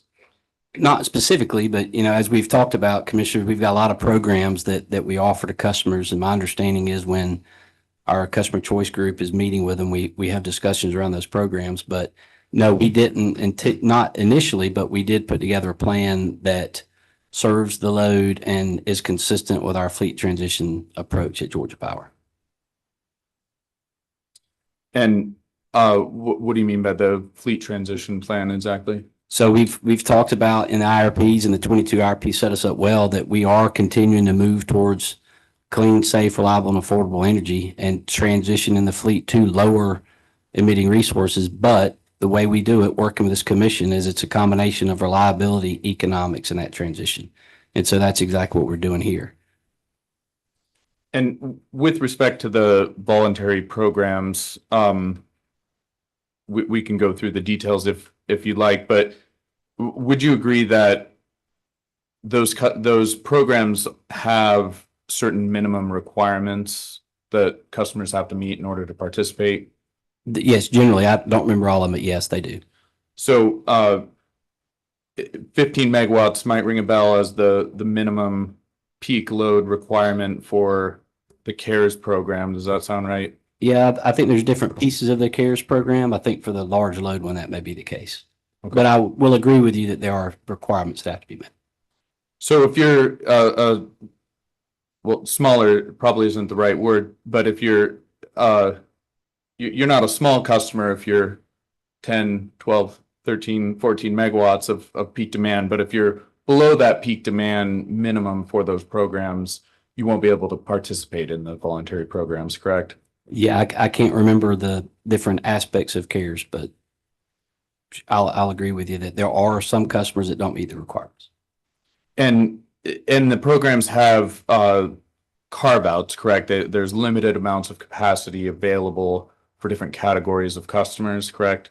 Yeah, that's correct. Based on the fact that you can only deploy certain amounts, and we've got to procure definitive amounts of megawatts, and so we do parse those up to make sure that we're offering those to as many customer segments as we can. Okay.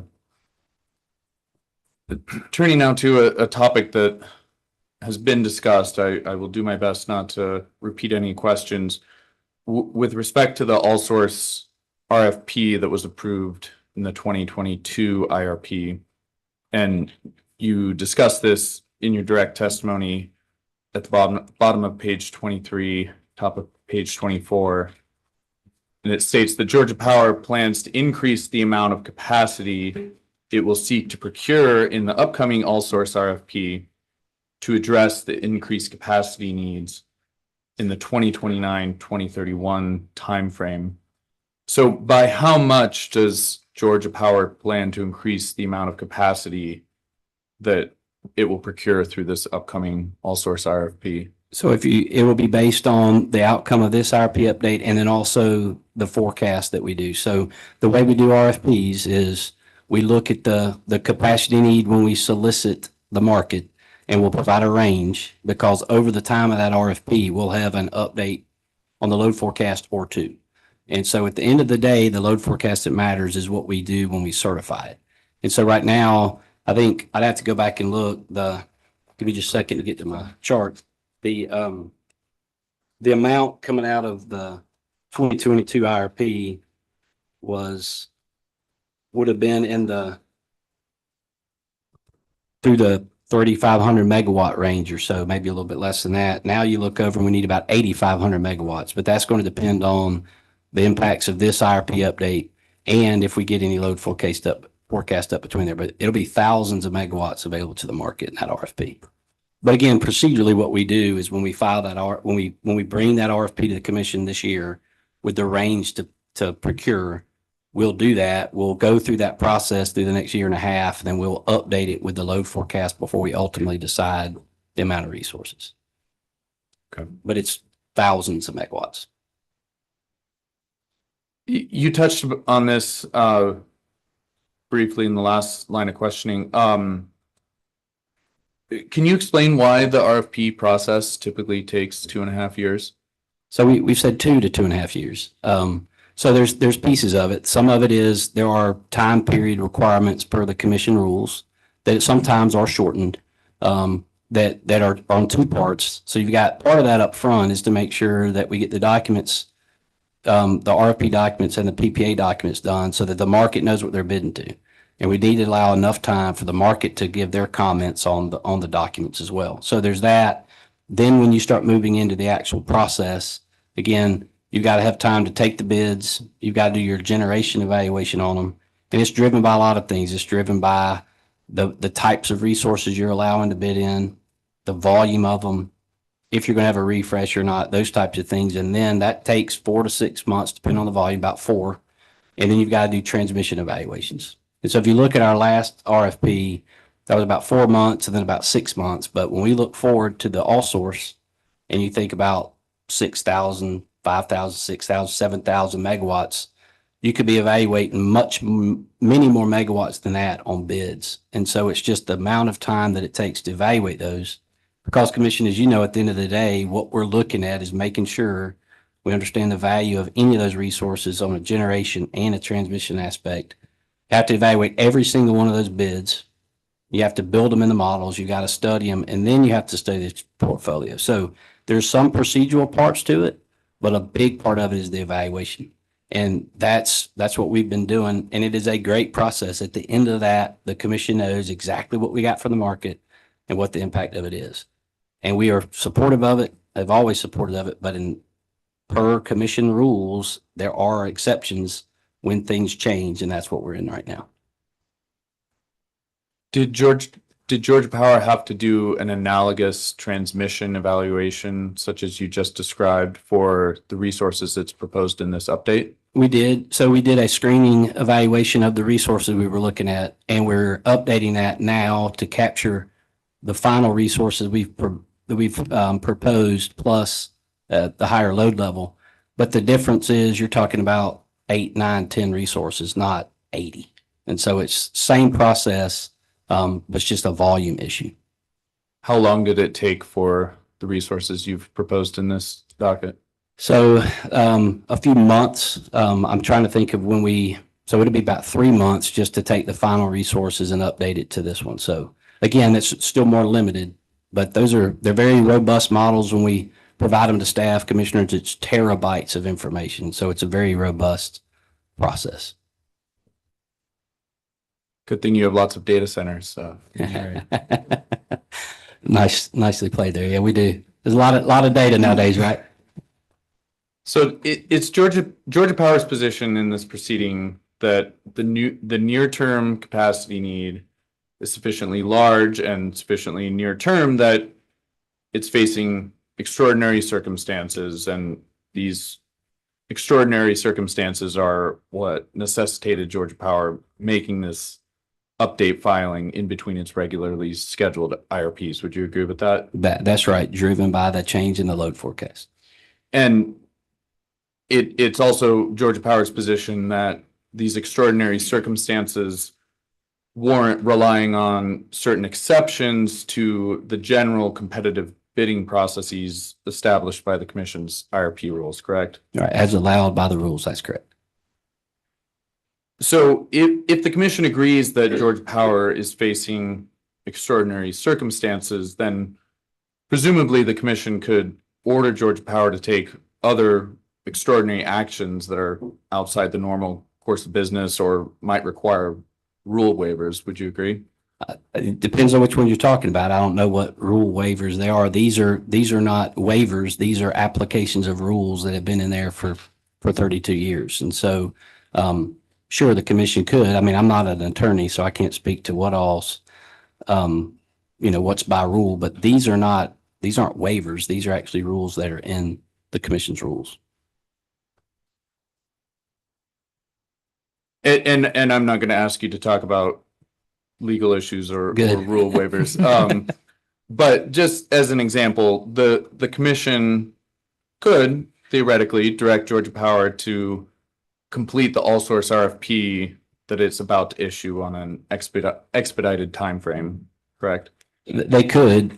Physically, I don't think you would gain any time from the deployment of resources. And so it would be, you're trying to make up 3 years in a few months. And so you would, if you had to address this all through the all source RFP, you would be pushing load growth and downward pressure on rates out 3 years. If we did none of the resources and said they're all source, you cannot speed the all source up enough to have things come on in 25, 26, and 27. And that's because, as you explained earlier, the process typically takes 2 to 2.5 years, correct? Well, yeah, even going with 2 years, what it really is, there's several factors. One, there's not existing resources that we're aware of that are out there that could respond. And so you're talking about new construction. That's been stated several times. Yeah.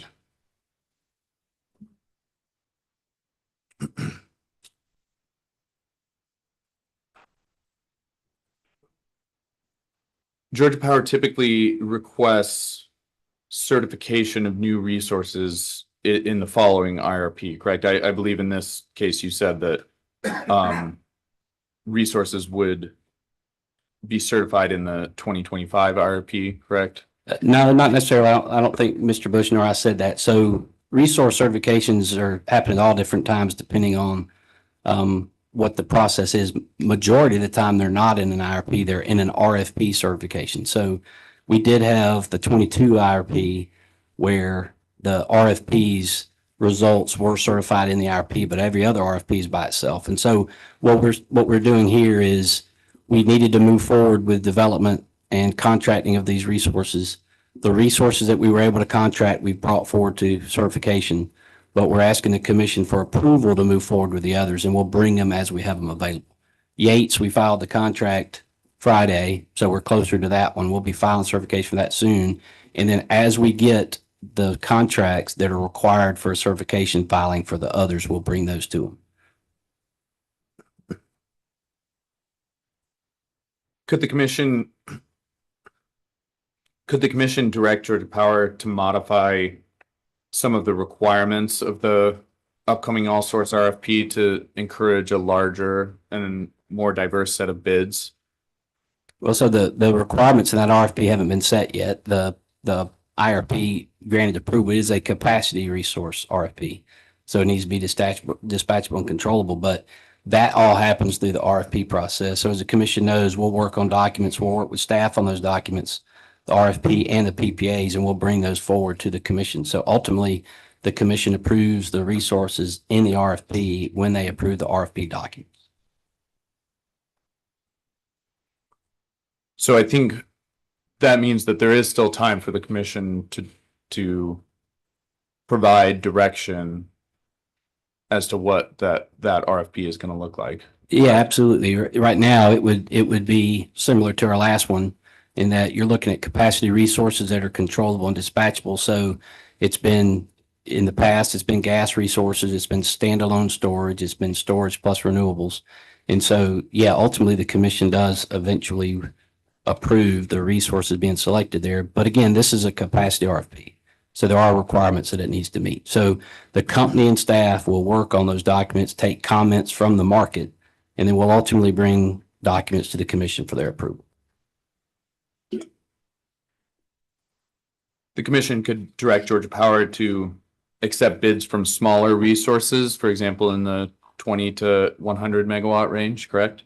They could. One of the reasons that we look at 100 megawatts is economies of scale, but also when we've talked about the volume and talk about the timing, every bid has to be evaluated separately. So if you're talking about 6,000 megawatts and you start taking bids that are 2, 3, 4 megawatts, the volume of bids that you have to evaluate, not saying there's not value in them, but it could double or triple the amount of time you'd have to do the RFP. So we've always tried to take a minimum that from a capacity standpoint, from a fleet operations standpoint, you got enough size that you can see them and monitor them in real time and dispatch them. So that's why we've usually had 100 megawatts there.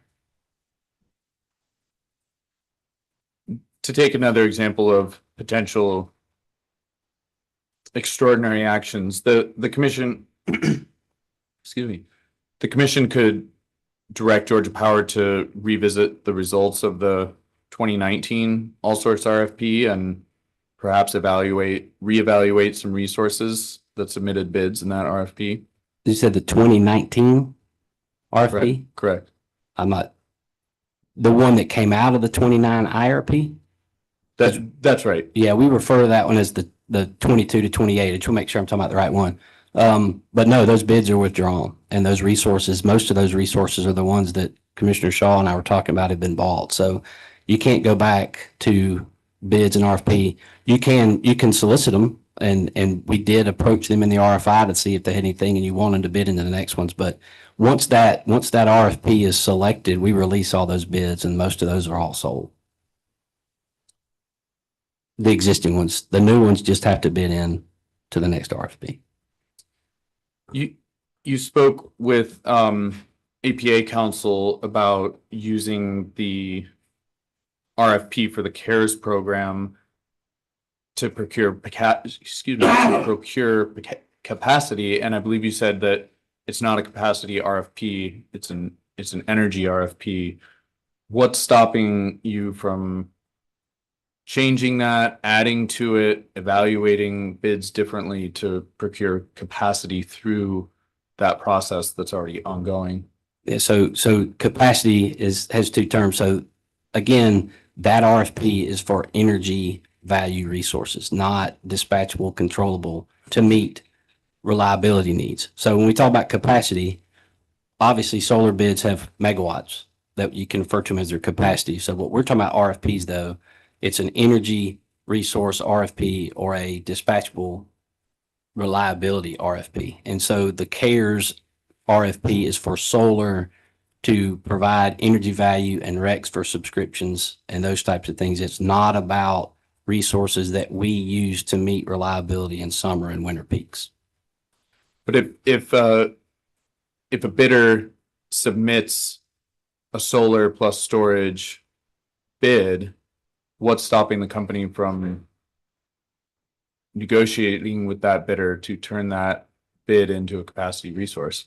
Well, so that RFP requirements, I don't know them all, has to allow that use case. But what would be a better use of that is that same developer can bid that into the all source RFP this year from a different use case. So they could have a storage site that they bid into the all source that's around that use case, or use it to support solar. So you can't do it in the same RFP because the intent of that RFP is specific. And I guess that's what I'm getting hung up on. I understand that that's the intent, but what exactly is the obstacle that prevents you from pivoting given the extraordinary circumstances you're facing? So I'm no lawyer, but the RFP documents and the purchase power agreement documents that are approved by the commission that have already been sent to the market are around that specific resource solicitation. Okay. And again, we have the opportunity through the other RFPs. So we still need the solar RFPs and we still need to move forward with those. Okay. Just one more example of potential extraordinary actions. Theoretically, the commission could direct Georgia Power to join or explore joining an RTO to ensure that it has sufficient access to capacity resources. Would you agree? I don't think an RTO gives us any different.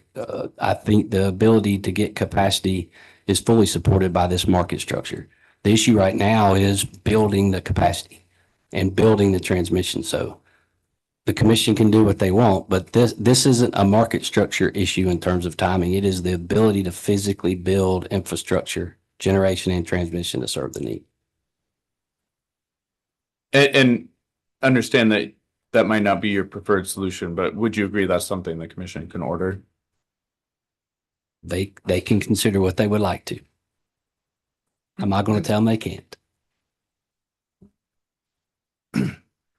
On page 31, you assert that Georgia Power needs to rely on these exceptions to the commission's RFP requirements that we discussed earlier to, quote, facilitate the timely deployment of supply side resources needed to serve customers while mitigating the risk that the market either cannot provide enough capacity or will not offer enough firm and dispatchable resources to reliably serve customers, end quote. So Georgia Power is not, as we've covered, has not yet issued the all source RFP that was approved in the 2022 IRP, correct? That is correct, but that RFP is not to address needs in the 26, 27, 28 winter period. But since it hasn't been issued, you don't actually know currently how much capacity the market is prepared to provide, correct? In that, no, we've got some indication from the RFI, but not the RFP itself. And for the RFI, that was limited to resources of at least 100 megawatts, correct? Right. To match the all source RFP. And it did not, the RFI did not actually offer respondents the opportunity to enter into a contract with Georgia Power, correct? That's correct. That's why it was an RFI, not an RFP. Right. So there was no direct tangible benefit provided to companies that responded to the RFI, correct? I can't speak to the benefits from them. It was benefit to us to have information on what types of contracts and what types of technologies the market's interested in bidding. I would assume there's a benefit to them if they responded, though.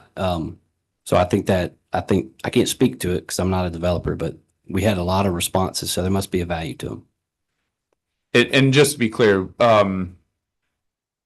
you're speaking about that the respondents presumably perceived some benefit in responding, but the company didn't actually give them any tangible benefits in exchange for responding or as a result of providing a great response, correct? No, I mean, it's an RFI for exactly that. But what it did do is it did help us verify that there's not existing resources available in this short time frame, the time frame we're looking at in the IRP, and gave us a lot of good information about what people are interested in bidding in to the all source. Turning to page 29, the testimony states that market participants selected through an RFP process, quote, are not obligated to serve Georgia Power's customers and are not able to address the company's capacity needs on the accelerated timeline identified in the 2023 RFP update, end quote, as you've indicated many times. When a market participant signs a power purchase agreement with Georgia Power, wouldn't you agree that market participant is obligated to sell energy and capacity to Georgia Power by contract? Yeah, so they're obligated to meet the requirements of that contract. If they don't deliver, there's penalties in there. But what we're really talking about here is if we didn't identify the resources we have to deploy and did a expedited RFP or anything else, the market doesn't have to respond, and then you don't have time to physically build them. So it was more around this short-term time frame than PPAs that we get certified before the commission. So yeah, they absolutely have obligations in the contracts once they're signed and certified to the terms of that contract. And I believe, moment.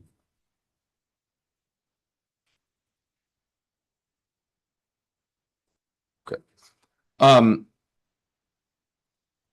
Are you aware that many other states do not have any requirements that a certain percentage of the utility's supply resources be owned by the utility?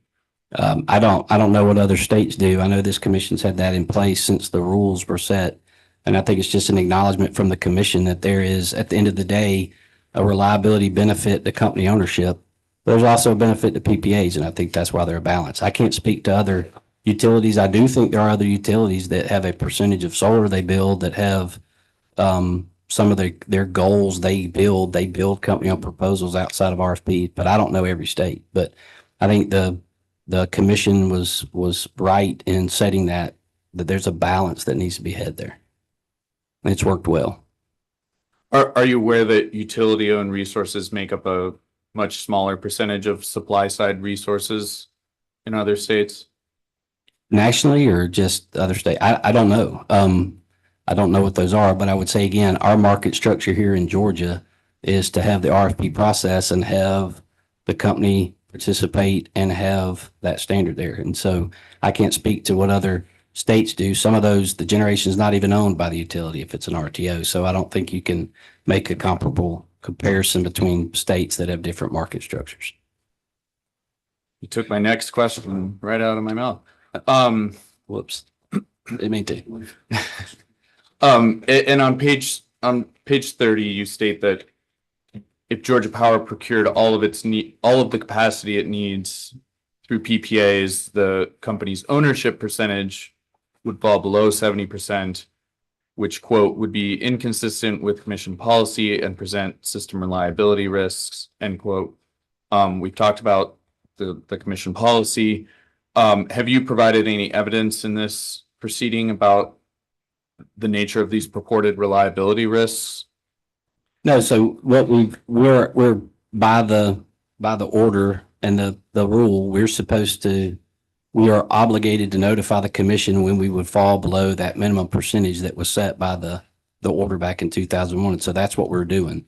And noting that if we didn't build, then we would fall below it. We're required to notify the commission when we do that. And so when we talk about reliability risk, we're generally talking about the difference between ownership and a purchase power agreement that we talked a lot about, commissioners, in 22 IRP about storage. PPAs have benefits, ownership has benefits, but when you get to the end of the day, on a reliability standpoint, PPAs are good, but at the end of the day, they're a financial contract, and that's different from our obligation to serve. And so when we talk about reliability, we're talking more around that. But I will say during Winter Storm Elliott, we had higher performance from our company-owned resources than purchase power agreements because we can do things like go winterize after polar vortex. The other aspect of ownership that's important to keep in mind is flexibility. Mr. Bush talked about that some earlier today. When things change on the system, you've got to have seen that in the contract structure. That might be a 20-year contract structure, or else you're held to it. On the ownership side, we can move. So again, we are supportive of PPAs, but when you think about, we used to have all of our reliability risk in the summer. We still have PPAs where all the capacity payments are in the summer, even though the reliability risk is in the winter. The new ones don't. They balance it out. But that's the type of thing you can't respond to on a PPA. So when we talk about reliability, it's just that ownership gives you more flexibility. Not saying that every PPA hadn't performed, but there's just a difference between that, which I think the commission acknowledges by that balance. That's all the questions I have. Thank you, gentlemen. Thank you. Thank you, commissioners.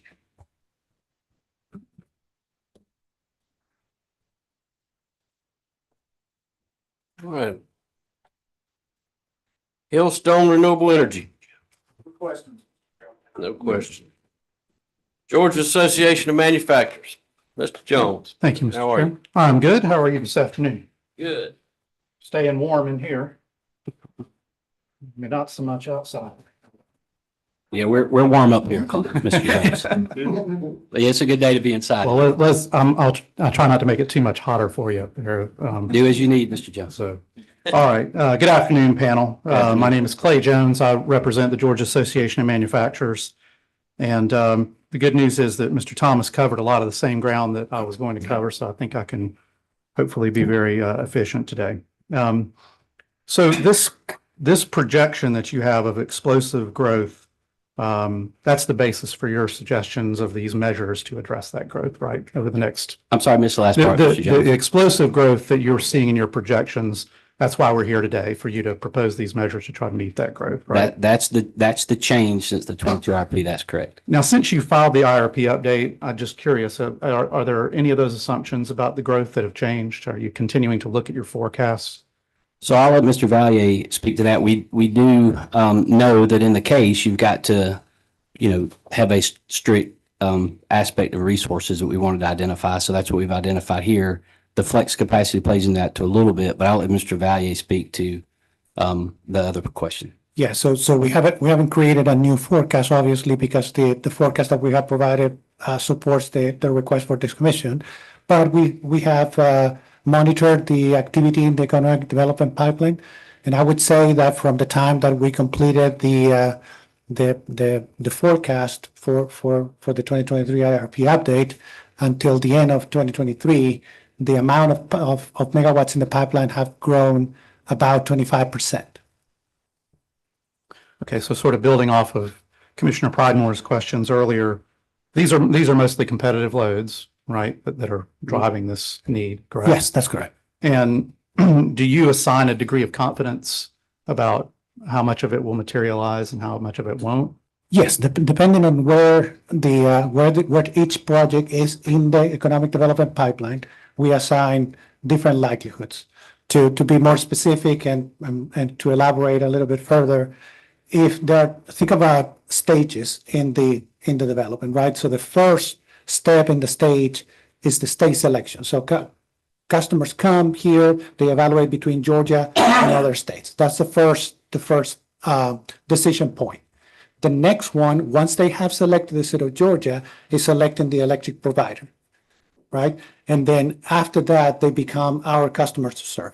The closer they get in the economic development pilot to become our customers, the higher the likelihood is incorporated into the model.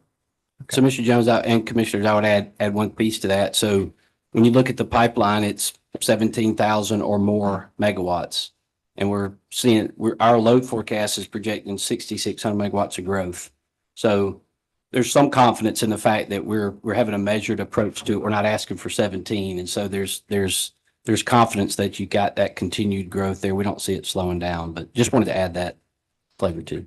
And again, the company has taken the position that it expects the revenues associated with this incremental load to fully offset the cost of the resources that you're proposing in this case. That's correct. And would you characterize the measures in this case as interim in nature? In other words, next year we've got another IRP coming up. Are you already starting to work on that, Mr. Grover? So that's some people working on it. You probably are too. Yeah, so we do. I would, interim in nature. Some of the resources are right. So the PPAs are interim in that they get us to the all source RFP. The other resources are not, but they'll help us with those needs. And so we will be updating the load forecast. But to be able to meet this need, we need these resources. And so we will update it, as you say, and we'll be back in 25. So some of the resources are in them, but we see this as going to be load growth that's going to be here for quite a while. And of course, there's been a lot of discussion today about the two PPAs you're proposing to enter into, one with your affiliate Mississippi Power and one with the Santa Rosa Energy Center in Florida. And as has been noted, there was not an RFP process for those, right? They're not timed, correct? Right. But they were identified by Georgia Power as supply side, I believe the rules say capacity resources of extraordinary advantage that require immediate action. Is that the rule that you're relying on? That's correct. To not have an RFP process, okay. And collectively, they would provide 950 megawatts of generation capacity, is that right? In the summer, I think it's a little higher in the winter, but yeah, just shy of 1,000, you're right. Okay, let's focus on the Mississippi Power PPA. It has, again, a 5-year term that runs from January a couple weeks ago through the end of 2028, is that right? That's correct. And the purpose is to help meet that short-term 3-year winter capacity need that begins in 2026, right? That's right. So you would agree, I think you have agreed already, that this and the Santa Rosa PPA, neither of them are needed for the next 2 years. Correct. But, again, if you don't get those 2 years, you're not getting the third, fourth, and the fifth ones. And commissioners, when we saw the year of need advanced 3 years and said, how are we going to go meet this load? We wanted to get as much existing resources as we could. And so that's why we looked at Mississippi and Santa Rosa. Had there been some others, we would have done those too. Because they are less risk in terms of the need to build. So what we've put together is a portfolio that was able to get as many existing resources as we could, but Santa Rosa was actively bid into other RFPs and Mississippi was as well. And so they would not be here if we had not executed them. They would not be available to Georgia Power if we had waited. Well, so Mr. Thomas asked you some questions about the IIC or the intercompany interexchange contract, right? Correct. You know what that is? Yep. And just to be clear, that's a FERC approved agreement, is that right? That's right. And the members of that IIC are Alabama Power, Georgia Power, Mississippi Power, and Southern Power? That's correct. And would you agree with me that the point of that IIC is to facilitate the operation of those companies as an integrated electric utility system? It is to allow for the system to dispatch as one. It helps us share reserves, but the reserve sharing and the energy in the IIC is really a settlement process after the facts. And so from a planning standpoint, each operating company is looking at its own needs. But yes, the IIC governs the settlement between those entities in the pool operations. And you, Mr. Thomas also asked you about whether you could have procured this surplus capacity through the IIC instead of a PPA, right? Mm-hmm. And your response was that it would have been temporary, I think is that your testimony? Well, so some of it would have been unavailable because Mississippi was set to retire it. The others, will need to be extended to get to the end of those terms. And so to have that length, Mississippi had to take some actions. But yeah, so reserve sharing is not an obligation of any of the companies. And so when you start looking at reserve sharing 4 and 5 years out, there's so many things that move that you're not sure that those reserve sharing aspects are going to be there. And again, that's settlement. From a planning standpoint, we coordinate our planning, but those resources were going to be gone from the. But the IIC does provide, you're familiar with the operating committee under the IIC? Yeah. Right. And so the operating committee is where there's a representative from each company, including Georgia Power, right? So this surplus capacity, the fact that the Mississippi Commission was telling Mississippi Power this wasn't needed for their customers. Right. Is something that would have been known by Georgia Power for how long, 3 years or so now? I can't remember which IRP it was, and that's true. But again, we weren't in a position of looking at system reserves that we needed them. So, Sure. but yes, we would have known through that. But you've known about it, and the concern the Mississippi Commission had was to remove uneconomic costs from retail rates for their customers there, right? Right, because they were well above their target reserve for years. But that wouldn't require mothballing the plant or retiring it. It could be used, for example, to meet a need that Georgia Power might have, right? I mean, yes, but again, that's what the PPA gives them, that reserve sharing may not have given them certainty on. But do we, I guess the question is, do we really think that Southern Company, knowing that Georgia Power has this need, would allow that capacity to simply not be used if Georgia Power said, hey, we want to utilize the IIC to use this capacity because it's not needed by Mississippi? Don't you think that the parties could have agreed to that? That's what the PPA does, is it makes sure that Mississippi has the certainty that they need, that they will get revenue on those resources, and it gives Georgia Power and this commission certainty that they'll be there. So through the IIC, that's not there. I agree with you that Mississippi, absolutely, I don't want it to come across they don't care about reliability. Right. But when you look at their customers, it would have been for our need, which is why the PPA is the way to make that relationship set up where we can do it. So on the one hand, the PPA creates the obligation that you're talking about instead of doing it through the IIC. But there would be some advantages for customers for doing it through the IIC, right? I'm not sure. There'd be less certainty. And then the pricing that the PPA has is reflective of what we expect reserve sharing to be through those years. So there's actually a little more risk on the reserve sharing side for their customers than the PPA. Well, okay, now I want to be careful here because I don't want to get into trade secret numbers. But are you saying you're taking the position that the capacity purchased through the IIC would not be less expensive than what the PPA calls for? The current price we expect to be very similar. So we go to the market and set that reserve sharing price.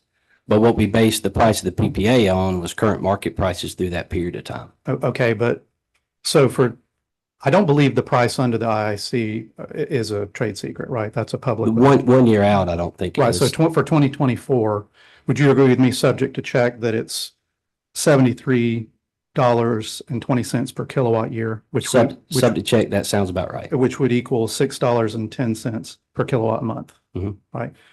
And again, I don't want to use specific numbers. I don't want to Right. violate any trade secret issues, but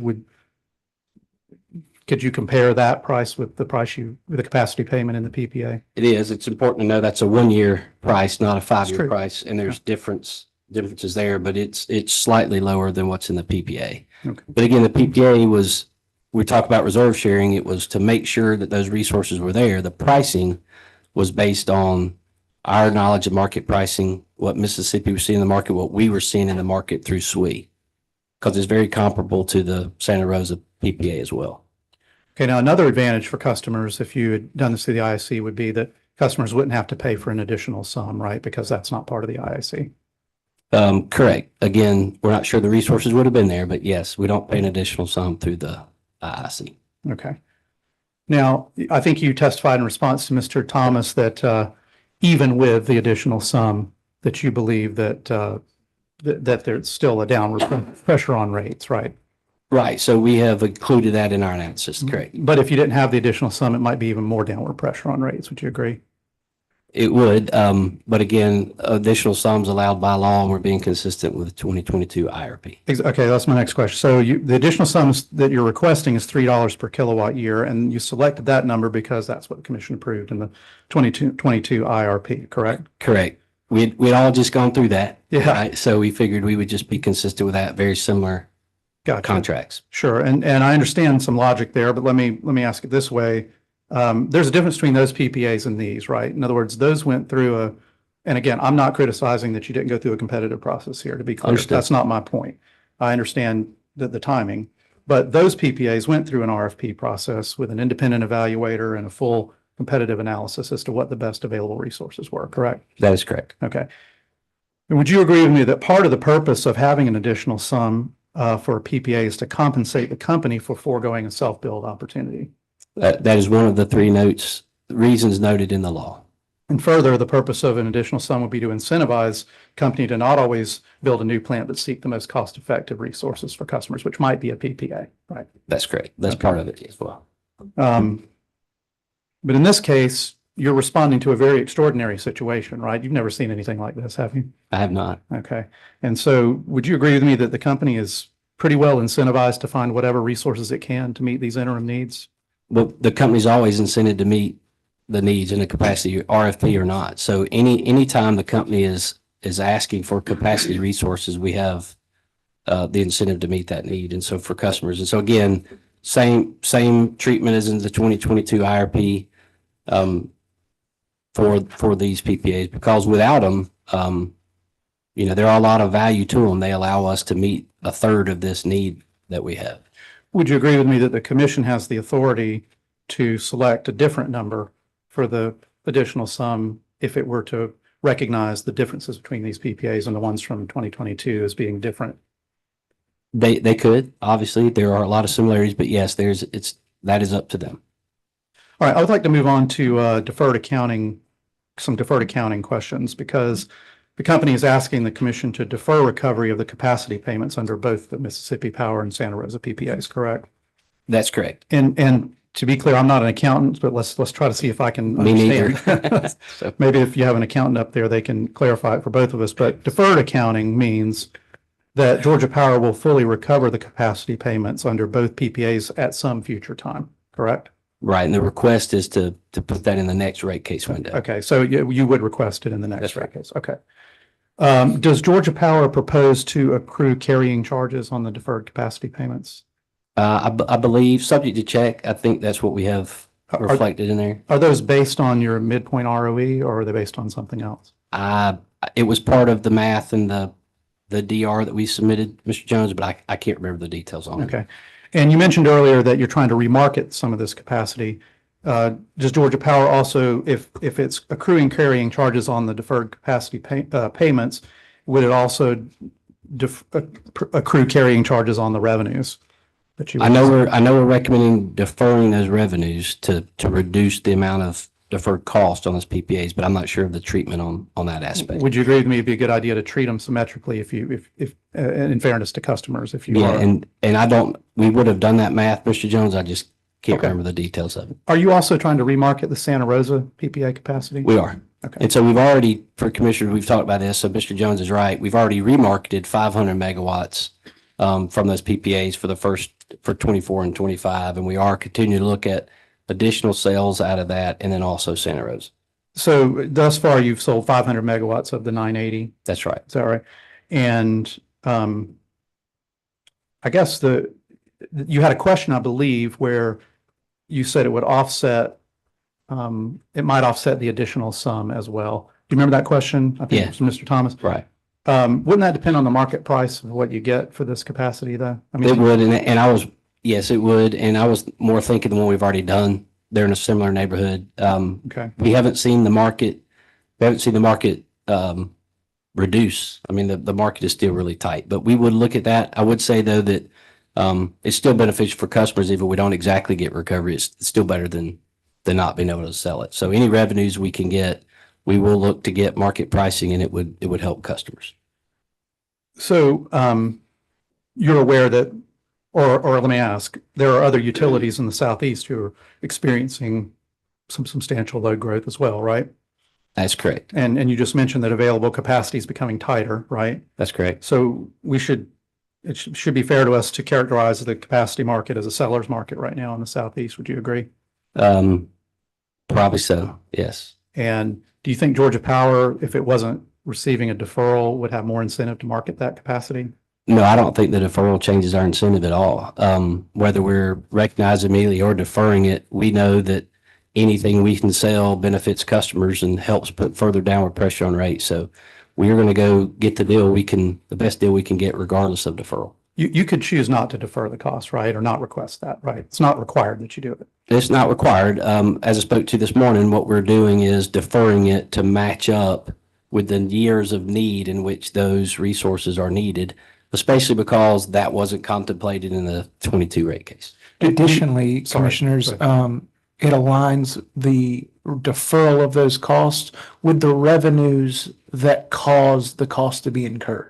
So from a cost causation standpoint, it's very appropriate to match up both those costs with the revenues and the load that caused them. But if Georgia Power, okay, well, do you contend that if the commission did not grant your request to defer recovery under the PPAs, are you contending that would result in you earning an ROE below your authorized midpoint? We don't know what our earnings will be there, so it definitely would make them lower, but I can't project what our earnings would be there. Again, our reason for deferral, like we've done in similar cases, is to move those events that weren't contemplated in the rate case to a later time. So right now, 10.5 is the midpoint of your authorized ROE range, right? So that's my understanding. And that's midpoint, but it runs from 9.5 to 11.9 currently. Okay. Now, in 2022, Georgia Power reported $234 million of earnings above. At that time, it was a 12 cap, not 11.9. And that was a large part of that was refunded to customers through the sharing mechanism, correct? Yeah, that's my understanding, subject to check, but yeah, I'll take each word there. Can you approximate the annual expense of these two PPAs? Yes, so it's trade secret, but it is provided in that. Okay. I don't want to, I want to be careful there too. Would you agree with me that it's less than can you agree that it was less than 234 million?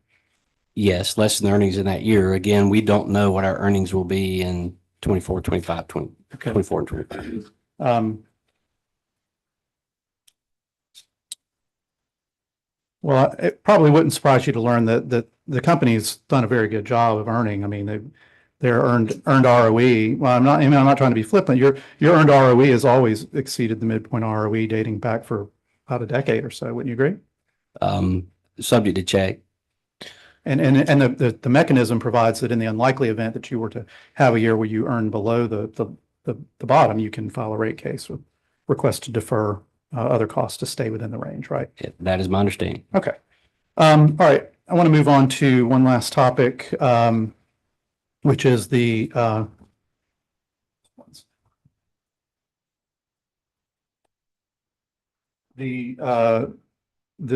battery storage, BESS, and solar.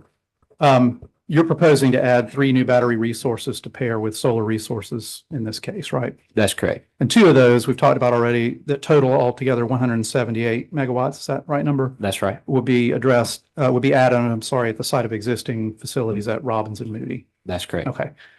But there's no existing resources for the third one, right? At this time, for the third battery storage. There's no generation resources there. I think Mr. Bush can help me here, but there's a point of interconnection that we're looking at taking advantage of. But yes, the solar has to be built along with the storage. And again, I would advise the panel, and I'll be conscious too, that I know some of this information is sensitive, so I don't want to be too specific about it. But you're basically, as I understand it, proposing, and well, let's do it this way.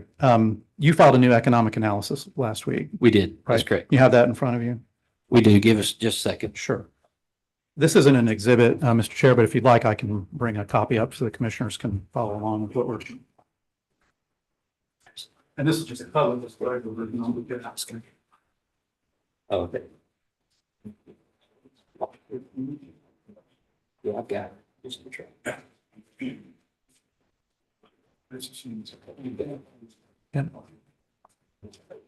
So this is the public disclosure version. We should be able to talk off this document without any concern of revealing anything we shouldn't. So the resources that are included in this economic analysis are compared on a dollar per kilowatt basis. Is that right? I mean, it doesn't show the numbers there, but is that what you're comparing here? Is it 4.1 you're referring to? Oh, I'm sorry. Yes, it's page 5, public disclosure. I realize I didn't give you what I handed them. It's the summary of study results, number 4 on page 5. And I can hand you a copy if you like. Just That would be good. Yeah, thank I'm you. trying to find it. Thank you. Yes.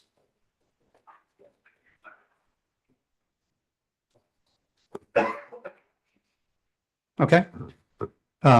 Maybe you had time to look at it. You need a minute to. Yeah, you can keep going. Okay, well, let me try to ask a question, and if you need, please take the time that you need. So I guess my next question was, the resources that are included in this economic analysis are compared on a dollar per kilowatt basis to allow for a level comparison between projects of different sizes. Would you agree?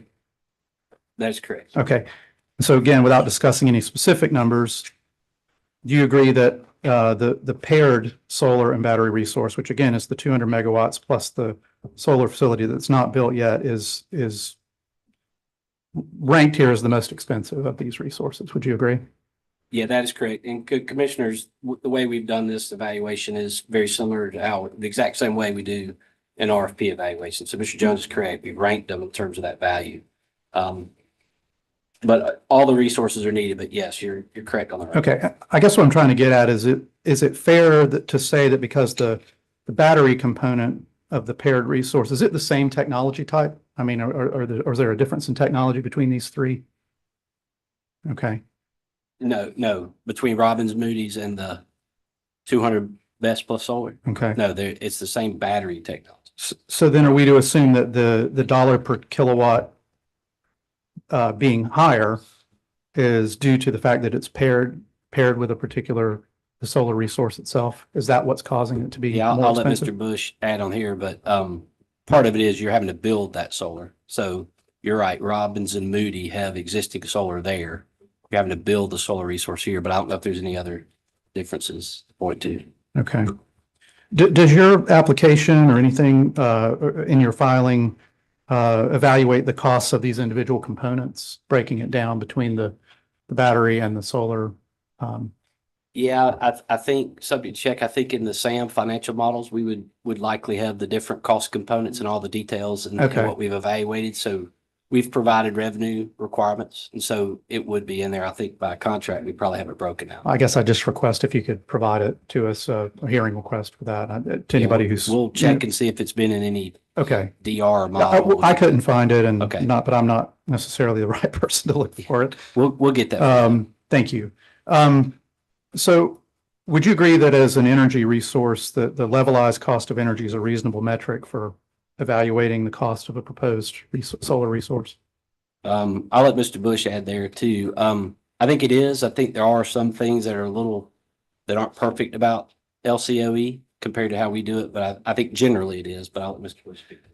I would say, Commissioner, generally it is. The problem when you, particularly for solar, number one, every site's different. Number two, you have to take into account interconnection. And number three, these are three of the major ones, not all of them, is just the AC, what we call our AC/DC overbuild, right? And so we design our solar facilities to optimize as best we can the energy component and the capacity component. So you may actually build a lot more solar panels and have clipped energy so that your profile of the solar facility is different than someone else might.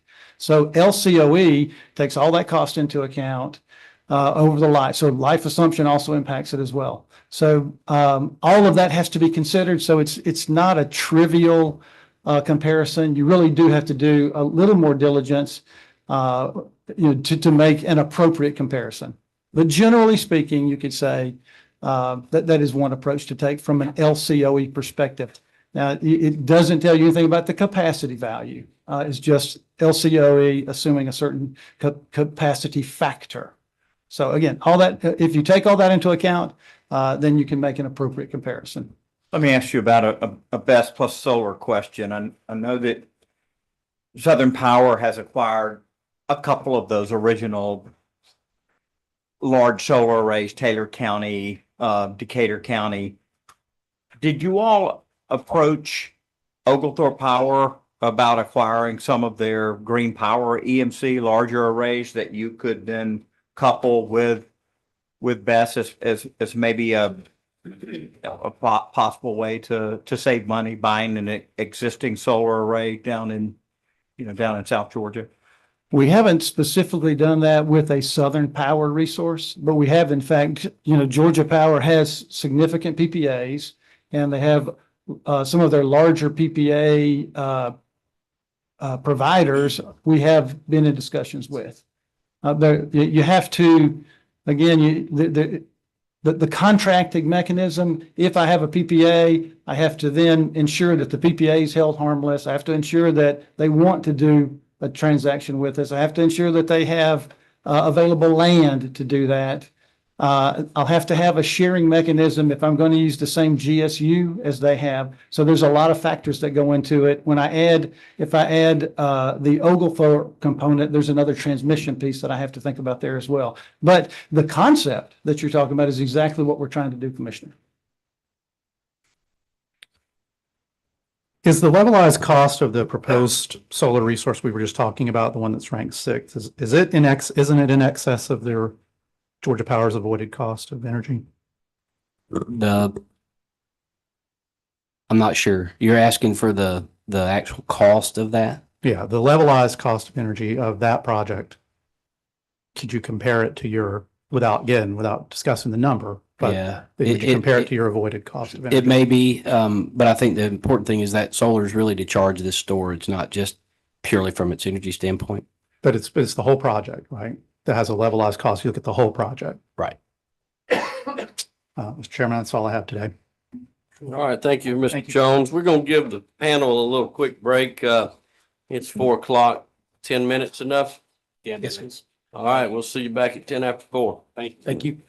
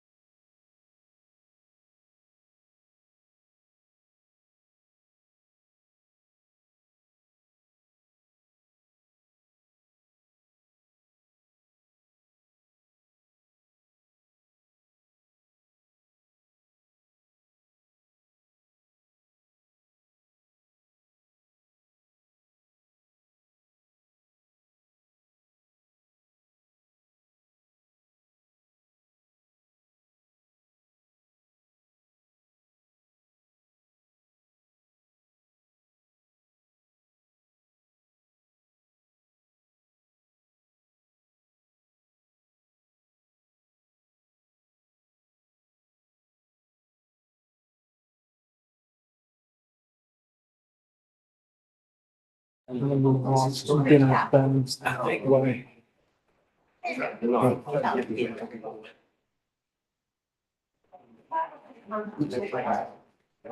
right, we'll go ahead and get started back. Next on the appearance list is Georgia Center for Energy Solutions. Mr. Hubbard, did he show up? All right. Georgia Coalition of Local Governments. Ms. Brown, how are you? I'm doing wonderful. Thank you. Good afternoon, panel and Good afternoon. commissioners. Afternoon. Good afternoon. I'd like to begin with a question about the DER co-location and customer-owned programs. Do those have a defined capacity contribution that the company is relying on? No, not yet. That will be based on, and I don't think I've said this yet.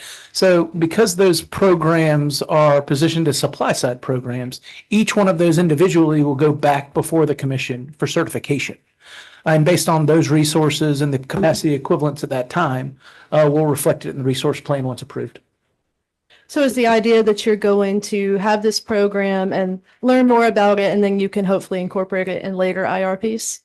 No, I wouldn't say that way. I would just say that the uncertainty around the capacity equivalents and when those resources show up, because it's not just about the construction time of the resources, it's also about if it's a new facility, when that facility is going to come online. So there's several different variables that come into play when trying to determine exactly when and how much we should put on the resource plan. But for the reasons that I just said, it's also imperative that we get the program approved now such that that process can begin and that capacity can be realized as soon as possible. So Mrs. Evans is correct, but to your point, as we get those certified, they would be reflected in plans following that. Okay. We just haven't done so yet. If we can go back to a conversation that you had with Commissioner Eccles earlier about solar and storage, you were saying one of the reasons that it might not be fully appropriate for this growth in load is that one of your primary drivers is winter mornings. Am I remembering that correctly? So I don't remember saying that specifically on, so it depends on the intent of the program and the resource. For these resources that we're proposing here that are storage charged with solar, we would intend those. If I said that, I was more probably talking about a solar storage combo in a solar solicitation. But for these resources and several use cases, you could. I believe it was a rooftop conversation. Okay. So if we can talk about rooftop solar for just a minute, are current rooftop solar customers receiving any kind of price signal or other incentive to store up their energy and dispatch it or use it on a cold winter morning? I'm not sure. I know that they get paid for their energy. So unless there's a situation where they want to shift that, but I don't think they are right now. Of course, again, that program is more just around the energy value. So I don't think they are right now. But there's no specifically constructed program trying to use solar as a winter resource. So whenever you refer to rooftops, solar, there's, and to go back to the 22 rate case, whenever we talked about net metering, there's two components there. There's that generation that's consumed on site, and then there's that generation that's then pushed back out onto the grid. Which one are you referring to with your question? I'm specifically referring to solar and batteries, and if there's been anything set up to encourage customers to reserve that energy for cold winter mornings. Well, I think through the price signal of it completely offsetting their retail rate for what's consumed on site, there's a tremendous price signal there. Okay. Let me ask you about when these customers dump their batteries. And we know that about half the solar arrays going in now have batteries associated with them. It's becoming popular. So the EV time of use rate that a lot of solar customers are on, isn't it that overnight cycle completed at 7 a.m.? Is that when it clicks over to the middle shoulder of rate? Does that sound right? It's somewhere around Yeah. there. I'm not exactly sure the exact hour, but subject to check, yes. So, but no special price signal that we created that would say to that customer, hang on to it until 7 in the morning, then dump your battery at 7. And if you'll dump your battery at 7, we'll compensate you X, right? We don't have anything like that yet, right? No, not yet, Commissioner. And I think whenever we look at batteries and the benefits that they can potentially provide going forward from a behind the meter customer type, the real benefit there is being able to dispatch them when we need them, right? Going back to Winter Storm Elliott, using your example, whenever we needed capacity on the system, Winter Storm Elliott was well before 7 a.m. So if we were sending customers through a fixed price signal, right, that was not dynamic, that we could not dispatch and send that to them whenever we actually needed it, they might have not responded, waited until 7 a.m. when we really needed it at 4 or 5 a.m. But if the utility could, I mean, these batteries have an app. I mean, it is possible for you to get a look at them if the customer agreed to do that, and even to give you control over those for the right price. If you could do that, would it be valuable to you to access those home batteries and be able to dump them at 7 o'clock in the morning on a cold winter morning? Would that be valuable or not valuable to you? I think under the right use cases, then that's something we're looking at for the 25 IRP, as Mr. Grubb said.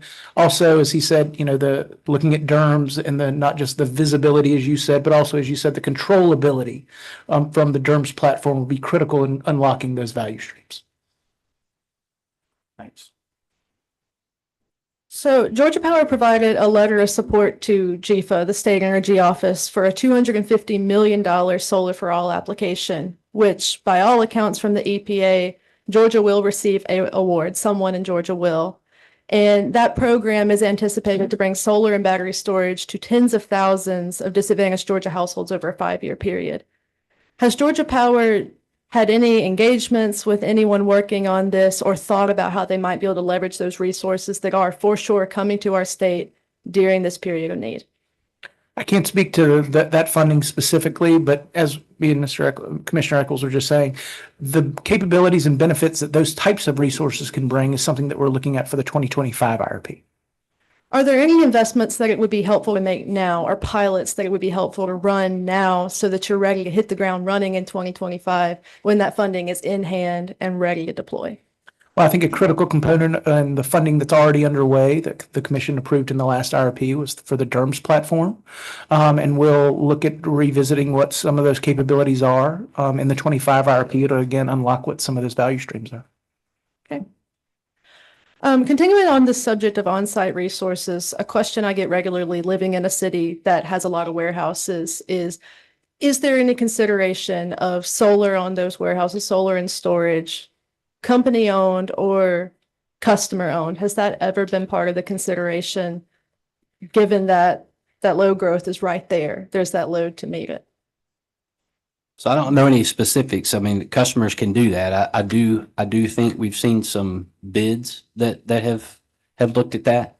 But I don't know that we've got a specific company program to it, because I know usually it's a little more expensive than the traditional DG or utility scale. But customers obviously can do that if they want to. But again, as we get ready for the 25 IRP, that's something we can think about. But I'm not personally aware of what we're looking at there. But it is a potential space. So there was no agree with that. company economic analysis. I'm not saying there's not. I'm not aware of one. Okay. We would have to check on that. And a related question, there's ample opportunities for efficiency improvements at all customer class levels, residential, commercial, industrial, and many of these solutions can be deployed very quickly and have ancillary benefits to customers. Recognizing that loads are going to continue to grow and that electrification's in full swing, why wouldn't energy efficiency be mentioned anywhere in this proceeding? So for one reason, and Mr. Evans can join in here. One is, again, the amounts that we're looking at and the timing that we need to deploy these resources was what we're mainly focused on. But I think the other point is, if we identify items in the 25 IRP, they still would be able to help in this time frame. It's not, you don't have to move forward as fast with those as you do building dispatchable resources. I don't know if you want to add. Yeah, a couple things there. As you're well aware, we're in the middle of developing what those programs are going to be and presented in the next IRP. The technical resource manual was filed in December. The technical economic and achievable potential study will be filed this month. Right after that, we'll begin developing what those programs look like based on those achievable screenings for the 25 IRP. It's also important to remember that Georgia Power has committed to supporting a meaningful increase of DSM in the 25 IRP. And as you noted, as the cost on the system change, that will, through our normal process, get captured and evaluations of energy efficiency programs. That's right. Moving on to larger resources. For this IRP update, the company is only proposing one new solar project, the 200 megawatts paired with 200 megawatts of storage. As you know, there's a 10% non-competitive energy communities bonus that is available for projects located in energy communities, of which there are at least 7 in Georgia. Did the company evaluate the possibility of locating a project in those areas so that instead of a 30% tax credit, we could have a 40%? So we are, I think as we move forward into the next round of RFPs for capacities, those are one of the things we would be looking at. Okay. Moving on to the proposed combustion turbines at Plant Yates. The company is proposing to make these dual fuel due to the costs and challenges of securing firm gas supply. Is that correct? That's true, and it's consistent with how the rest of our CT fleet is structured as well. Is your expectation that those supply constraints will get better or worse with time? Supply constraints on the gas side? On the gas side? Depending on what happens, they could get more challenging, but what we've done is made sure that we're able to take advantage of the gas that's already at the Yates site for the Yates 6 and 7 units, and to make sure we have the availability to do that. So that is something we'll look at going forward at Yates, is the ability to firm that up. But again, there are some challenges with it, which is why that dual fuel nature of it is so important. In your response to the data request, staff JKA 222, you suggest that the new Plant Yates units will run on oil primarily in peak periods of the summer and winter when that gas supply is constrained. But as you know, many of the loads being added are high load factor, and other utilities in the region are also going after that limited gas supply. Is it possible that these units may end up running on oil the majority of the time? That's not our expectation. We expect the gas to be available the majority of the year, similar to what we have now on our CTs. So if you look at our CT fleet now that's dual fuel, that doesn't have firm transportation, the vast majority of the time they run is on natural gas. Now, in general, CTs don't run a whole lot. They're single digit, maybe low teens capacity factors on a year, meaning they run about 10% of the year or less. But from that standpoint, it may, but we've got gas on the Yates site that we can take advantage of through the mid-30s. And these will be the most efficient CTs on the fleet. And they're more efficient than Yates 6 and 7. So we've got a lot of gas that we can use even if things don't develop. But we'll just have to look at that as we continue to move forward with the gas fleet. Would you say the current gas oil split is representative of what's going to happen in the future, given that there is extraordinary load growth? Yeah, we've got the rest of the fleet. All right. So these are capacity resources that we still don't expect to run a lot of the time. They may run a little bit more, but we do expect that to hold. But again, these will be the most efficient CTs on the system. And so they will be able to have energy savings when other CTs would run. These will be the first ones on the system that go. The EPA is currently reviewing comments on a proposed rule for new source performance standards for greenhouse gas emissions, and this applies to both new and existing fossil fuel resources. The current proposed rule, which is still being evaluated for final implementation, excludes small and low capacity factor resources, but there's a chance that this will change before the final rule. And there's also a chance that carbon legislation will materialize in the future. These units are set to run for 45 years. What is the company proposing as a safeguard to make sure residents and other ratepayers aren't saddled with a stranded asset? So there's a lot that will unwind in 45 years, right? But when we look at our expansion plan modeling, for example, where we look across a range of carbon pressures, not the new rule specific, but carbon pressures, it still shows the need for dispatchable gas in the form of either CTs or combined cycles. And so until there's new technologies that we aren't aware of yet, you're going to need dispatchable resources for cold winter mornings like today and tomorrow for many, many years to come. So a lot has to play out over 45 years, but we feel confident that you're going to have these types of technologies.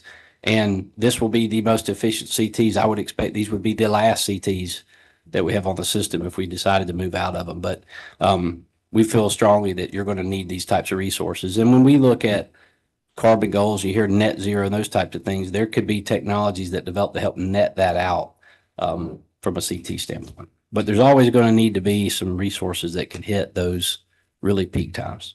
Let me ask you this, which is generally more efficient, a combustion turbine or a combined cycle unit? So combined cycle unit, they take longer to build, which is one of the reasons why we did not propose one in this case. And they are more expensive from an upfront standpoint, but they do have a lot of value. So you need a mixture of both. And we have a mixture of both on the system, but from an efficiency standpoint, it's combined cycles, but different use cases. They're both valuable. So you did actually consider an additional combined cycle unit in your transmission screening analysis. You did a transmission analysis for the Lindsay Hill facility in Alabama, and it was ruled out because the transmission upgrades couldn't be completed in time. Did the company evaluate whether storage as a transmission solution could overcome those transmission barriers? We did not. In the transmission screening, we looked at, as we mentioned this morning, redispatch, operating guidelines, reconductoring. We don't usually look at batteries as a potential to remove transmission projects, mainly because they have to be charged. And so they serve as a load. So most of our transmission contingencies are not usually solved with a battery. But when thinking about existing resources versus something that you have to construct with all the attendant risk of construction, isn't it worth doing an additional evaluation to see if that existing resource could be used? So I can't remember exactly everything we studied, but if you can't, I don't think you could add a battery that would run down there for 5 years and resolve every contingency. So that's an existing resource that we looked at, but you're talking about having to build some projects that allow for it to deliver across many different peak times. And so we see lots of value for batteries from a generation standpoint. We have not really seen cases yet where it's a great transmission contingency avoidance project. And then moving on to the cost of this portfolio of resources that's been proposed, it's been discussed, all else being equal, we expect the projected revenues to cause that downward pressure on rates. But this, of course, is predicated on assumptions about the load growth, completing projects on time and on budget, future fuel cost, environmental regulation. What safeguards are in place to make sure that if the company over-projected the amount of capacity that's needed, or under-projected fuel costs, or misjudged future climate legislation, what's there to protect the ratepayers in that case? So a few things there. One is, like I mentioned this morning, the amount of revenues that we used. We had a smaller level of the external adjustments applied on the revenues compared to what we've got in the case. And so we were leaving, there's more likelihood that it'll be higher than those revenues than lower. The other thing would be we can adjust the resource plan depending on when those loads if those loads don't show up, we could adjust the resource plan. The future RFPs would be smaller. We wouldn't have to identify quite as many batteries. So there are some things we can do on the resource side.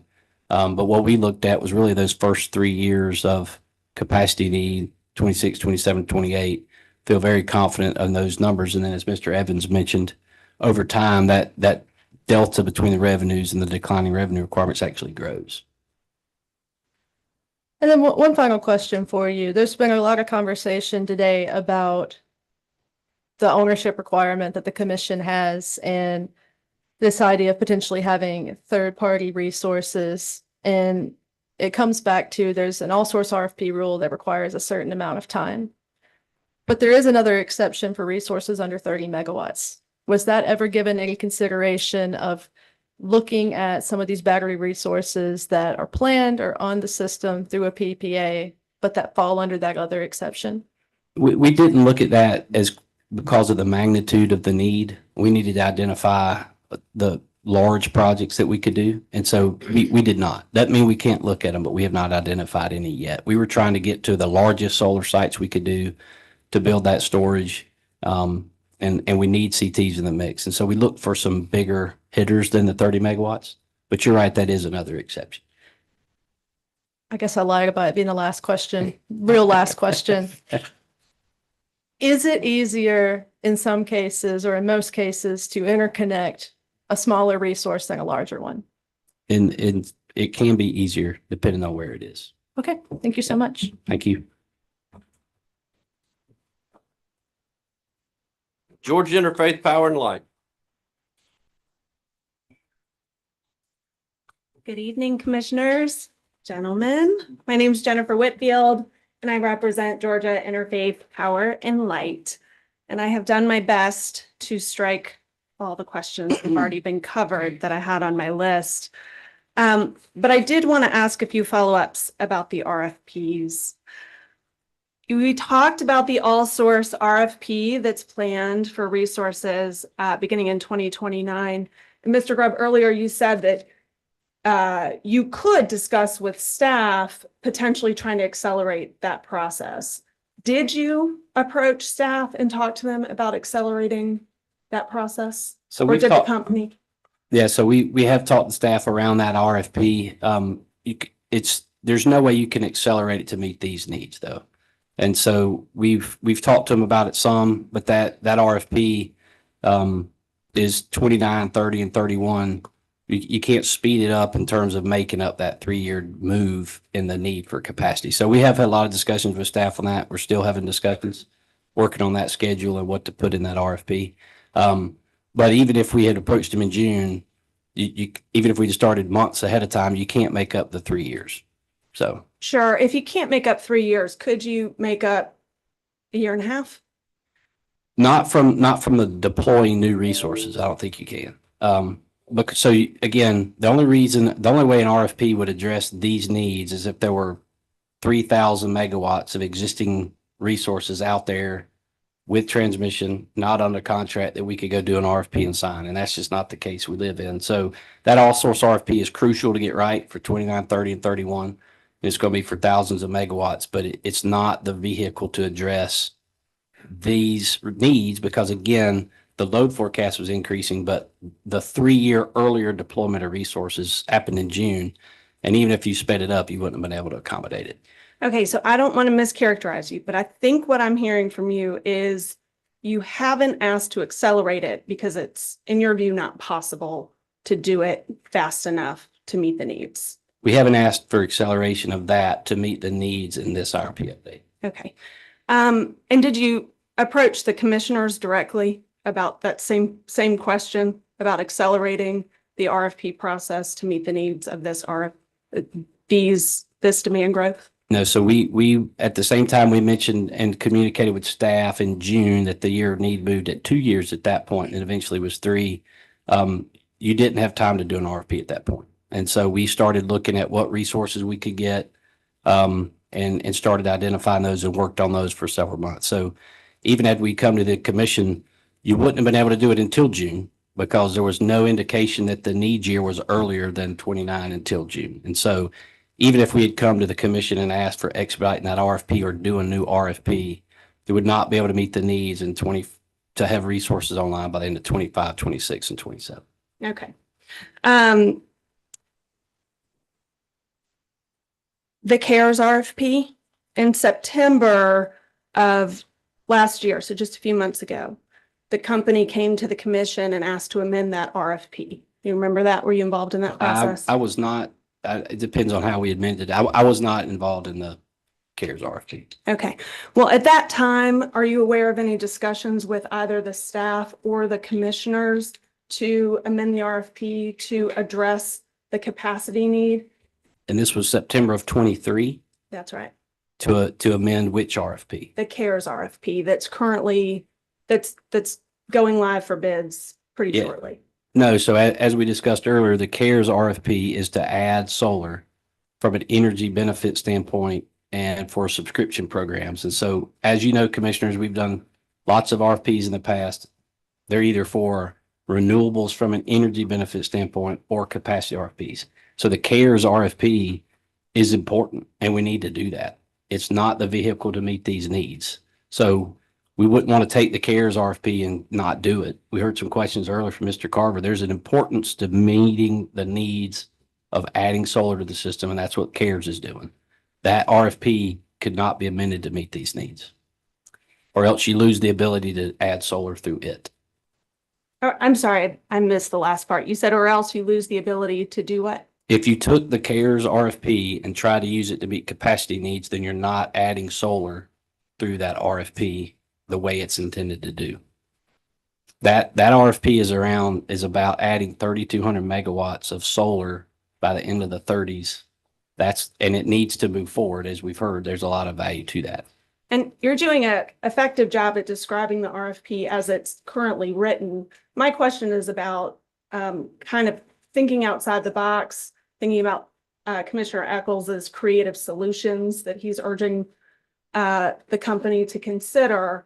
So my question is not how it's written now. My question is if you had conversations with staff or commissioners, and I think what I heard is you did not approach them and ask them to amend, change, expand the CARES RFP that's currently live in order to include capacity resources in addition to the energy resources you're discussing. Right. We did not, because when you look at the time frame to do an RFP and that you have to build new resources and transmission associated with them, it can't meet the needs by having resources on the line by the end of 25, 26, or 27.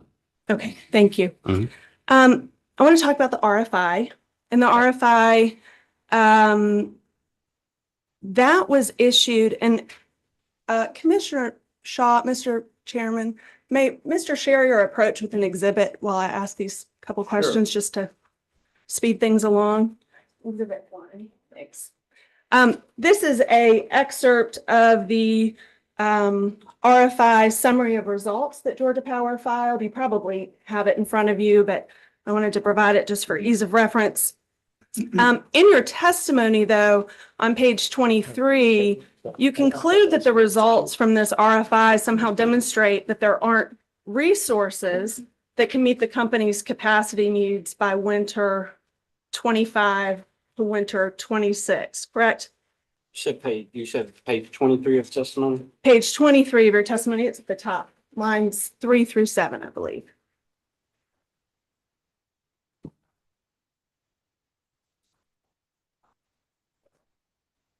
Yeah, so in our testimony, what we say on line 5 is there's no indication that there are additional existing resources that can meet the needs. Again, that's because we do not have time to do an RFP and have construction of new resources. So if there had been an existing resource identified that was not under contract, we could have approached them in a similar manner we did Santa Rosa, but none of those were indicated.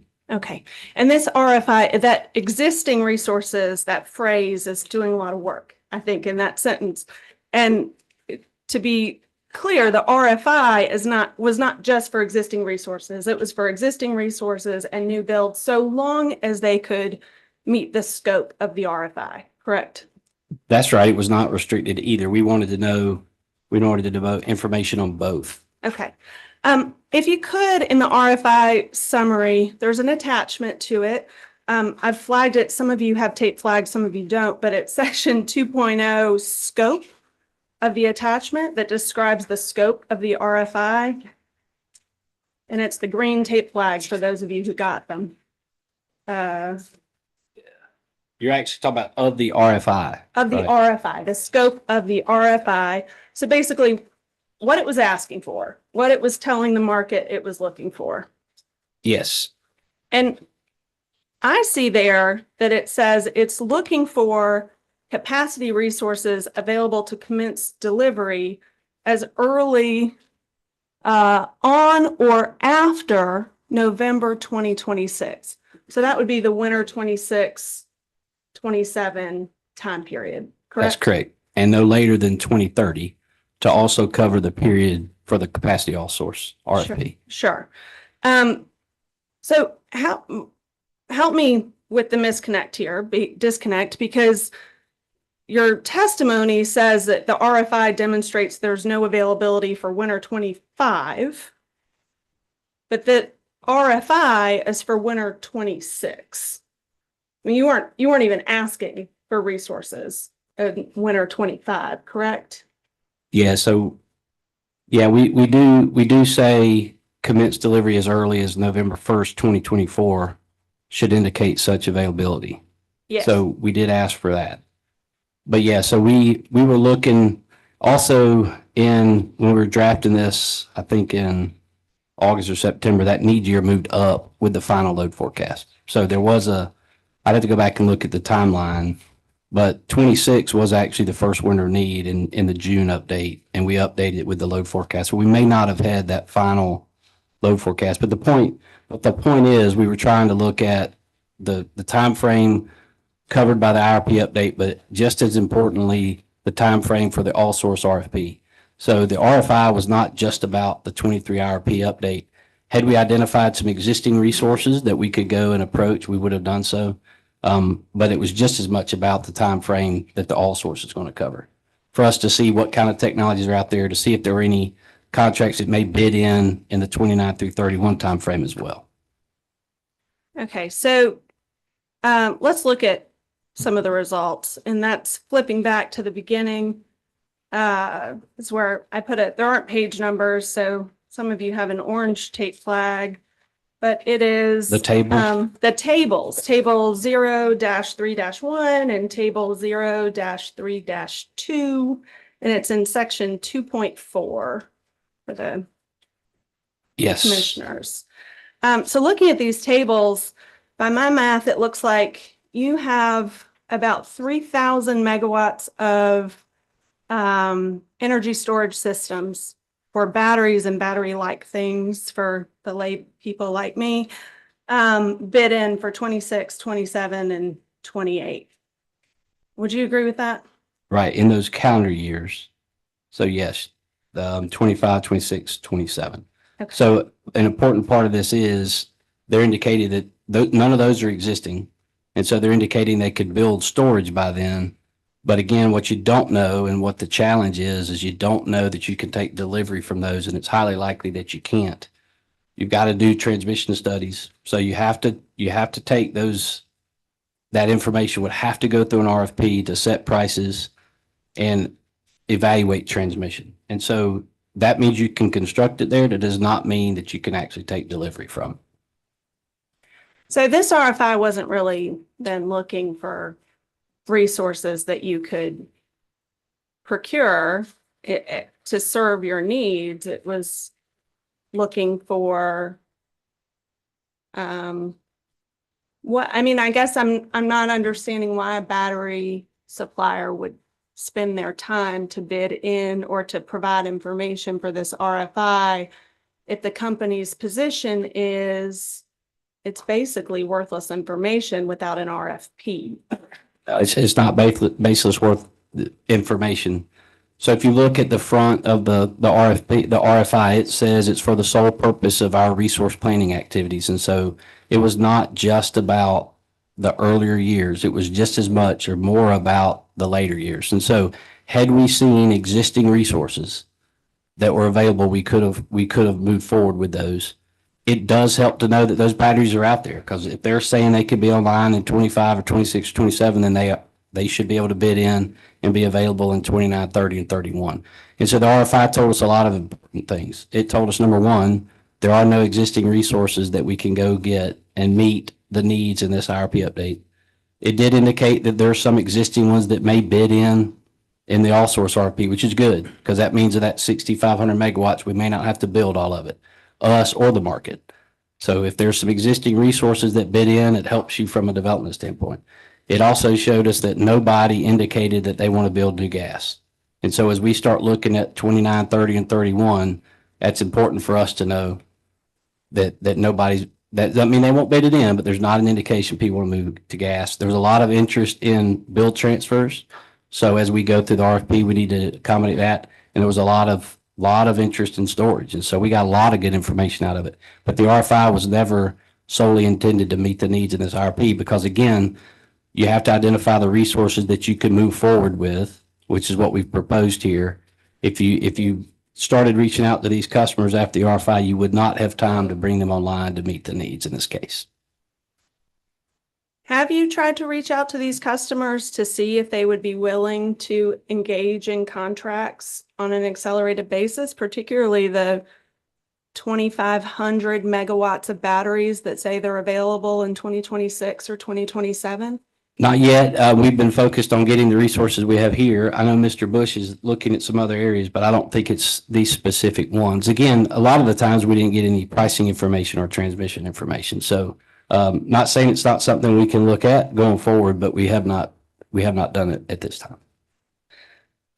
Approximately how many respondents, maybe a percentage of them, did submit cost information?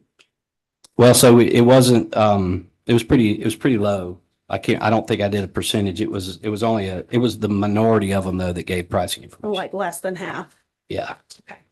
And for those who did provide pricing, did you do any analysis of the comparison between their pricing and the pricing that you're offering essentially to customers to buy as part of this IRP update? But we did not, because again, we don't know that we can't move forward and deploy those resources. We can move forward and deploy the ones we've identified. So we did not do it directly. But again, the resources that we've identified can be deployed.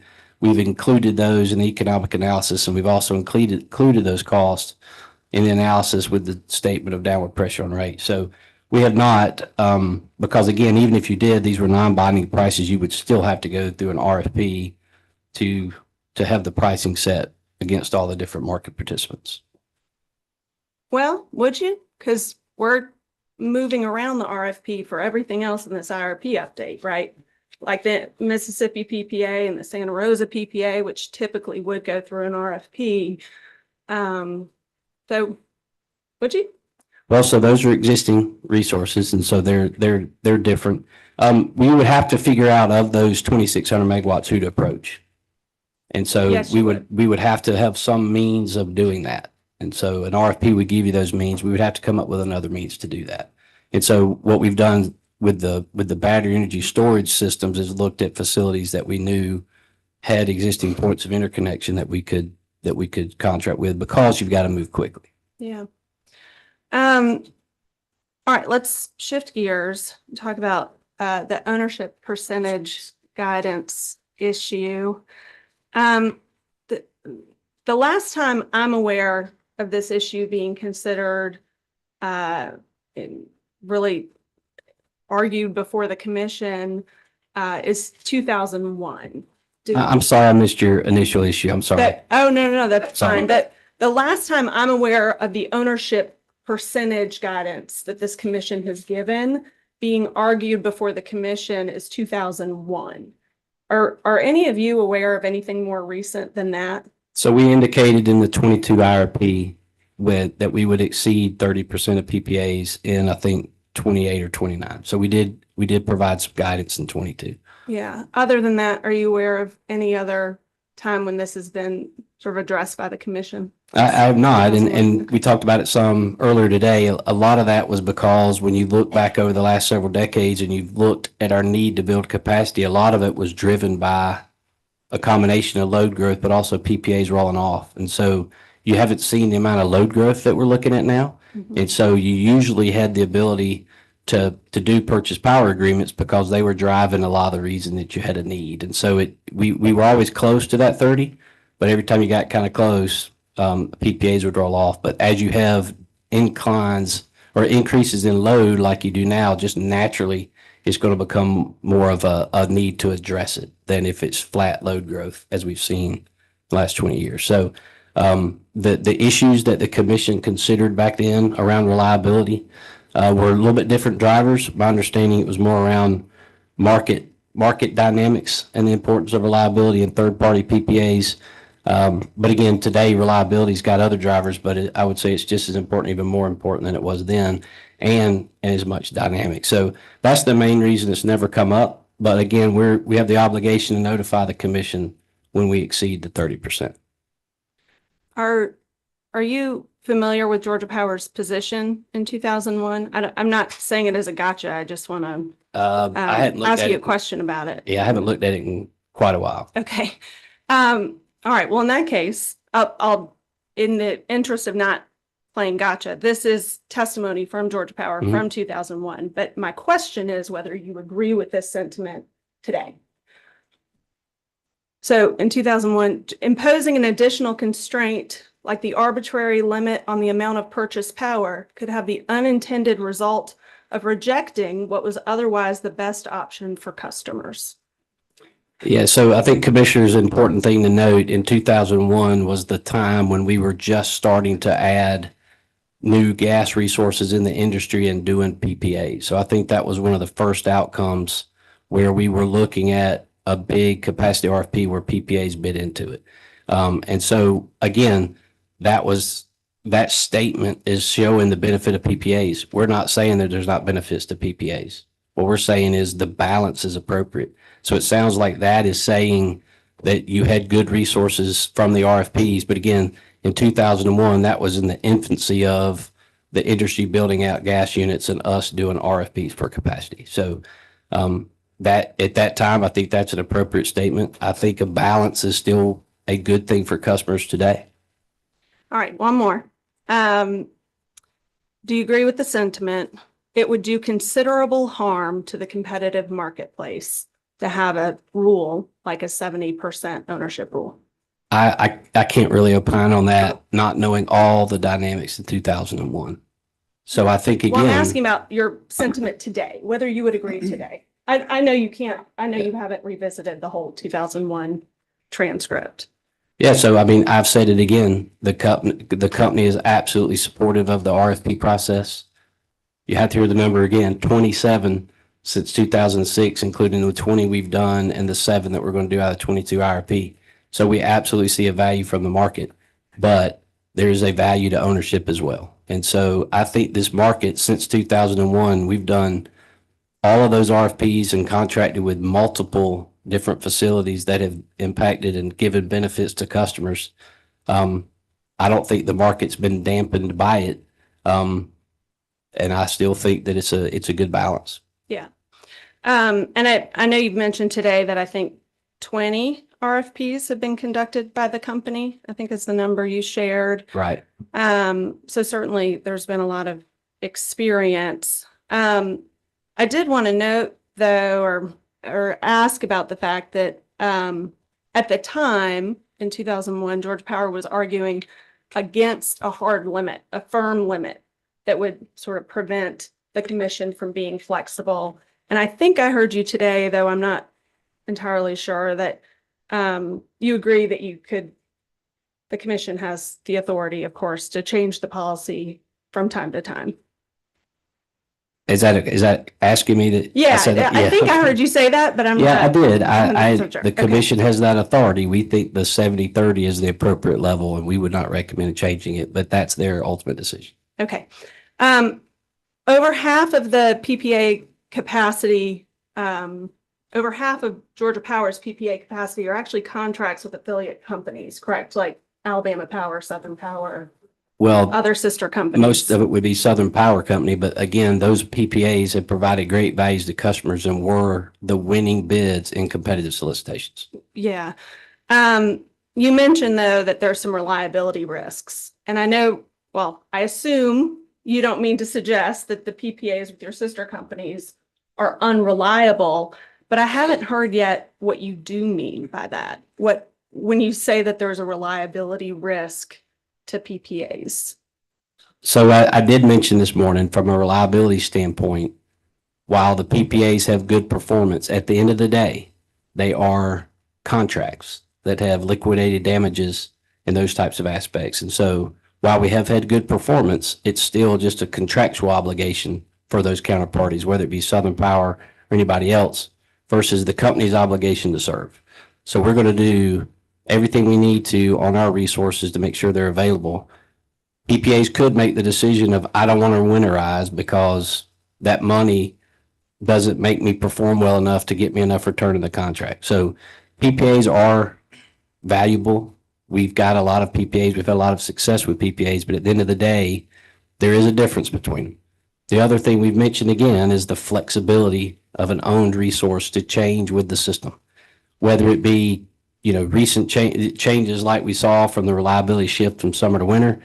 You're having a contract for 20 years. So we're going to set requirements for combustion turbines, CCs, batteries. We're going to make it based on the latest and greatest information. But you can't change that contract easily or even at all over those 20 years. Company-owned resource, you can. And then from a transmission standpoint, the system is very, very dynamic. And so a company-owned resource, you can change the operation of that resource a lot easier than a contractual resource that may not give you that flexibility. So not saying that PPAs by themselves totally are unreliable. It's just a different incentive for reliability between a contract and ownership. Do you have any examples, Mr. Grubb, of when PPAs have been unable to perform for Georgia Power as they are contractually required to in a way that has endangered customer load? We would have to look at those. I do know that the company was able to perform better with company-owned resources in Winter Storm Elliott than PPAs did. But again, we would have to go back and look at what the outages were and those types of things. But again, not saying they don't ever perform, but at the end of the day, there is a different reliability responsibility. Chairman Shaw, could we make that a hearing request that they provide that PPA information? Yes. Well, can I confirm what the hearing request is? For evidence that PPAs have been unable to perform as they're contractually required in order to meet customer load? Based on what statement? Because Mr. Grubb said that there's a difference in reliability. I don't think he said that they're unable to perform. So I'm just trying to figure out how we respond to it. It's an allegation made asking us to respond. If there's data that we can provide, I mean, is there? It's not an allegation, it's a question. He said he wasn't sure. Seems pretty important if this is sort of the legal basis of your request here. Yeah, but I'm asking for what is the data that we would need to prefer? I mean, a hearing request is for data. Right, for the instances, the times when PPAs have been unable to perform as contractually required, and that's endangered customer load, the company's ability to meet customer load. Mr. Grubb, yes, sir. Seem to remember the Procter and Gamble biomass 50 megawatt facility. You remember when that turbine went bad? They were down for a year, unable to fulfill their commitment. I don't 100% remember, but yeah, I do know that we've had some of those. Yes. So that's an example of one that was down, supplying the Marine base with power and steam. Right. And they were down for more than a year. Right. And there's also, it could be that it's not that they didn't deliver under the contract. It could mean that they didn't deliver and there was a financial payment. And so that's another issue where they performed under the contract, but we didn't get megawatts. And so when you say they failed, that's why some of the questions around what the hearing request is. At the end of the day, they may make a decision that's like, I'm going to take my performance penalty because I may not operate for a 1 day in the winter, but I get a 1% capacity payment reduction. I'm going to be okay with that. Whereas we don't do that on the ownership side. We have not had any instances of shedding firm load. And so there's not going to be a PPA that failed that called us to put the lights out. But there's, at the end of the day, it's a payment versus megawatt hours on there. So that's what we're talking about on reliability. This is the very thing that got Texas in trouble, right? Exactly. The PPAs. I mean, those independent power producers. There are different didn't winterize and they didn't perform. There are different incentives. Some would argue deregulation was where it started.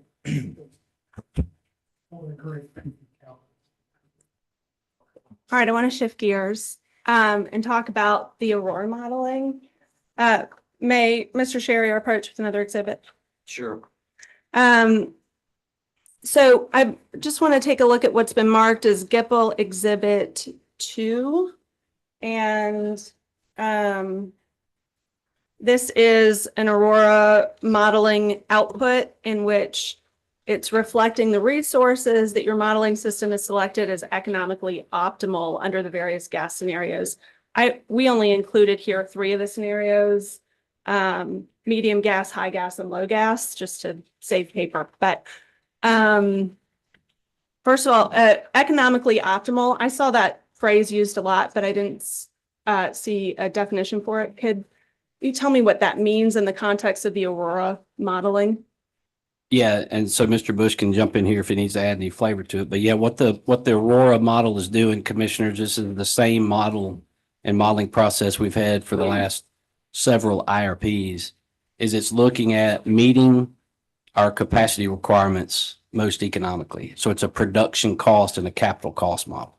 So it's dispatching the system, and then it's looking at years in which we have a capacity need and looking at the cost to build different generation types, the energy value you get from those energy types, and it'll evaluate thousands and thousands of situations to figure out this is the most economically optimal under those modeling conditions. And so, for example, this MG0 is moderate gas, zero carbon.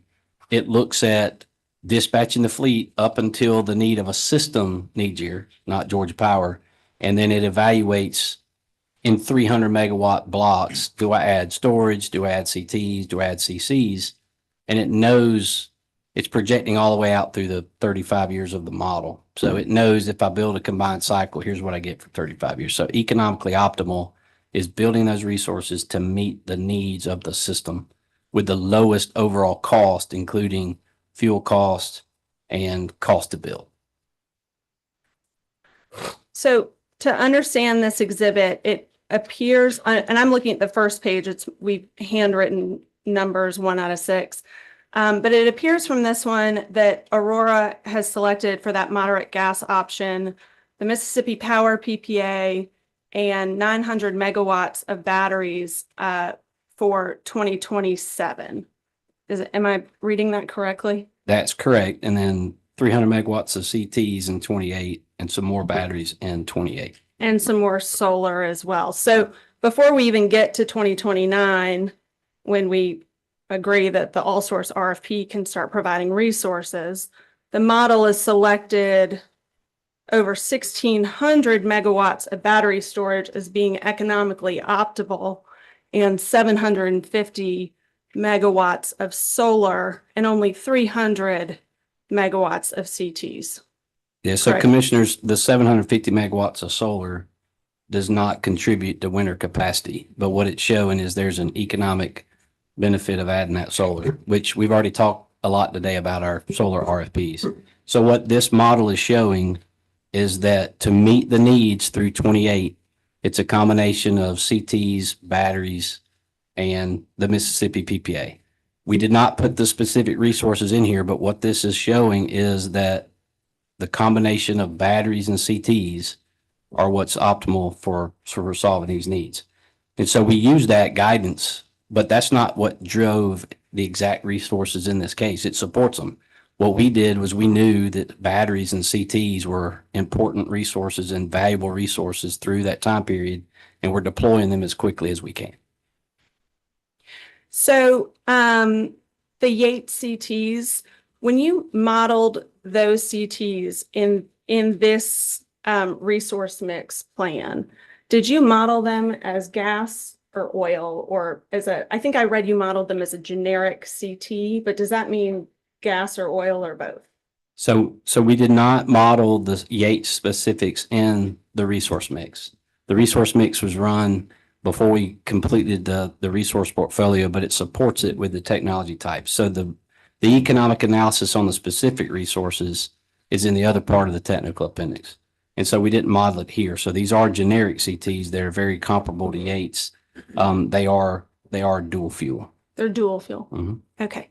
And I think I heard you say, Mr. Grubb, I may have misheard you, that Yates has the site doesn't have firm gas for these particular CTs, but that the site has gas through the mid-30s. So we expect gas to be available for those CTs beyond that. What I was specifically referring to was we do have firm gas for the Yates 6 and 7 units that we would be able to use in the Yates CTs anytime we didn't need all of them. So on a winter morning, when we need all of them, we're going to use the firm gas for the Yates steam units. We would use oil for the CTs. But in other times, we would actually run the Yates CTs because they're more efficient than the Yates steam units. So I was referring to Yates, the site that has gas for the steam units. To clarify, I think you were saying that the firm CT contracts for the other units at Yates expire in the 30s, but you'd expect to continue those. That'll be a decision we'll make down the road, but yes. Okay. And the units selected for Yates are capable of running on hydrogen, correct? Some blend of hydrogen? Yes, the units that we'll be deploying can blend 30% just day one. Okay. Is there any expectation or plan that would take place in the future? That hydrogen would be used at Yates? Again, I think like we look to all emerging technologies, If we can find the resource and abundance of the resource and it's an economic option, we absolutely would consider that going forward. Today, we do not see hydrogen, particularly in the volume needed to run these resources, available for us to do that. Okay. Shifting gears again, I want to talk about the load forecast, and this is my last topic, Chairman Shaw. So the load forecasting method, I specifically want to talk about. I understand that the traditional load forecasting method is roughly the same as it's the same.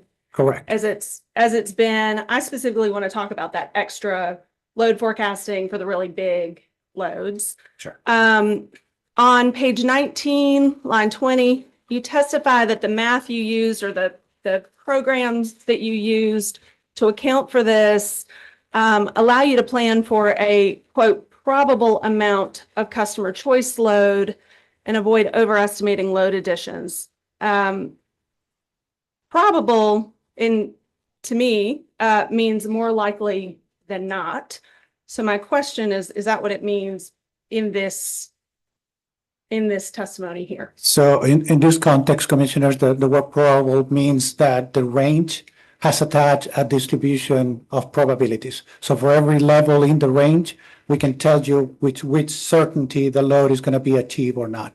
So that's the meaning of what is intended to represent. Okay, so here it doesn't mean more likely than not. It means a plan with probabilities as opposed to a likely amount of customer choice load. And feel free to take a second to read it if that's helpful. Could you ask the question again? We should make sure we're. Yeah. So I'm trying to understand in the context of this statement, which in my view is really important because it's the sort of heft behind this additional load. You say that you're planning for a probable amount of customer choice load to avoid overestimating load additions. What I'm asking is, does probable there mean more likely than not? An amount of load that is more likely than not? In this context, yeah, that's correct. Okay. And so you've described Mr. Valle. Is it Valle? Valle? Okay. You've described the process that included taking the customers who call the Georgia Department of Economic Development and decide whether they're going to come to Georgia, then decide whether they're going to go to Georgia Power, and then decide where they're going to be sited and how quickly they're going to build and all of that. And at each stage along the way, you have assigned probabilities, correct? Yes. And I think the probability for each one of those decision points is trade secret, if I'm right. Correct. Okay, so I won't ask about that. But then you let the math do the rest, and that's a computer program. Is that right? It's a simulation approach. Yes. Okay. And so you described that you run that 100,000 times. Correct. And is it correct that I understand that to mean that when you run that 100,000 times, each time the computer looks at your range of probabilities and picks, like, this time, yes, Georgia. This time, yes, Georgia Power. This time, they're delayed in building. And this time, they only need 95% of their load, or whatever. Sort of picks options and then picks different options 100,000 times to create a range of possibilities. That is correct. Okay. May I just ask a quick question? Because that just sparked something. Who wrote the software? Who wrote the probability software? Scott, So we develop it in-house. Okay. All right. Thank you. So the outcome of that is information that tells you both the range of potential megawatt growth from, like, everybody says no one's coming to Georgia, no one picks Georgia Power, a tornado has happened and devastated the state, to yes, everyone's coming, everyone picks Georgia Power, everyone builds on time, right? I assume your 100,000 options get close to those endpoints. Is that correct? Yes, and commissioners, I would like to put some context for you to understand. It may sound like it's complicated, but it's not. So the scenario that is described here, whether we have to serve all of the customers in the pipeline or not, is not realistic. It's possible, but it's very unlikely that all of the customers in the pipeline are going to select the state and our company. Therefore, what we are trying to do with this methodology is we're trying to grab that initial range and narrowing down to a reasonable estimate of the real value of the load that we have to guess. Just to give you a simple example, not related with load, let's say you have to estimate my height. If you were to have a tape measure, you would know that I'm 6'2". In absence of that, you can have an educated guess, and you can say, well, it's between 5.5 and 7. But that would be way too big of a range. What we're doing with this methodology is we're narrowing down the range such as the answer is between 6'1" and 6'3" with a 90% confidence. And so that's the power of the methodology that we're doing. First, we're grabbing everything that is out on the economic development pipeline. We assign likelihoods for each one of the customers, and then we calculate a narrow range, that more informed range that helps to create a reasonable forecast and something that informs the load that we have to serve with a confidence attached to it, and that's the probabilistic nature of the process. So the projections here, may Mr. Sherrier approach with an exhibit while I ask some more questions? Thank you. The projections that you're relying upon here are using a part of that graph. There's 100,000 plots. That's called P95, correct? That is correct. And P95 is a point on the graph that means 95% of the load, 95% of those 100,000 runs are showing fewer megawatt loads, a smaller load than the number you're using. Correct. So it tells you that, again, if you start with the full size of the pipeline, the 95th percentile results on less than half of the size of the pipeline. So the 95th percentile, just to clarify for the commissioner, that doesn't mean we're taking 95% of everything that is out there. We're giving you a confidence level for that. And it gives you a level that gives you certainty. It's an upper boundary with a very reasonable level of confidence that we're going to be at that level or below. So another way of stating it then is that 95% of the time, based on those 100,000 simulations, the load was smaller than the load you're asking for here. Correct. And that was chosen because it supports the ask that we have in front of this commission. It accommodates for the rapid growth that we have seen throughout 2023, where different sensitivities that we did were double a couple of times throughout the year. And it also accommodates for the current capacity market conditions. And so commissioners, that higher probability and that higher load level was chosen because that's what we expect the state's load growth to be. And so when we look at planning and being able to accommodate those loads, we continue to see load growth outrunning the forecast. And there's a lot more risk on the upper side than the lower side. And so that's why we plan to that higher range. And again, back to our points from earlier today, adding those resources and being able to accommodate that higher level of load means more opportunity to put more downward pressure on rates for customers. But the main reason we're planning to that level is because we've continued to see, as we've gone throughout these load forecast sensitivities, more risk to the load being higher than being lower. So the modeling you used, it's a pretty common mathematical model. And the P95 is actually one of the least likely amounts of load to occur. But the model tells you where the most likely load growth is likely to be, right? I mean, that's the whole point, is that the middle of that curve is your most likely load based on your expert assumptions, correct? Correct. It gives you an expectation of probability for each one of the levels on the range. And that is described as P50. It's the middle. where half the results are below and half the results are above, correct? That is correct, but that is not the load level that we have picked to support the IRP request, given the capacity increases that we have seen. See, given the sizes that we see in the customers, given the speed of the development, we needed to pick a level that would give us certainty to ensure that the levels of reliability will be properly accounted and planned by Mr. Grubb. And again, planning for that higher level of load, because accommodating that higher level of load puts more downward pressure on rates for all of our customers. So using that P95 rate as where pretty close to where everybody shows up, everybody's on time, everyone picks Georgia Power. The 50, which is what this is, right? The exhibit, which is marked GIPL Exhibit 3 and was just handed out. This is a model of P50, the most likely load growth, correct?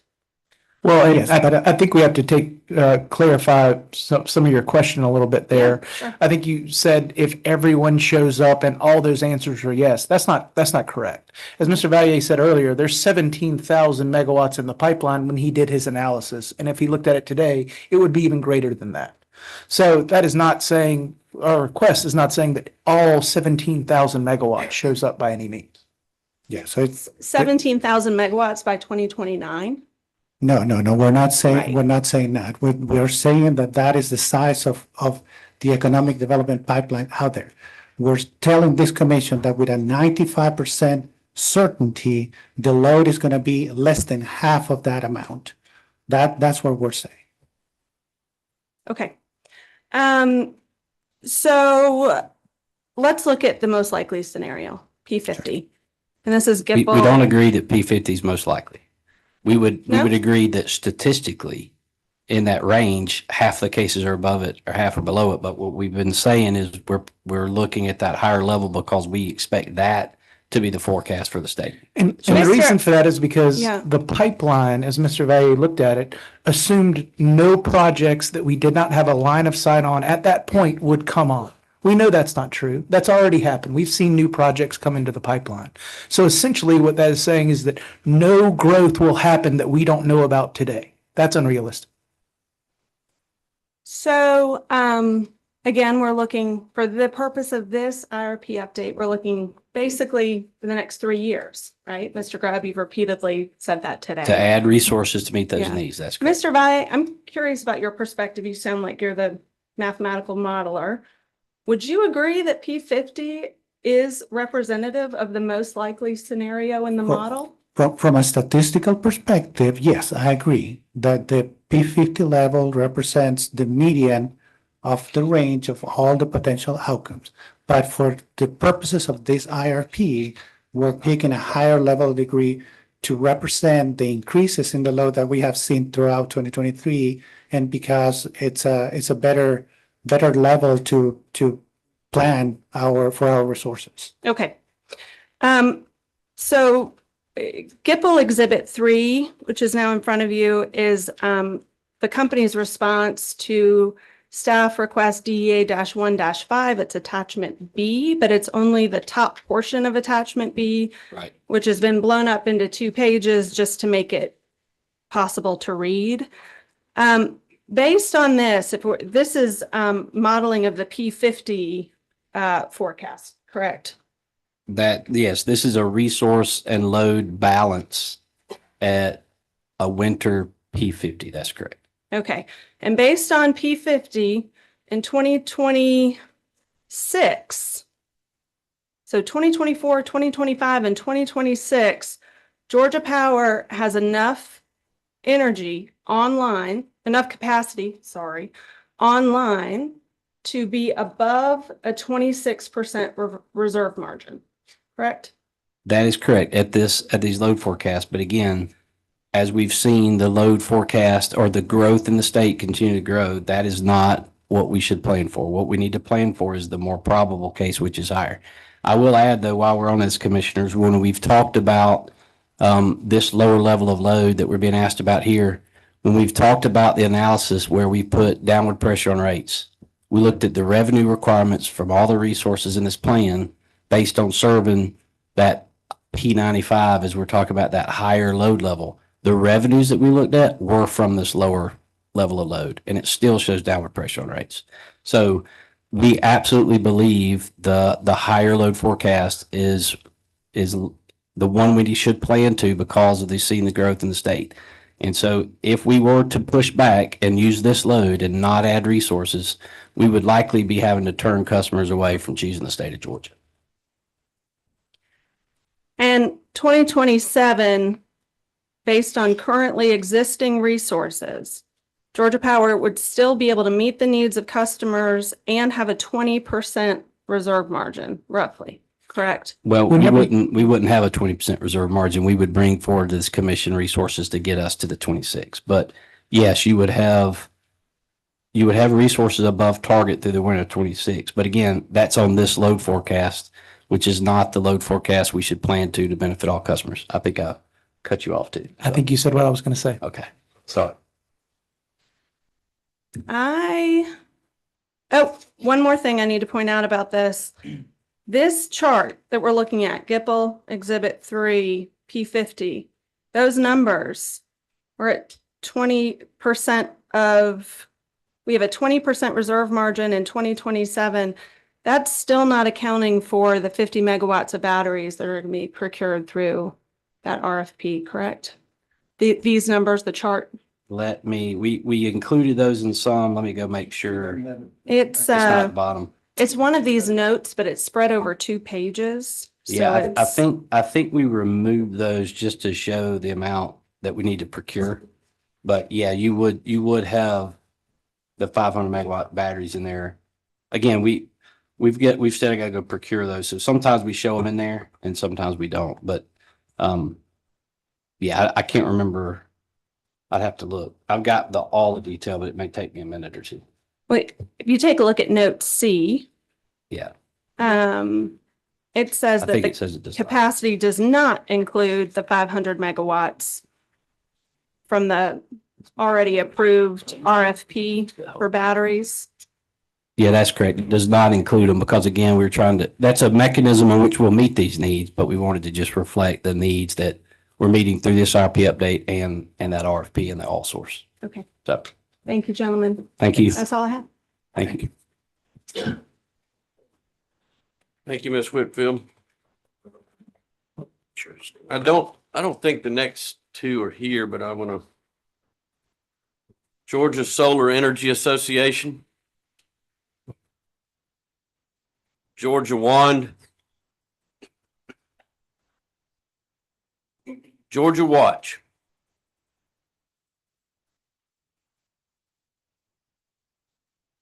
Good evening again, commissioners.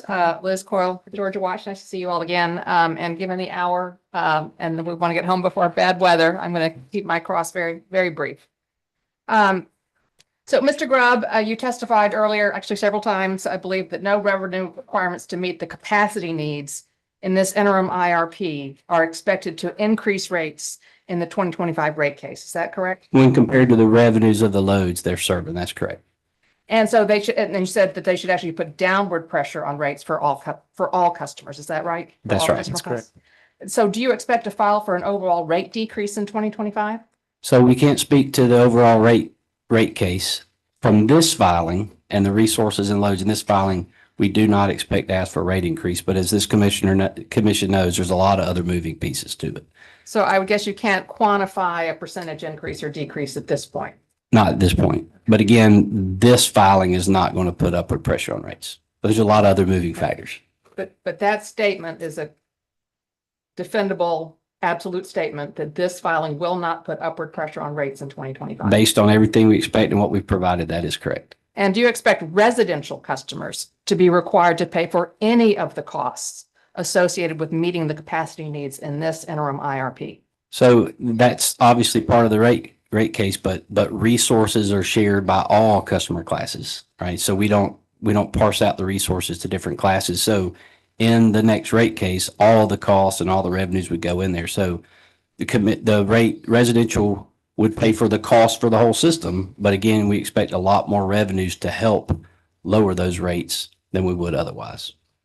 Are you building the capacity needed in the short term because of the unexpected needs to meet residential customer needs or to meet the needs of data centers and manufacturers? So incrementally, it's those loads that are added, but we need the resources to serve all the customer forecasts. So we look at the load, we look at serving all the load. The incremental change is from those drivers, but all resources that are currently online serving customers will serve these new customers plus these new ones. And so it all is one big bucket of revenue requirements and revenues in the rate case. So these resources are serving everybody, And but the that'll- revenues will assist everybody as well. Sorry. And of course, that will show up through the cost of service study and the revenues that come in and were projected in the rate case and show the parity by rate and rate group as we've always done. And then provide information for policy decisions of how to allocate the rate increase or decrease at that time, as we've always done. Well, so let me just ask it this way. Do you expect residential customers to subsidize providing meeting the capacity needs of these new manufacturers and data centers coming to the state? Are residential customers going to be subsidizing those other customer classes? No, and so what I've just answered, these resources aren't specifically for the new loads, but the new loads will help pay for the resources that are serving all the customers now. So. And am I correct that this interim IRP is based on both some known and some expected new growth, right? That's correct. And so at this point, given how close we are now to 2025, do you anticipate seeking significantly more additional capacity in the 2025 IRP? For these years, we don't. This plan gets us close to that in 28. We've mentioned the flex up option if something changes between then. But no, the 25 IRP would be mostly focused on out beyond there. But if this resource plan meets the needs through 28, that flex capacity is there in case we have another update before IRP in 25. Thank you. Thank you. Thank you, Ms. Coyle. With that, we've made it through the first sheet. And if we stop now, I think everybody can get on the road and be safe. And so we're going to stop here and start back in the morning at 9:30. And everybody be safe going home. Panel, thank you. Thank you. Today. So we adjourn.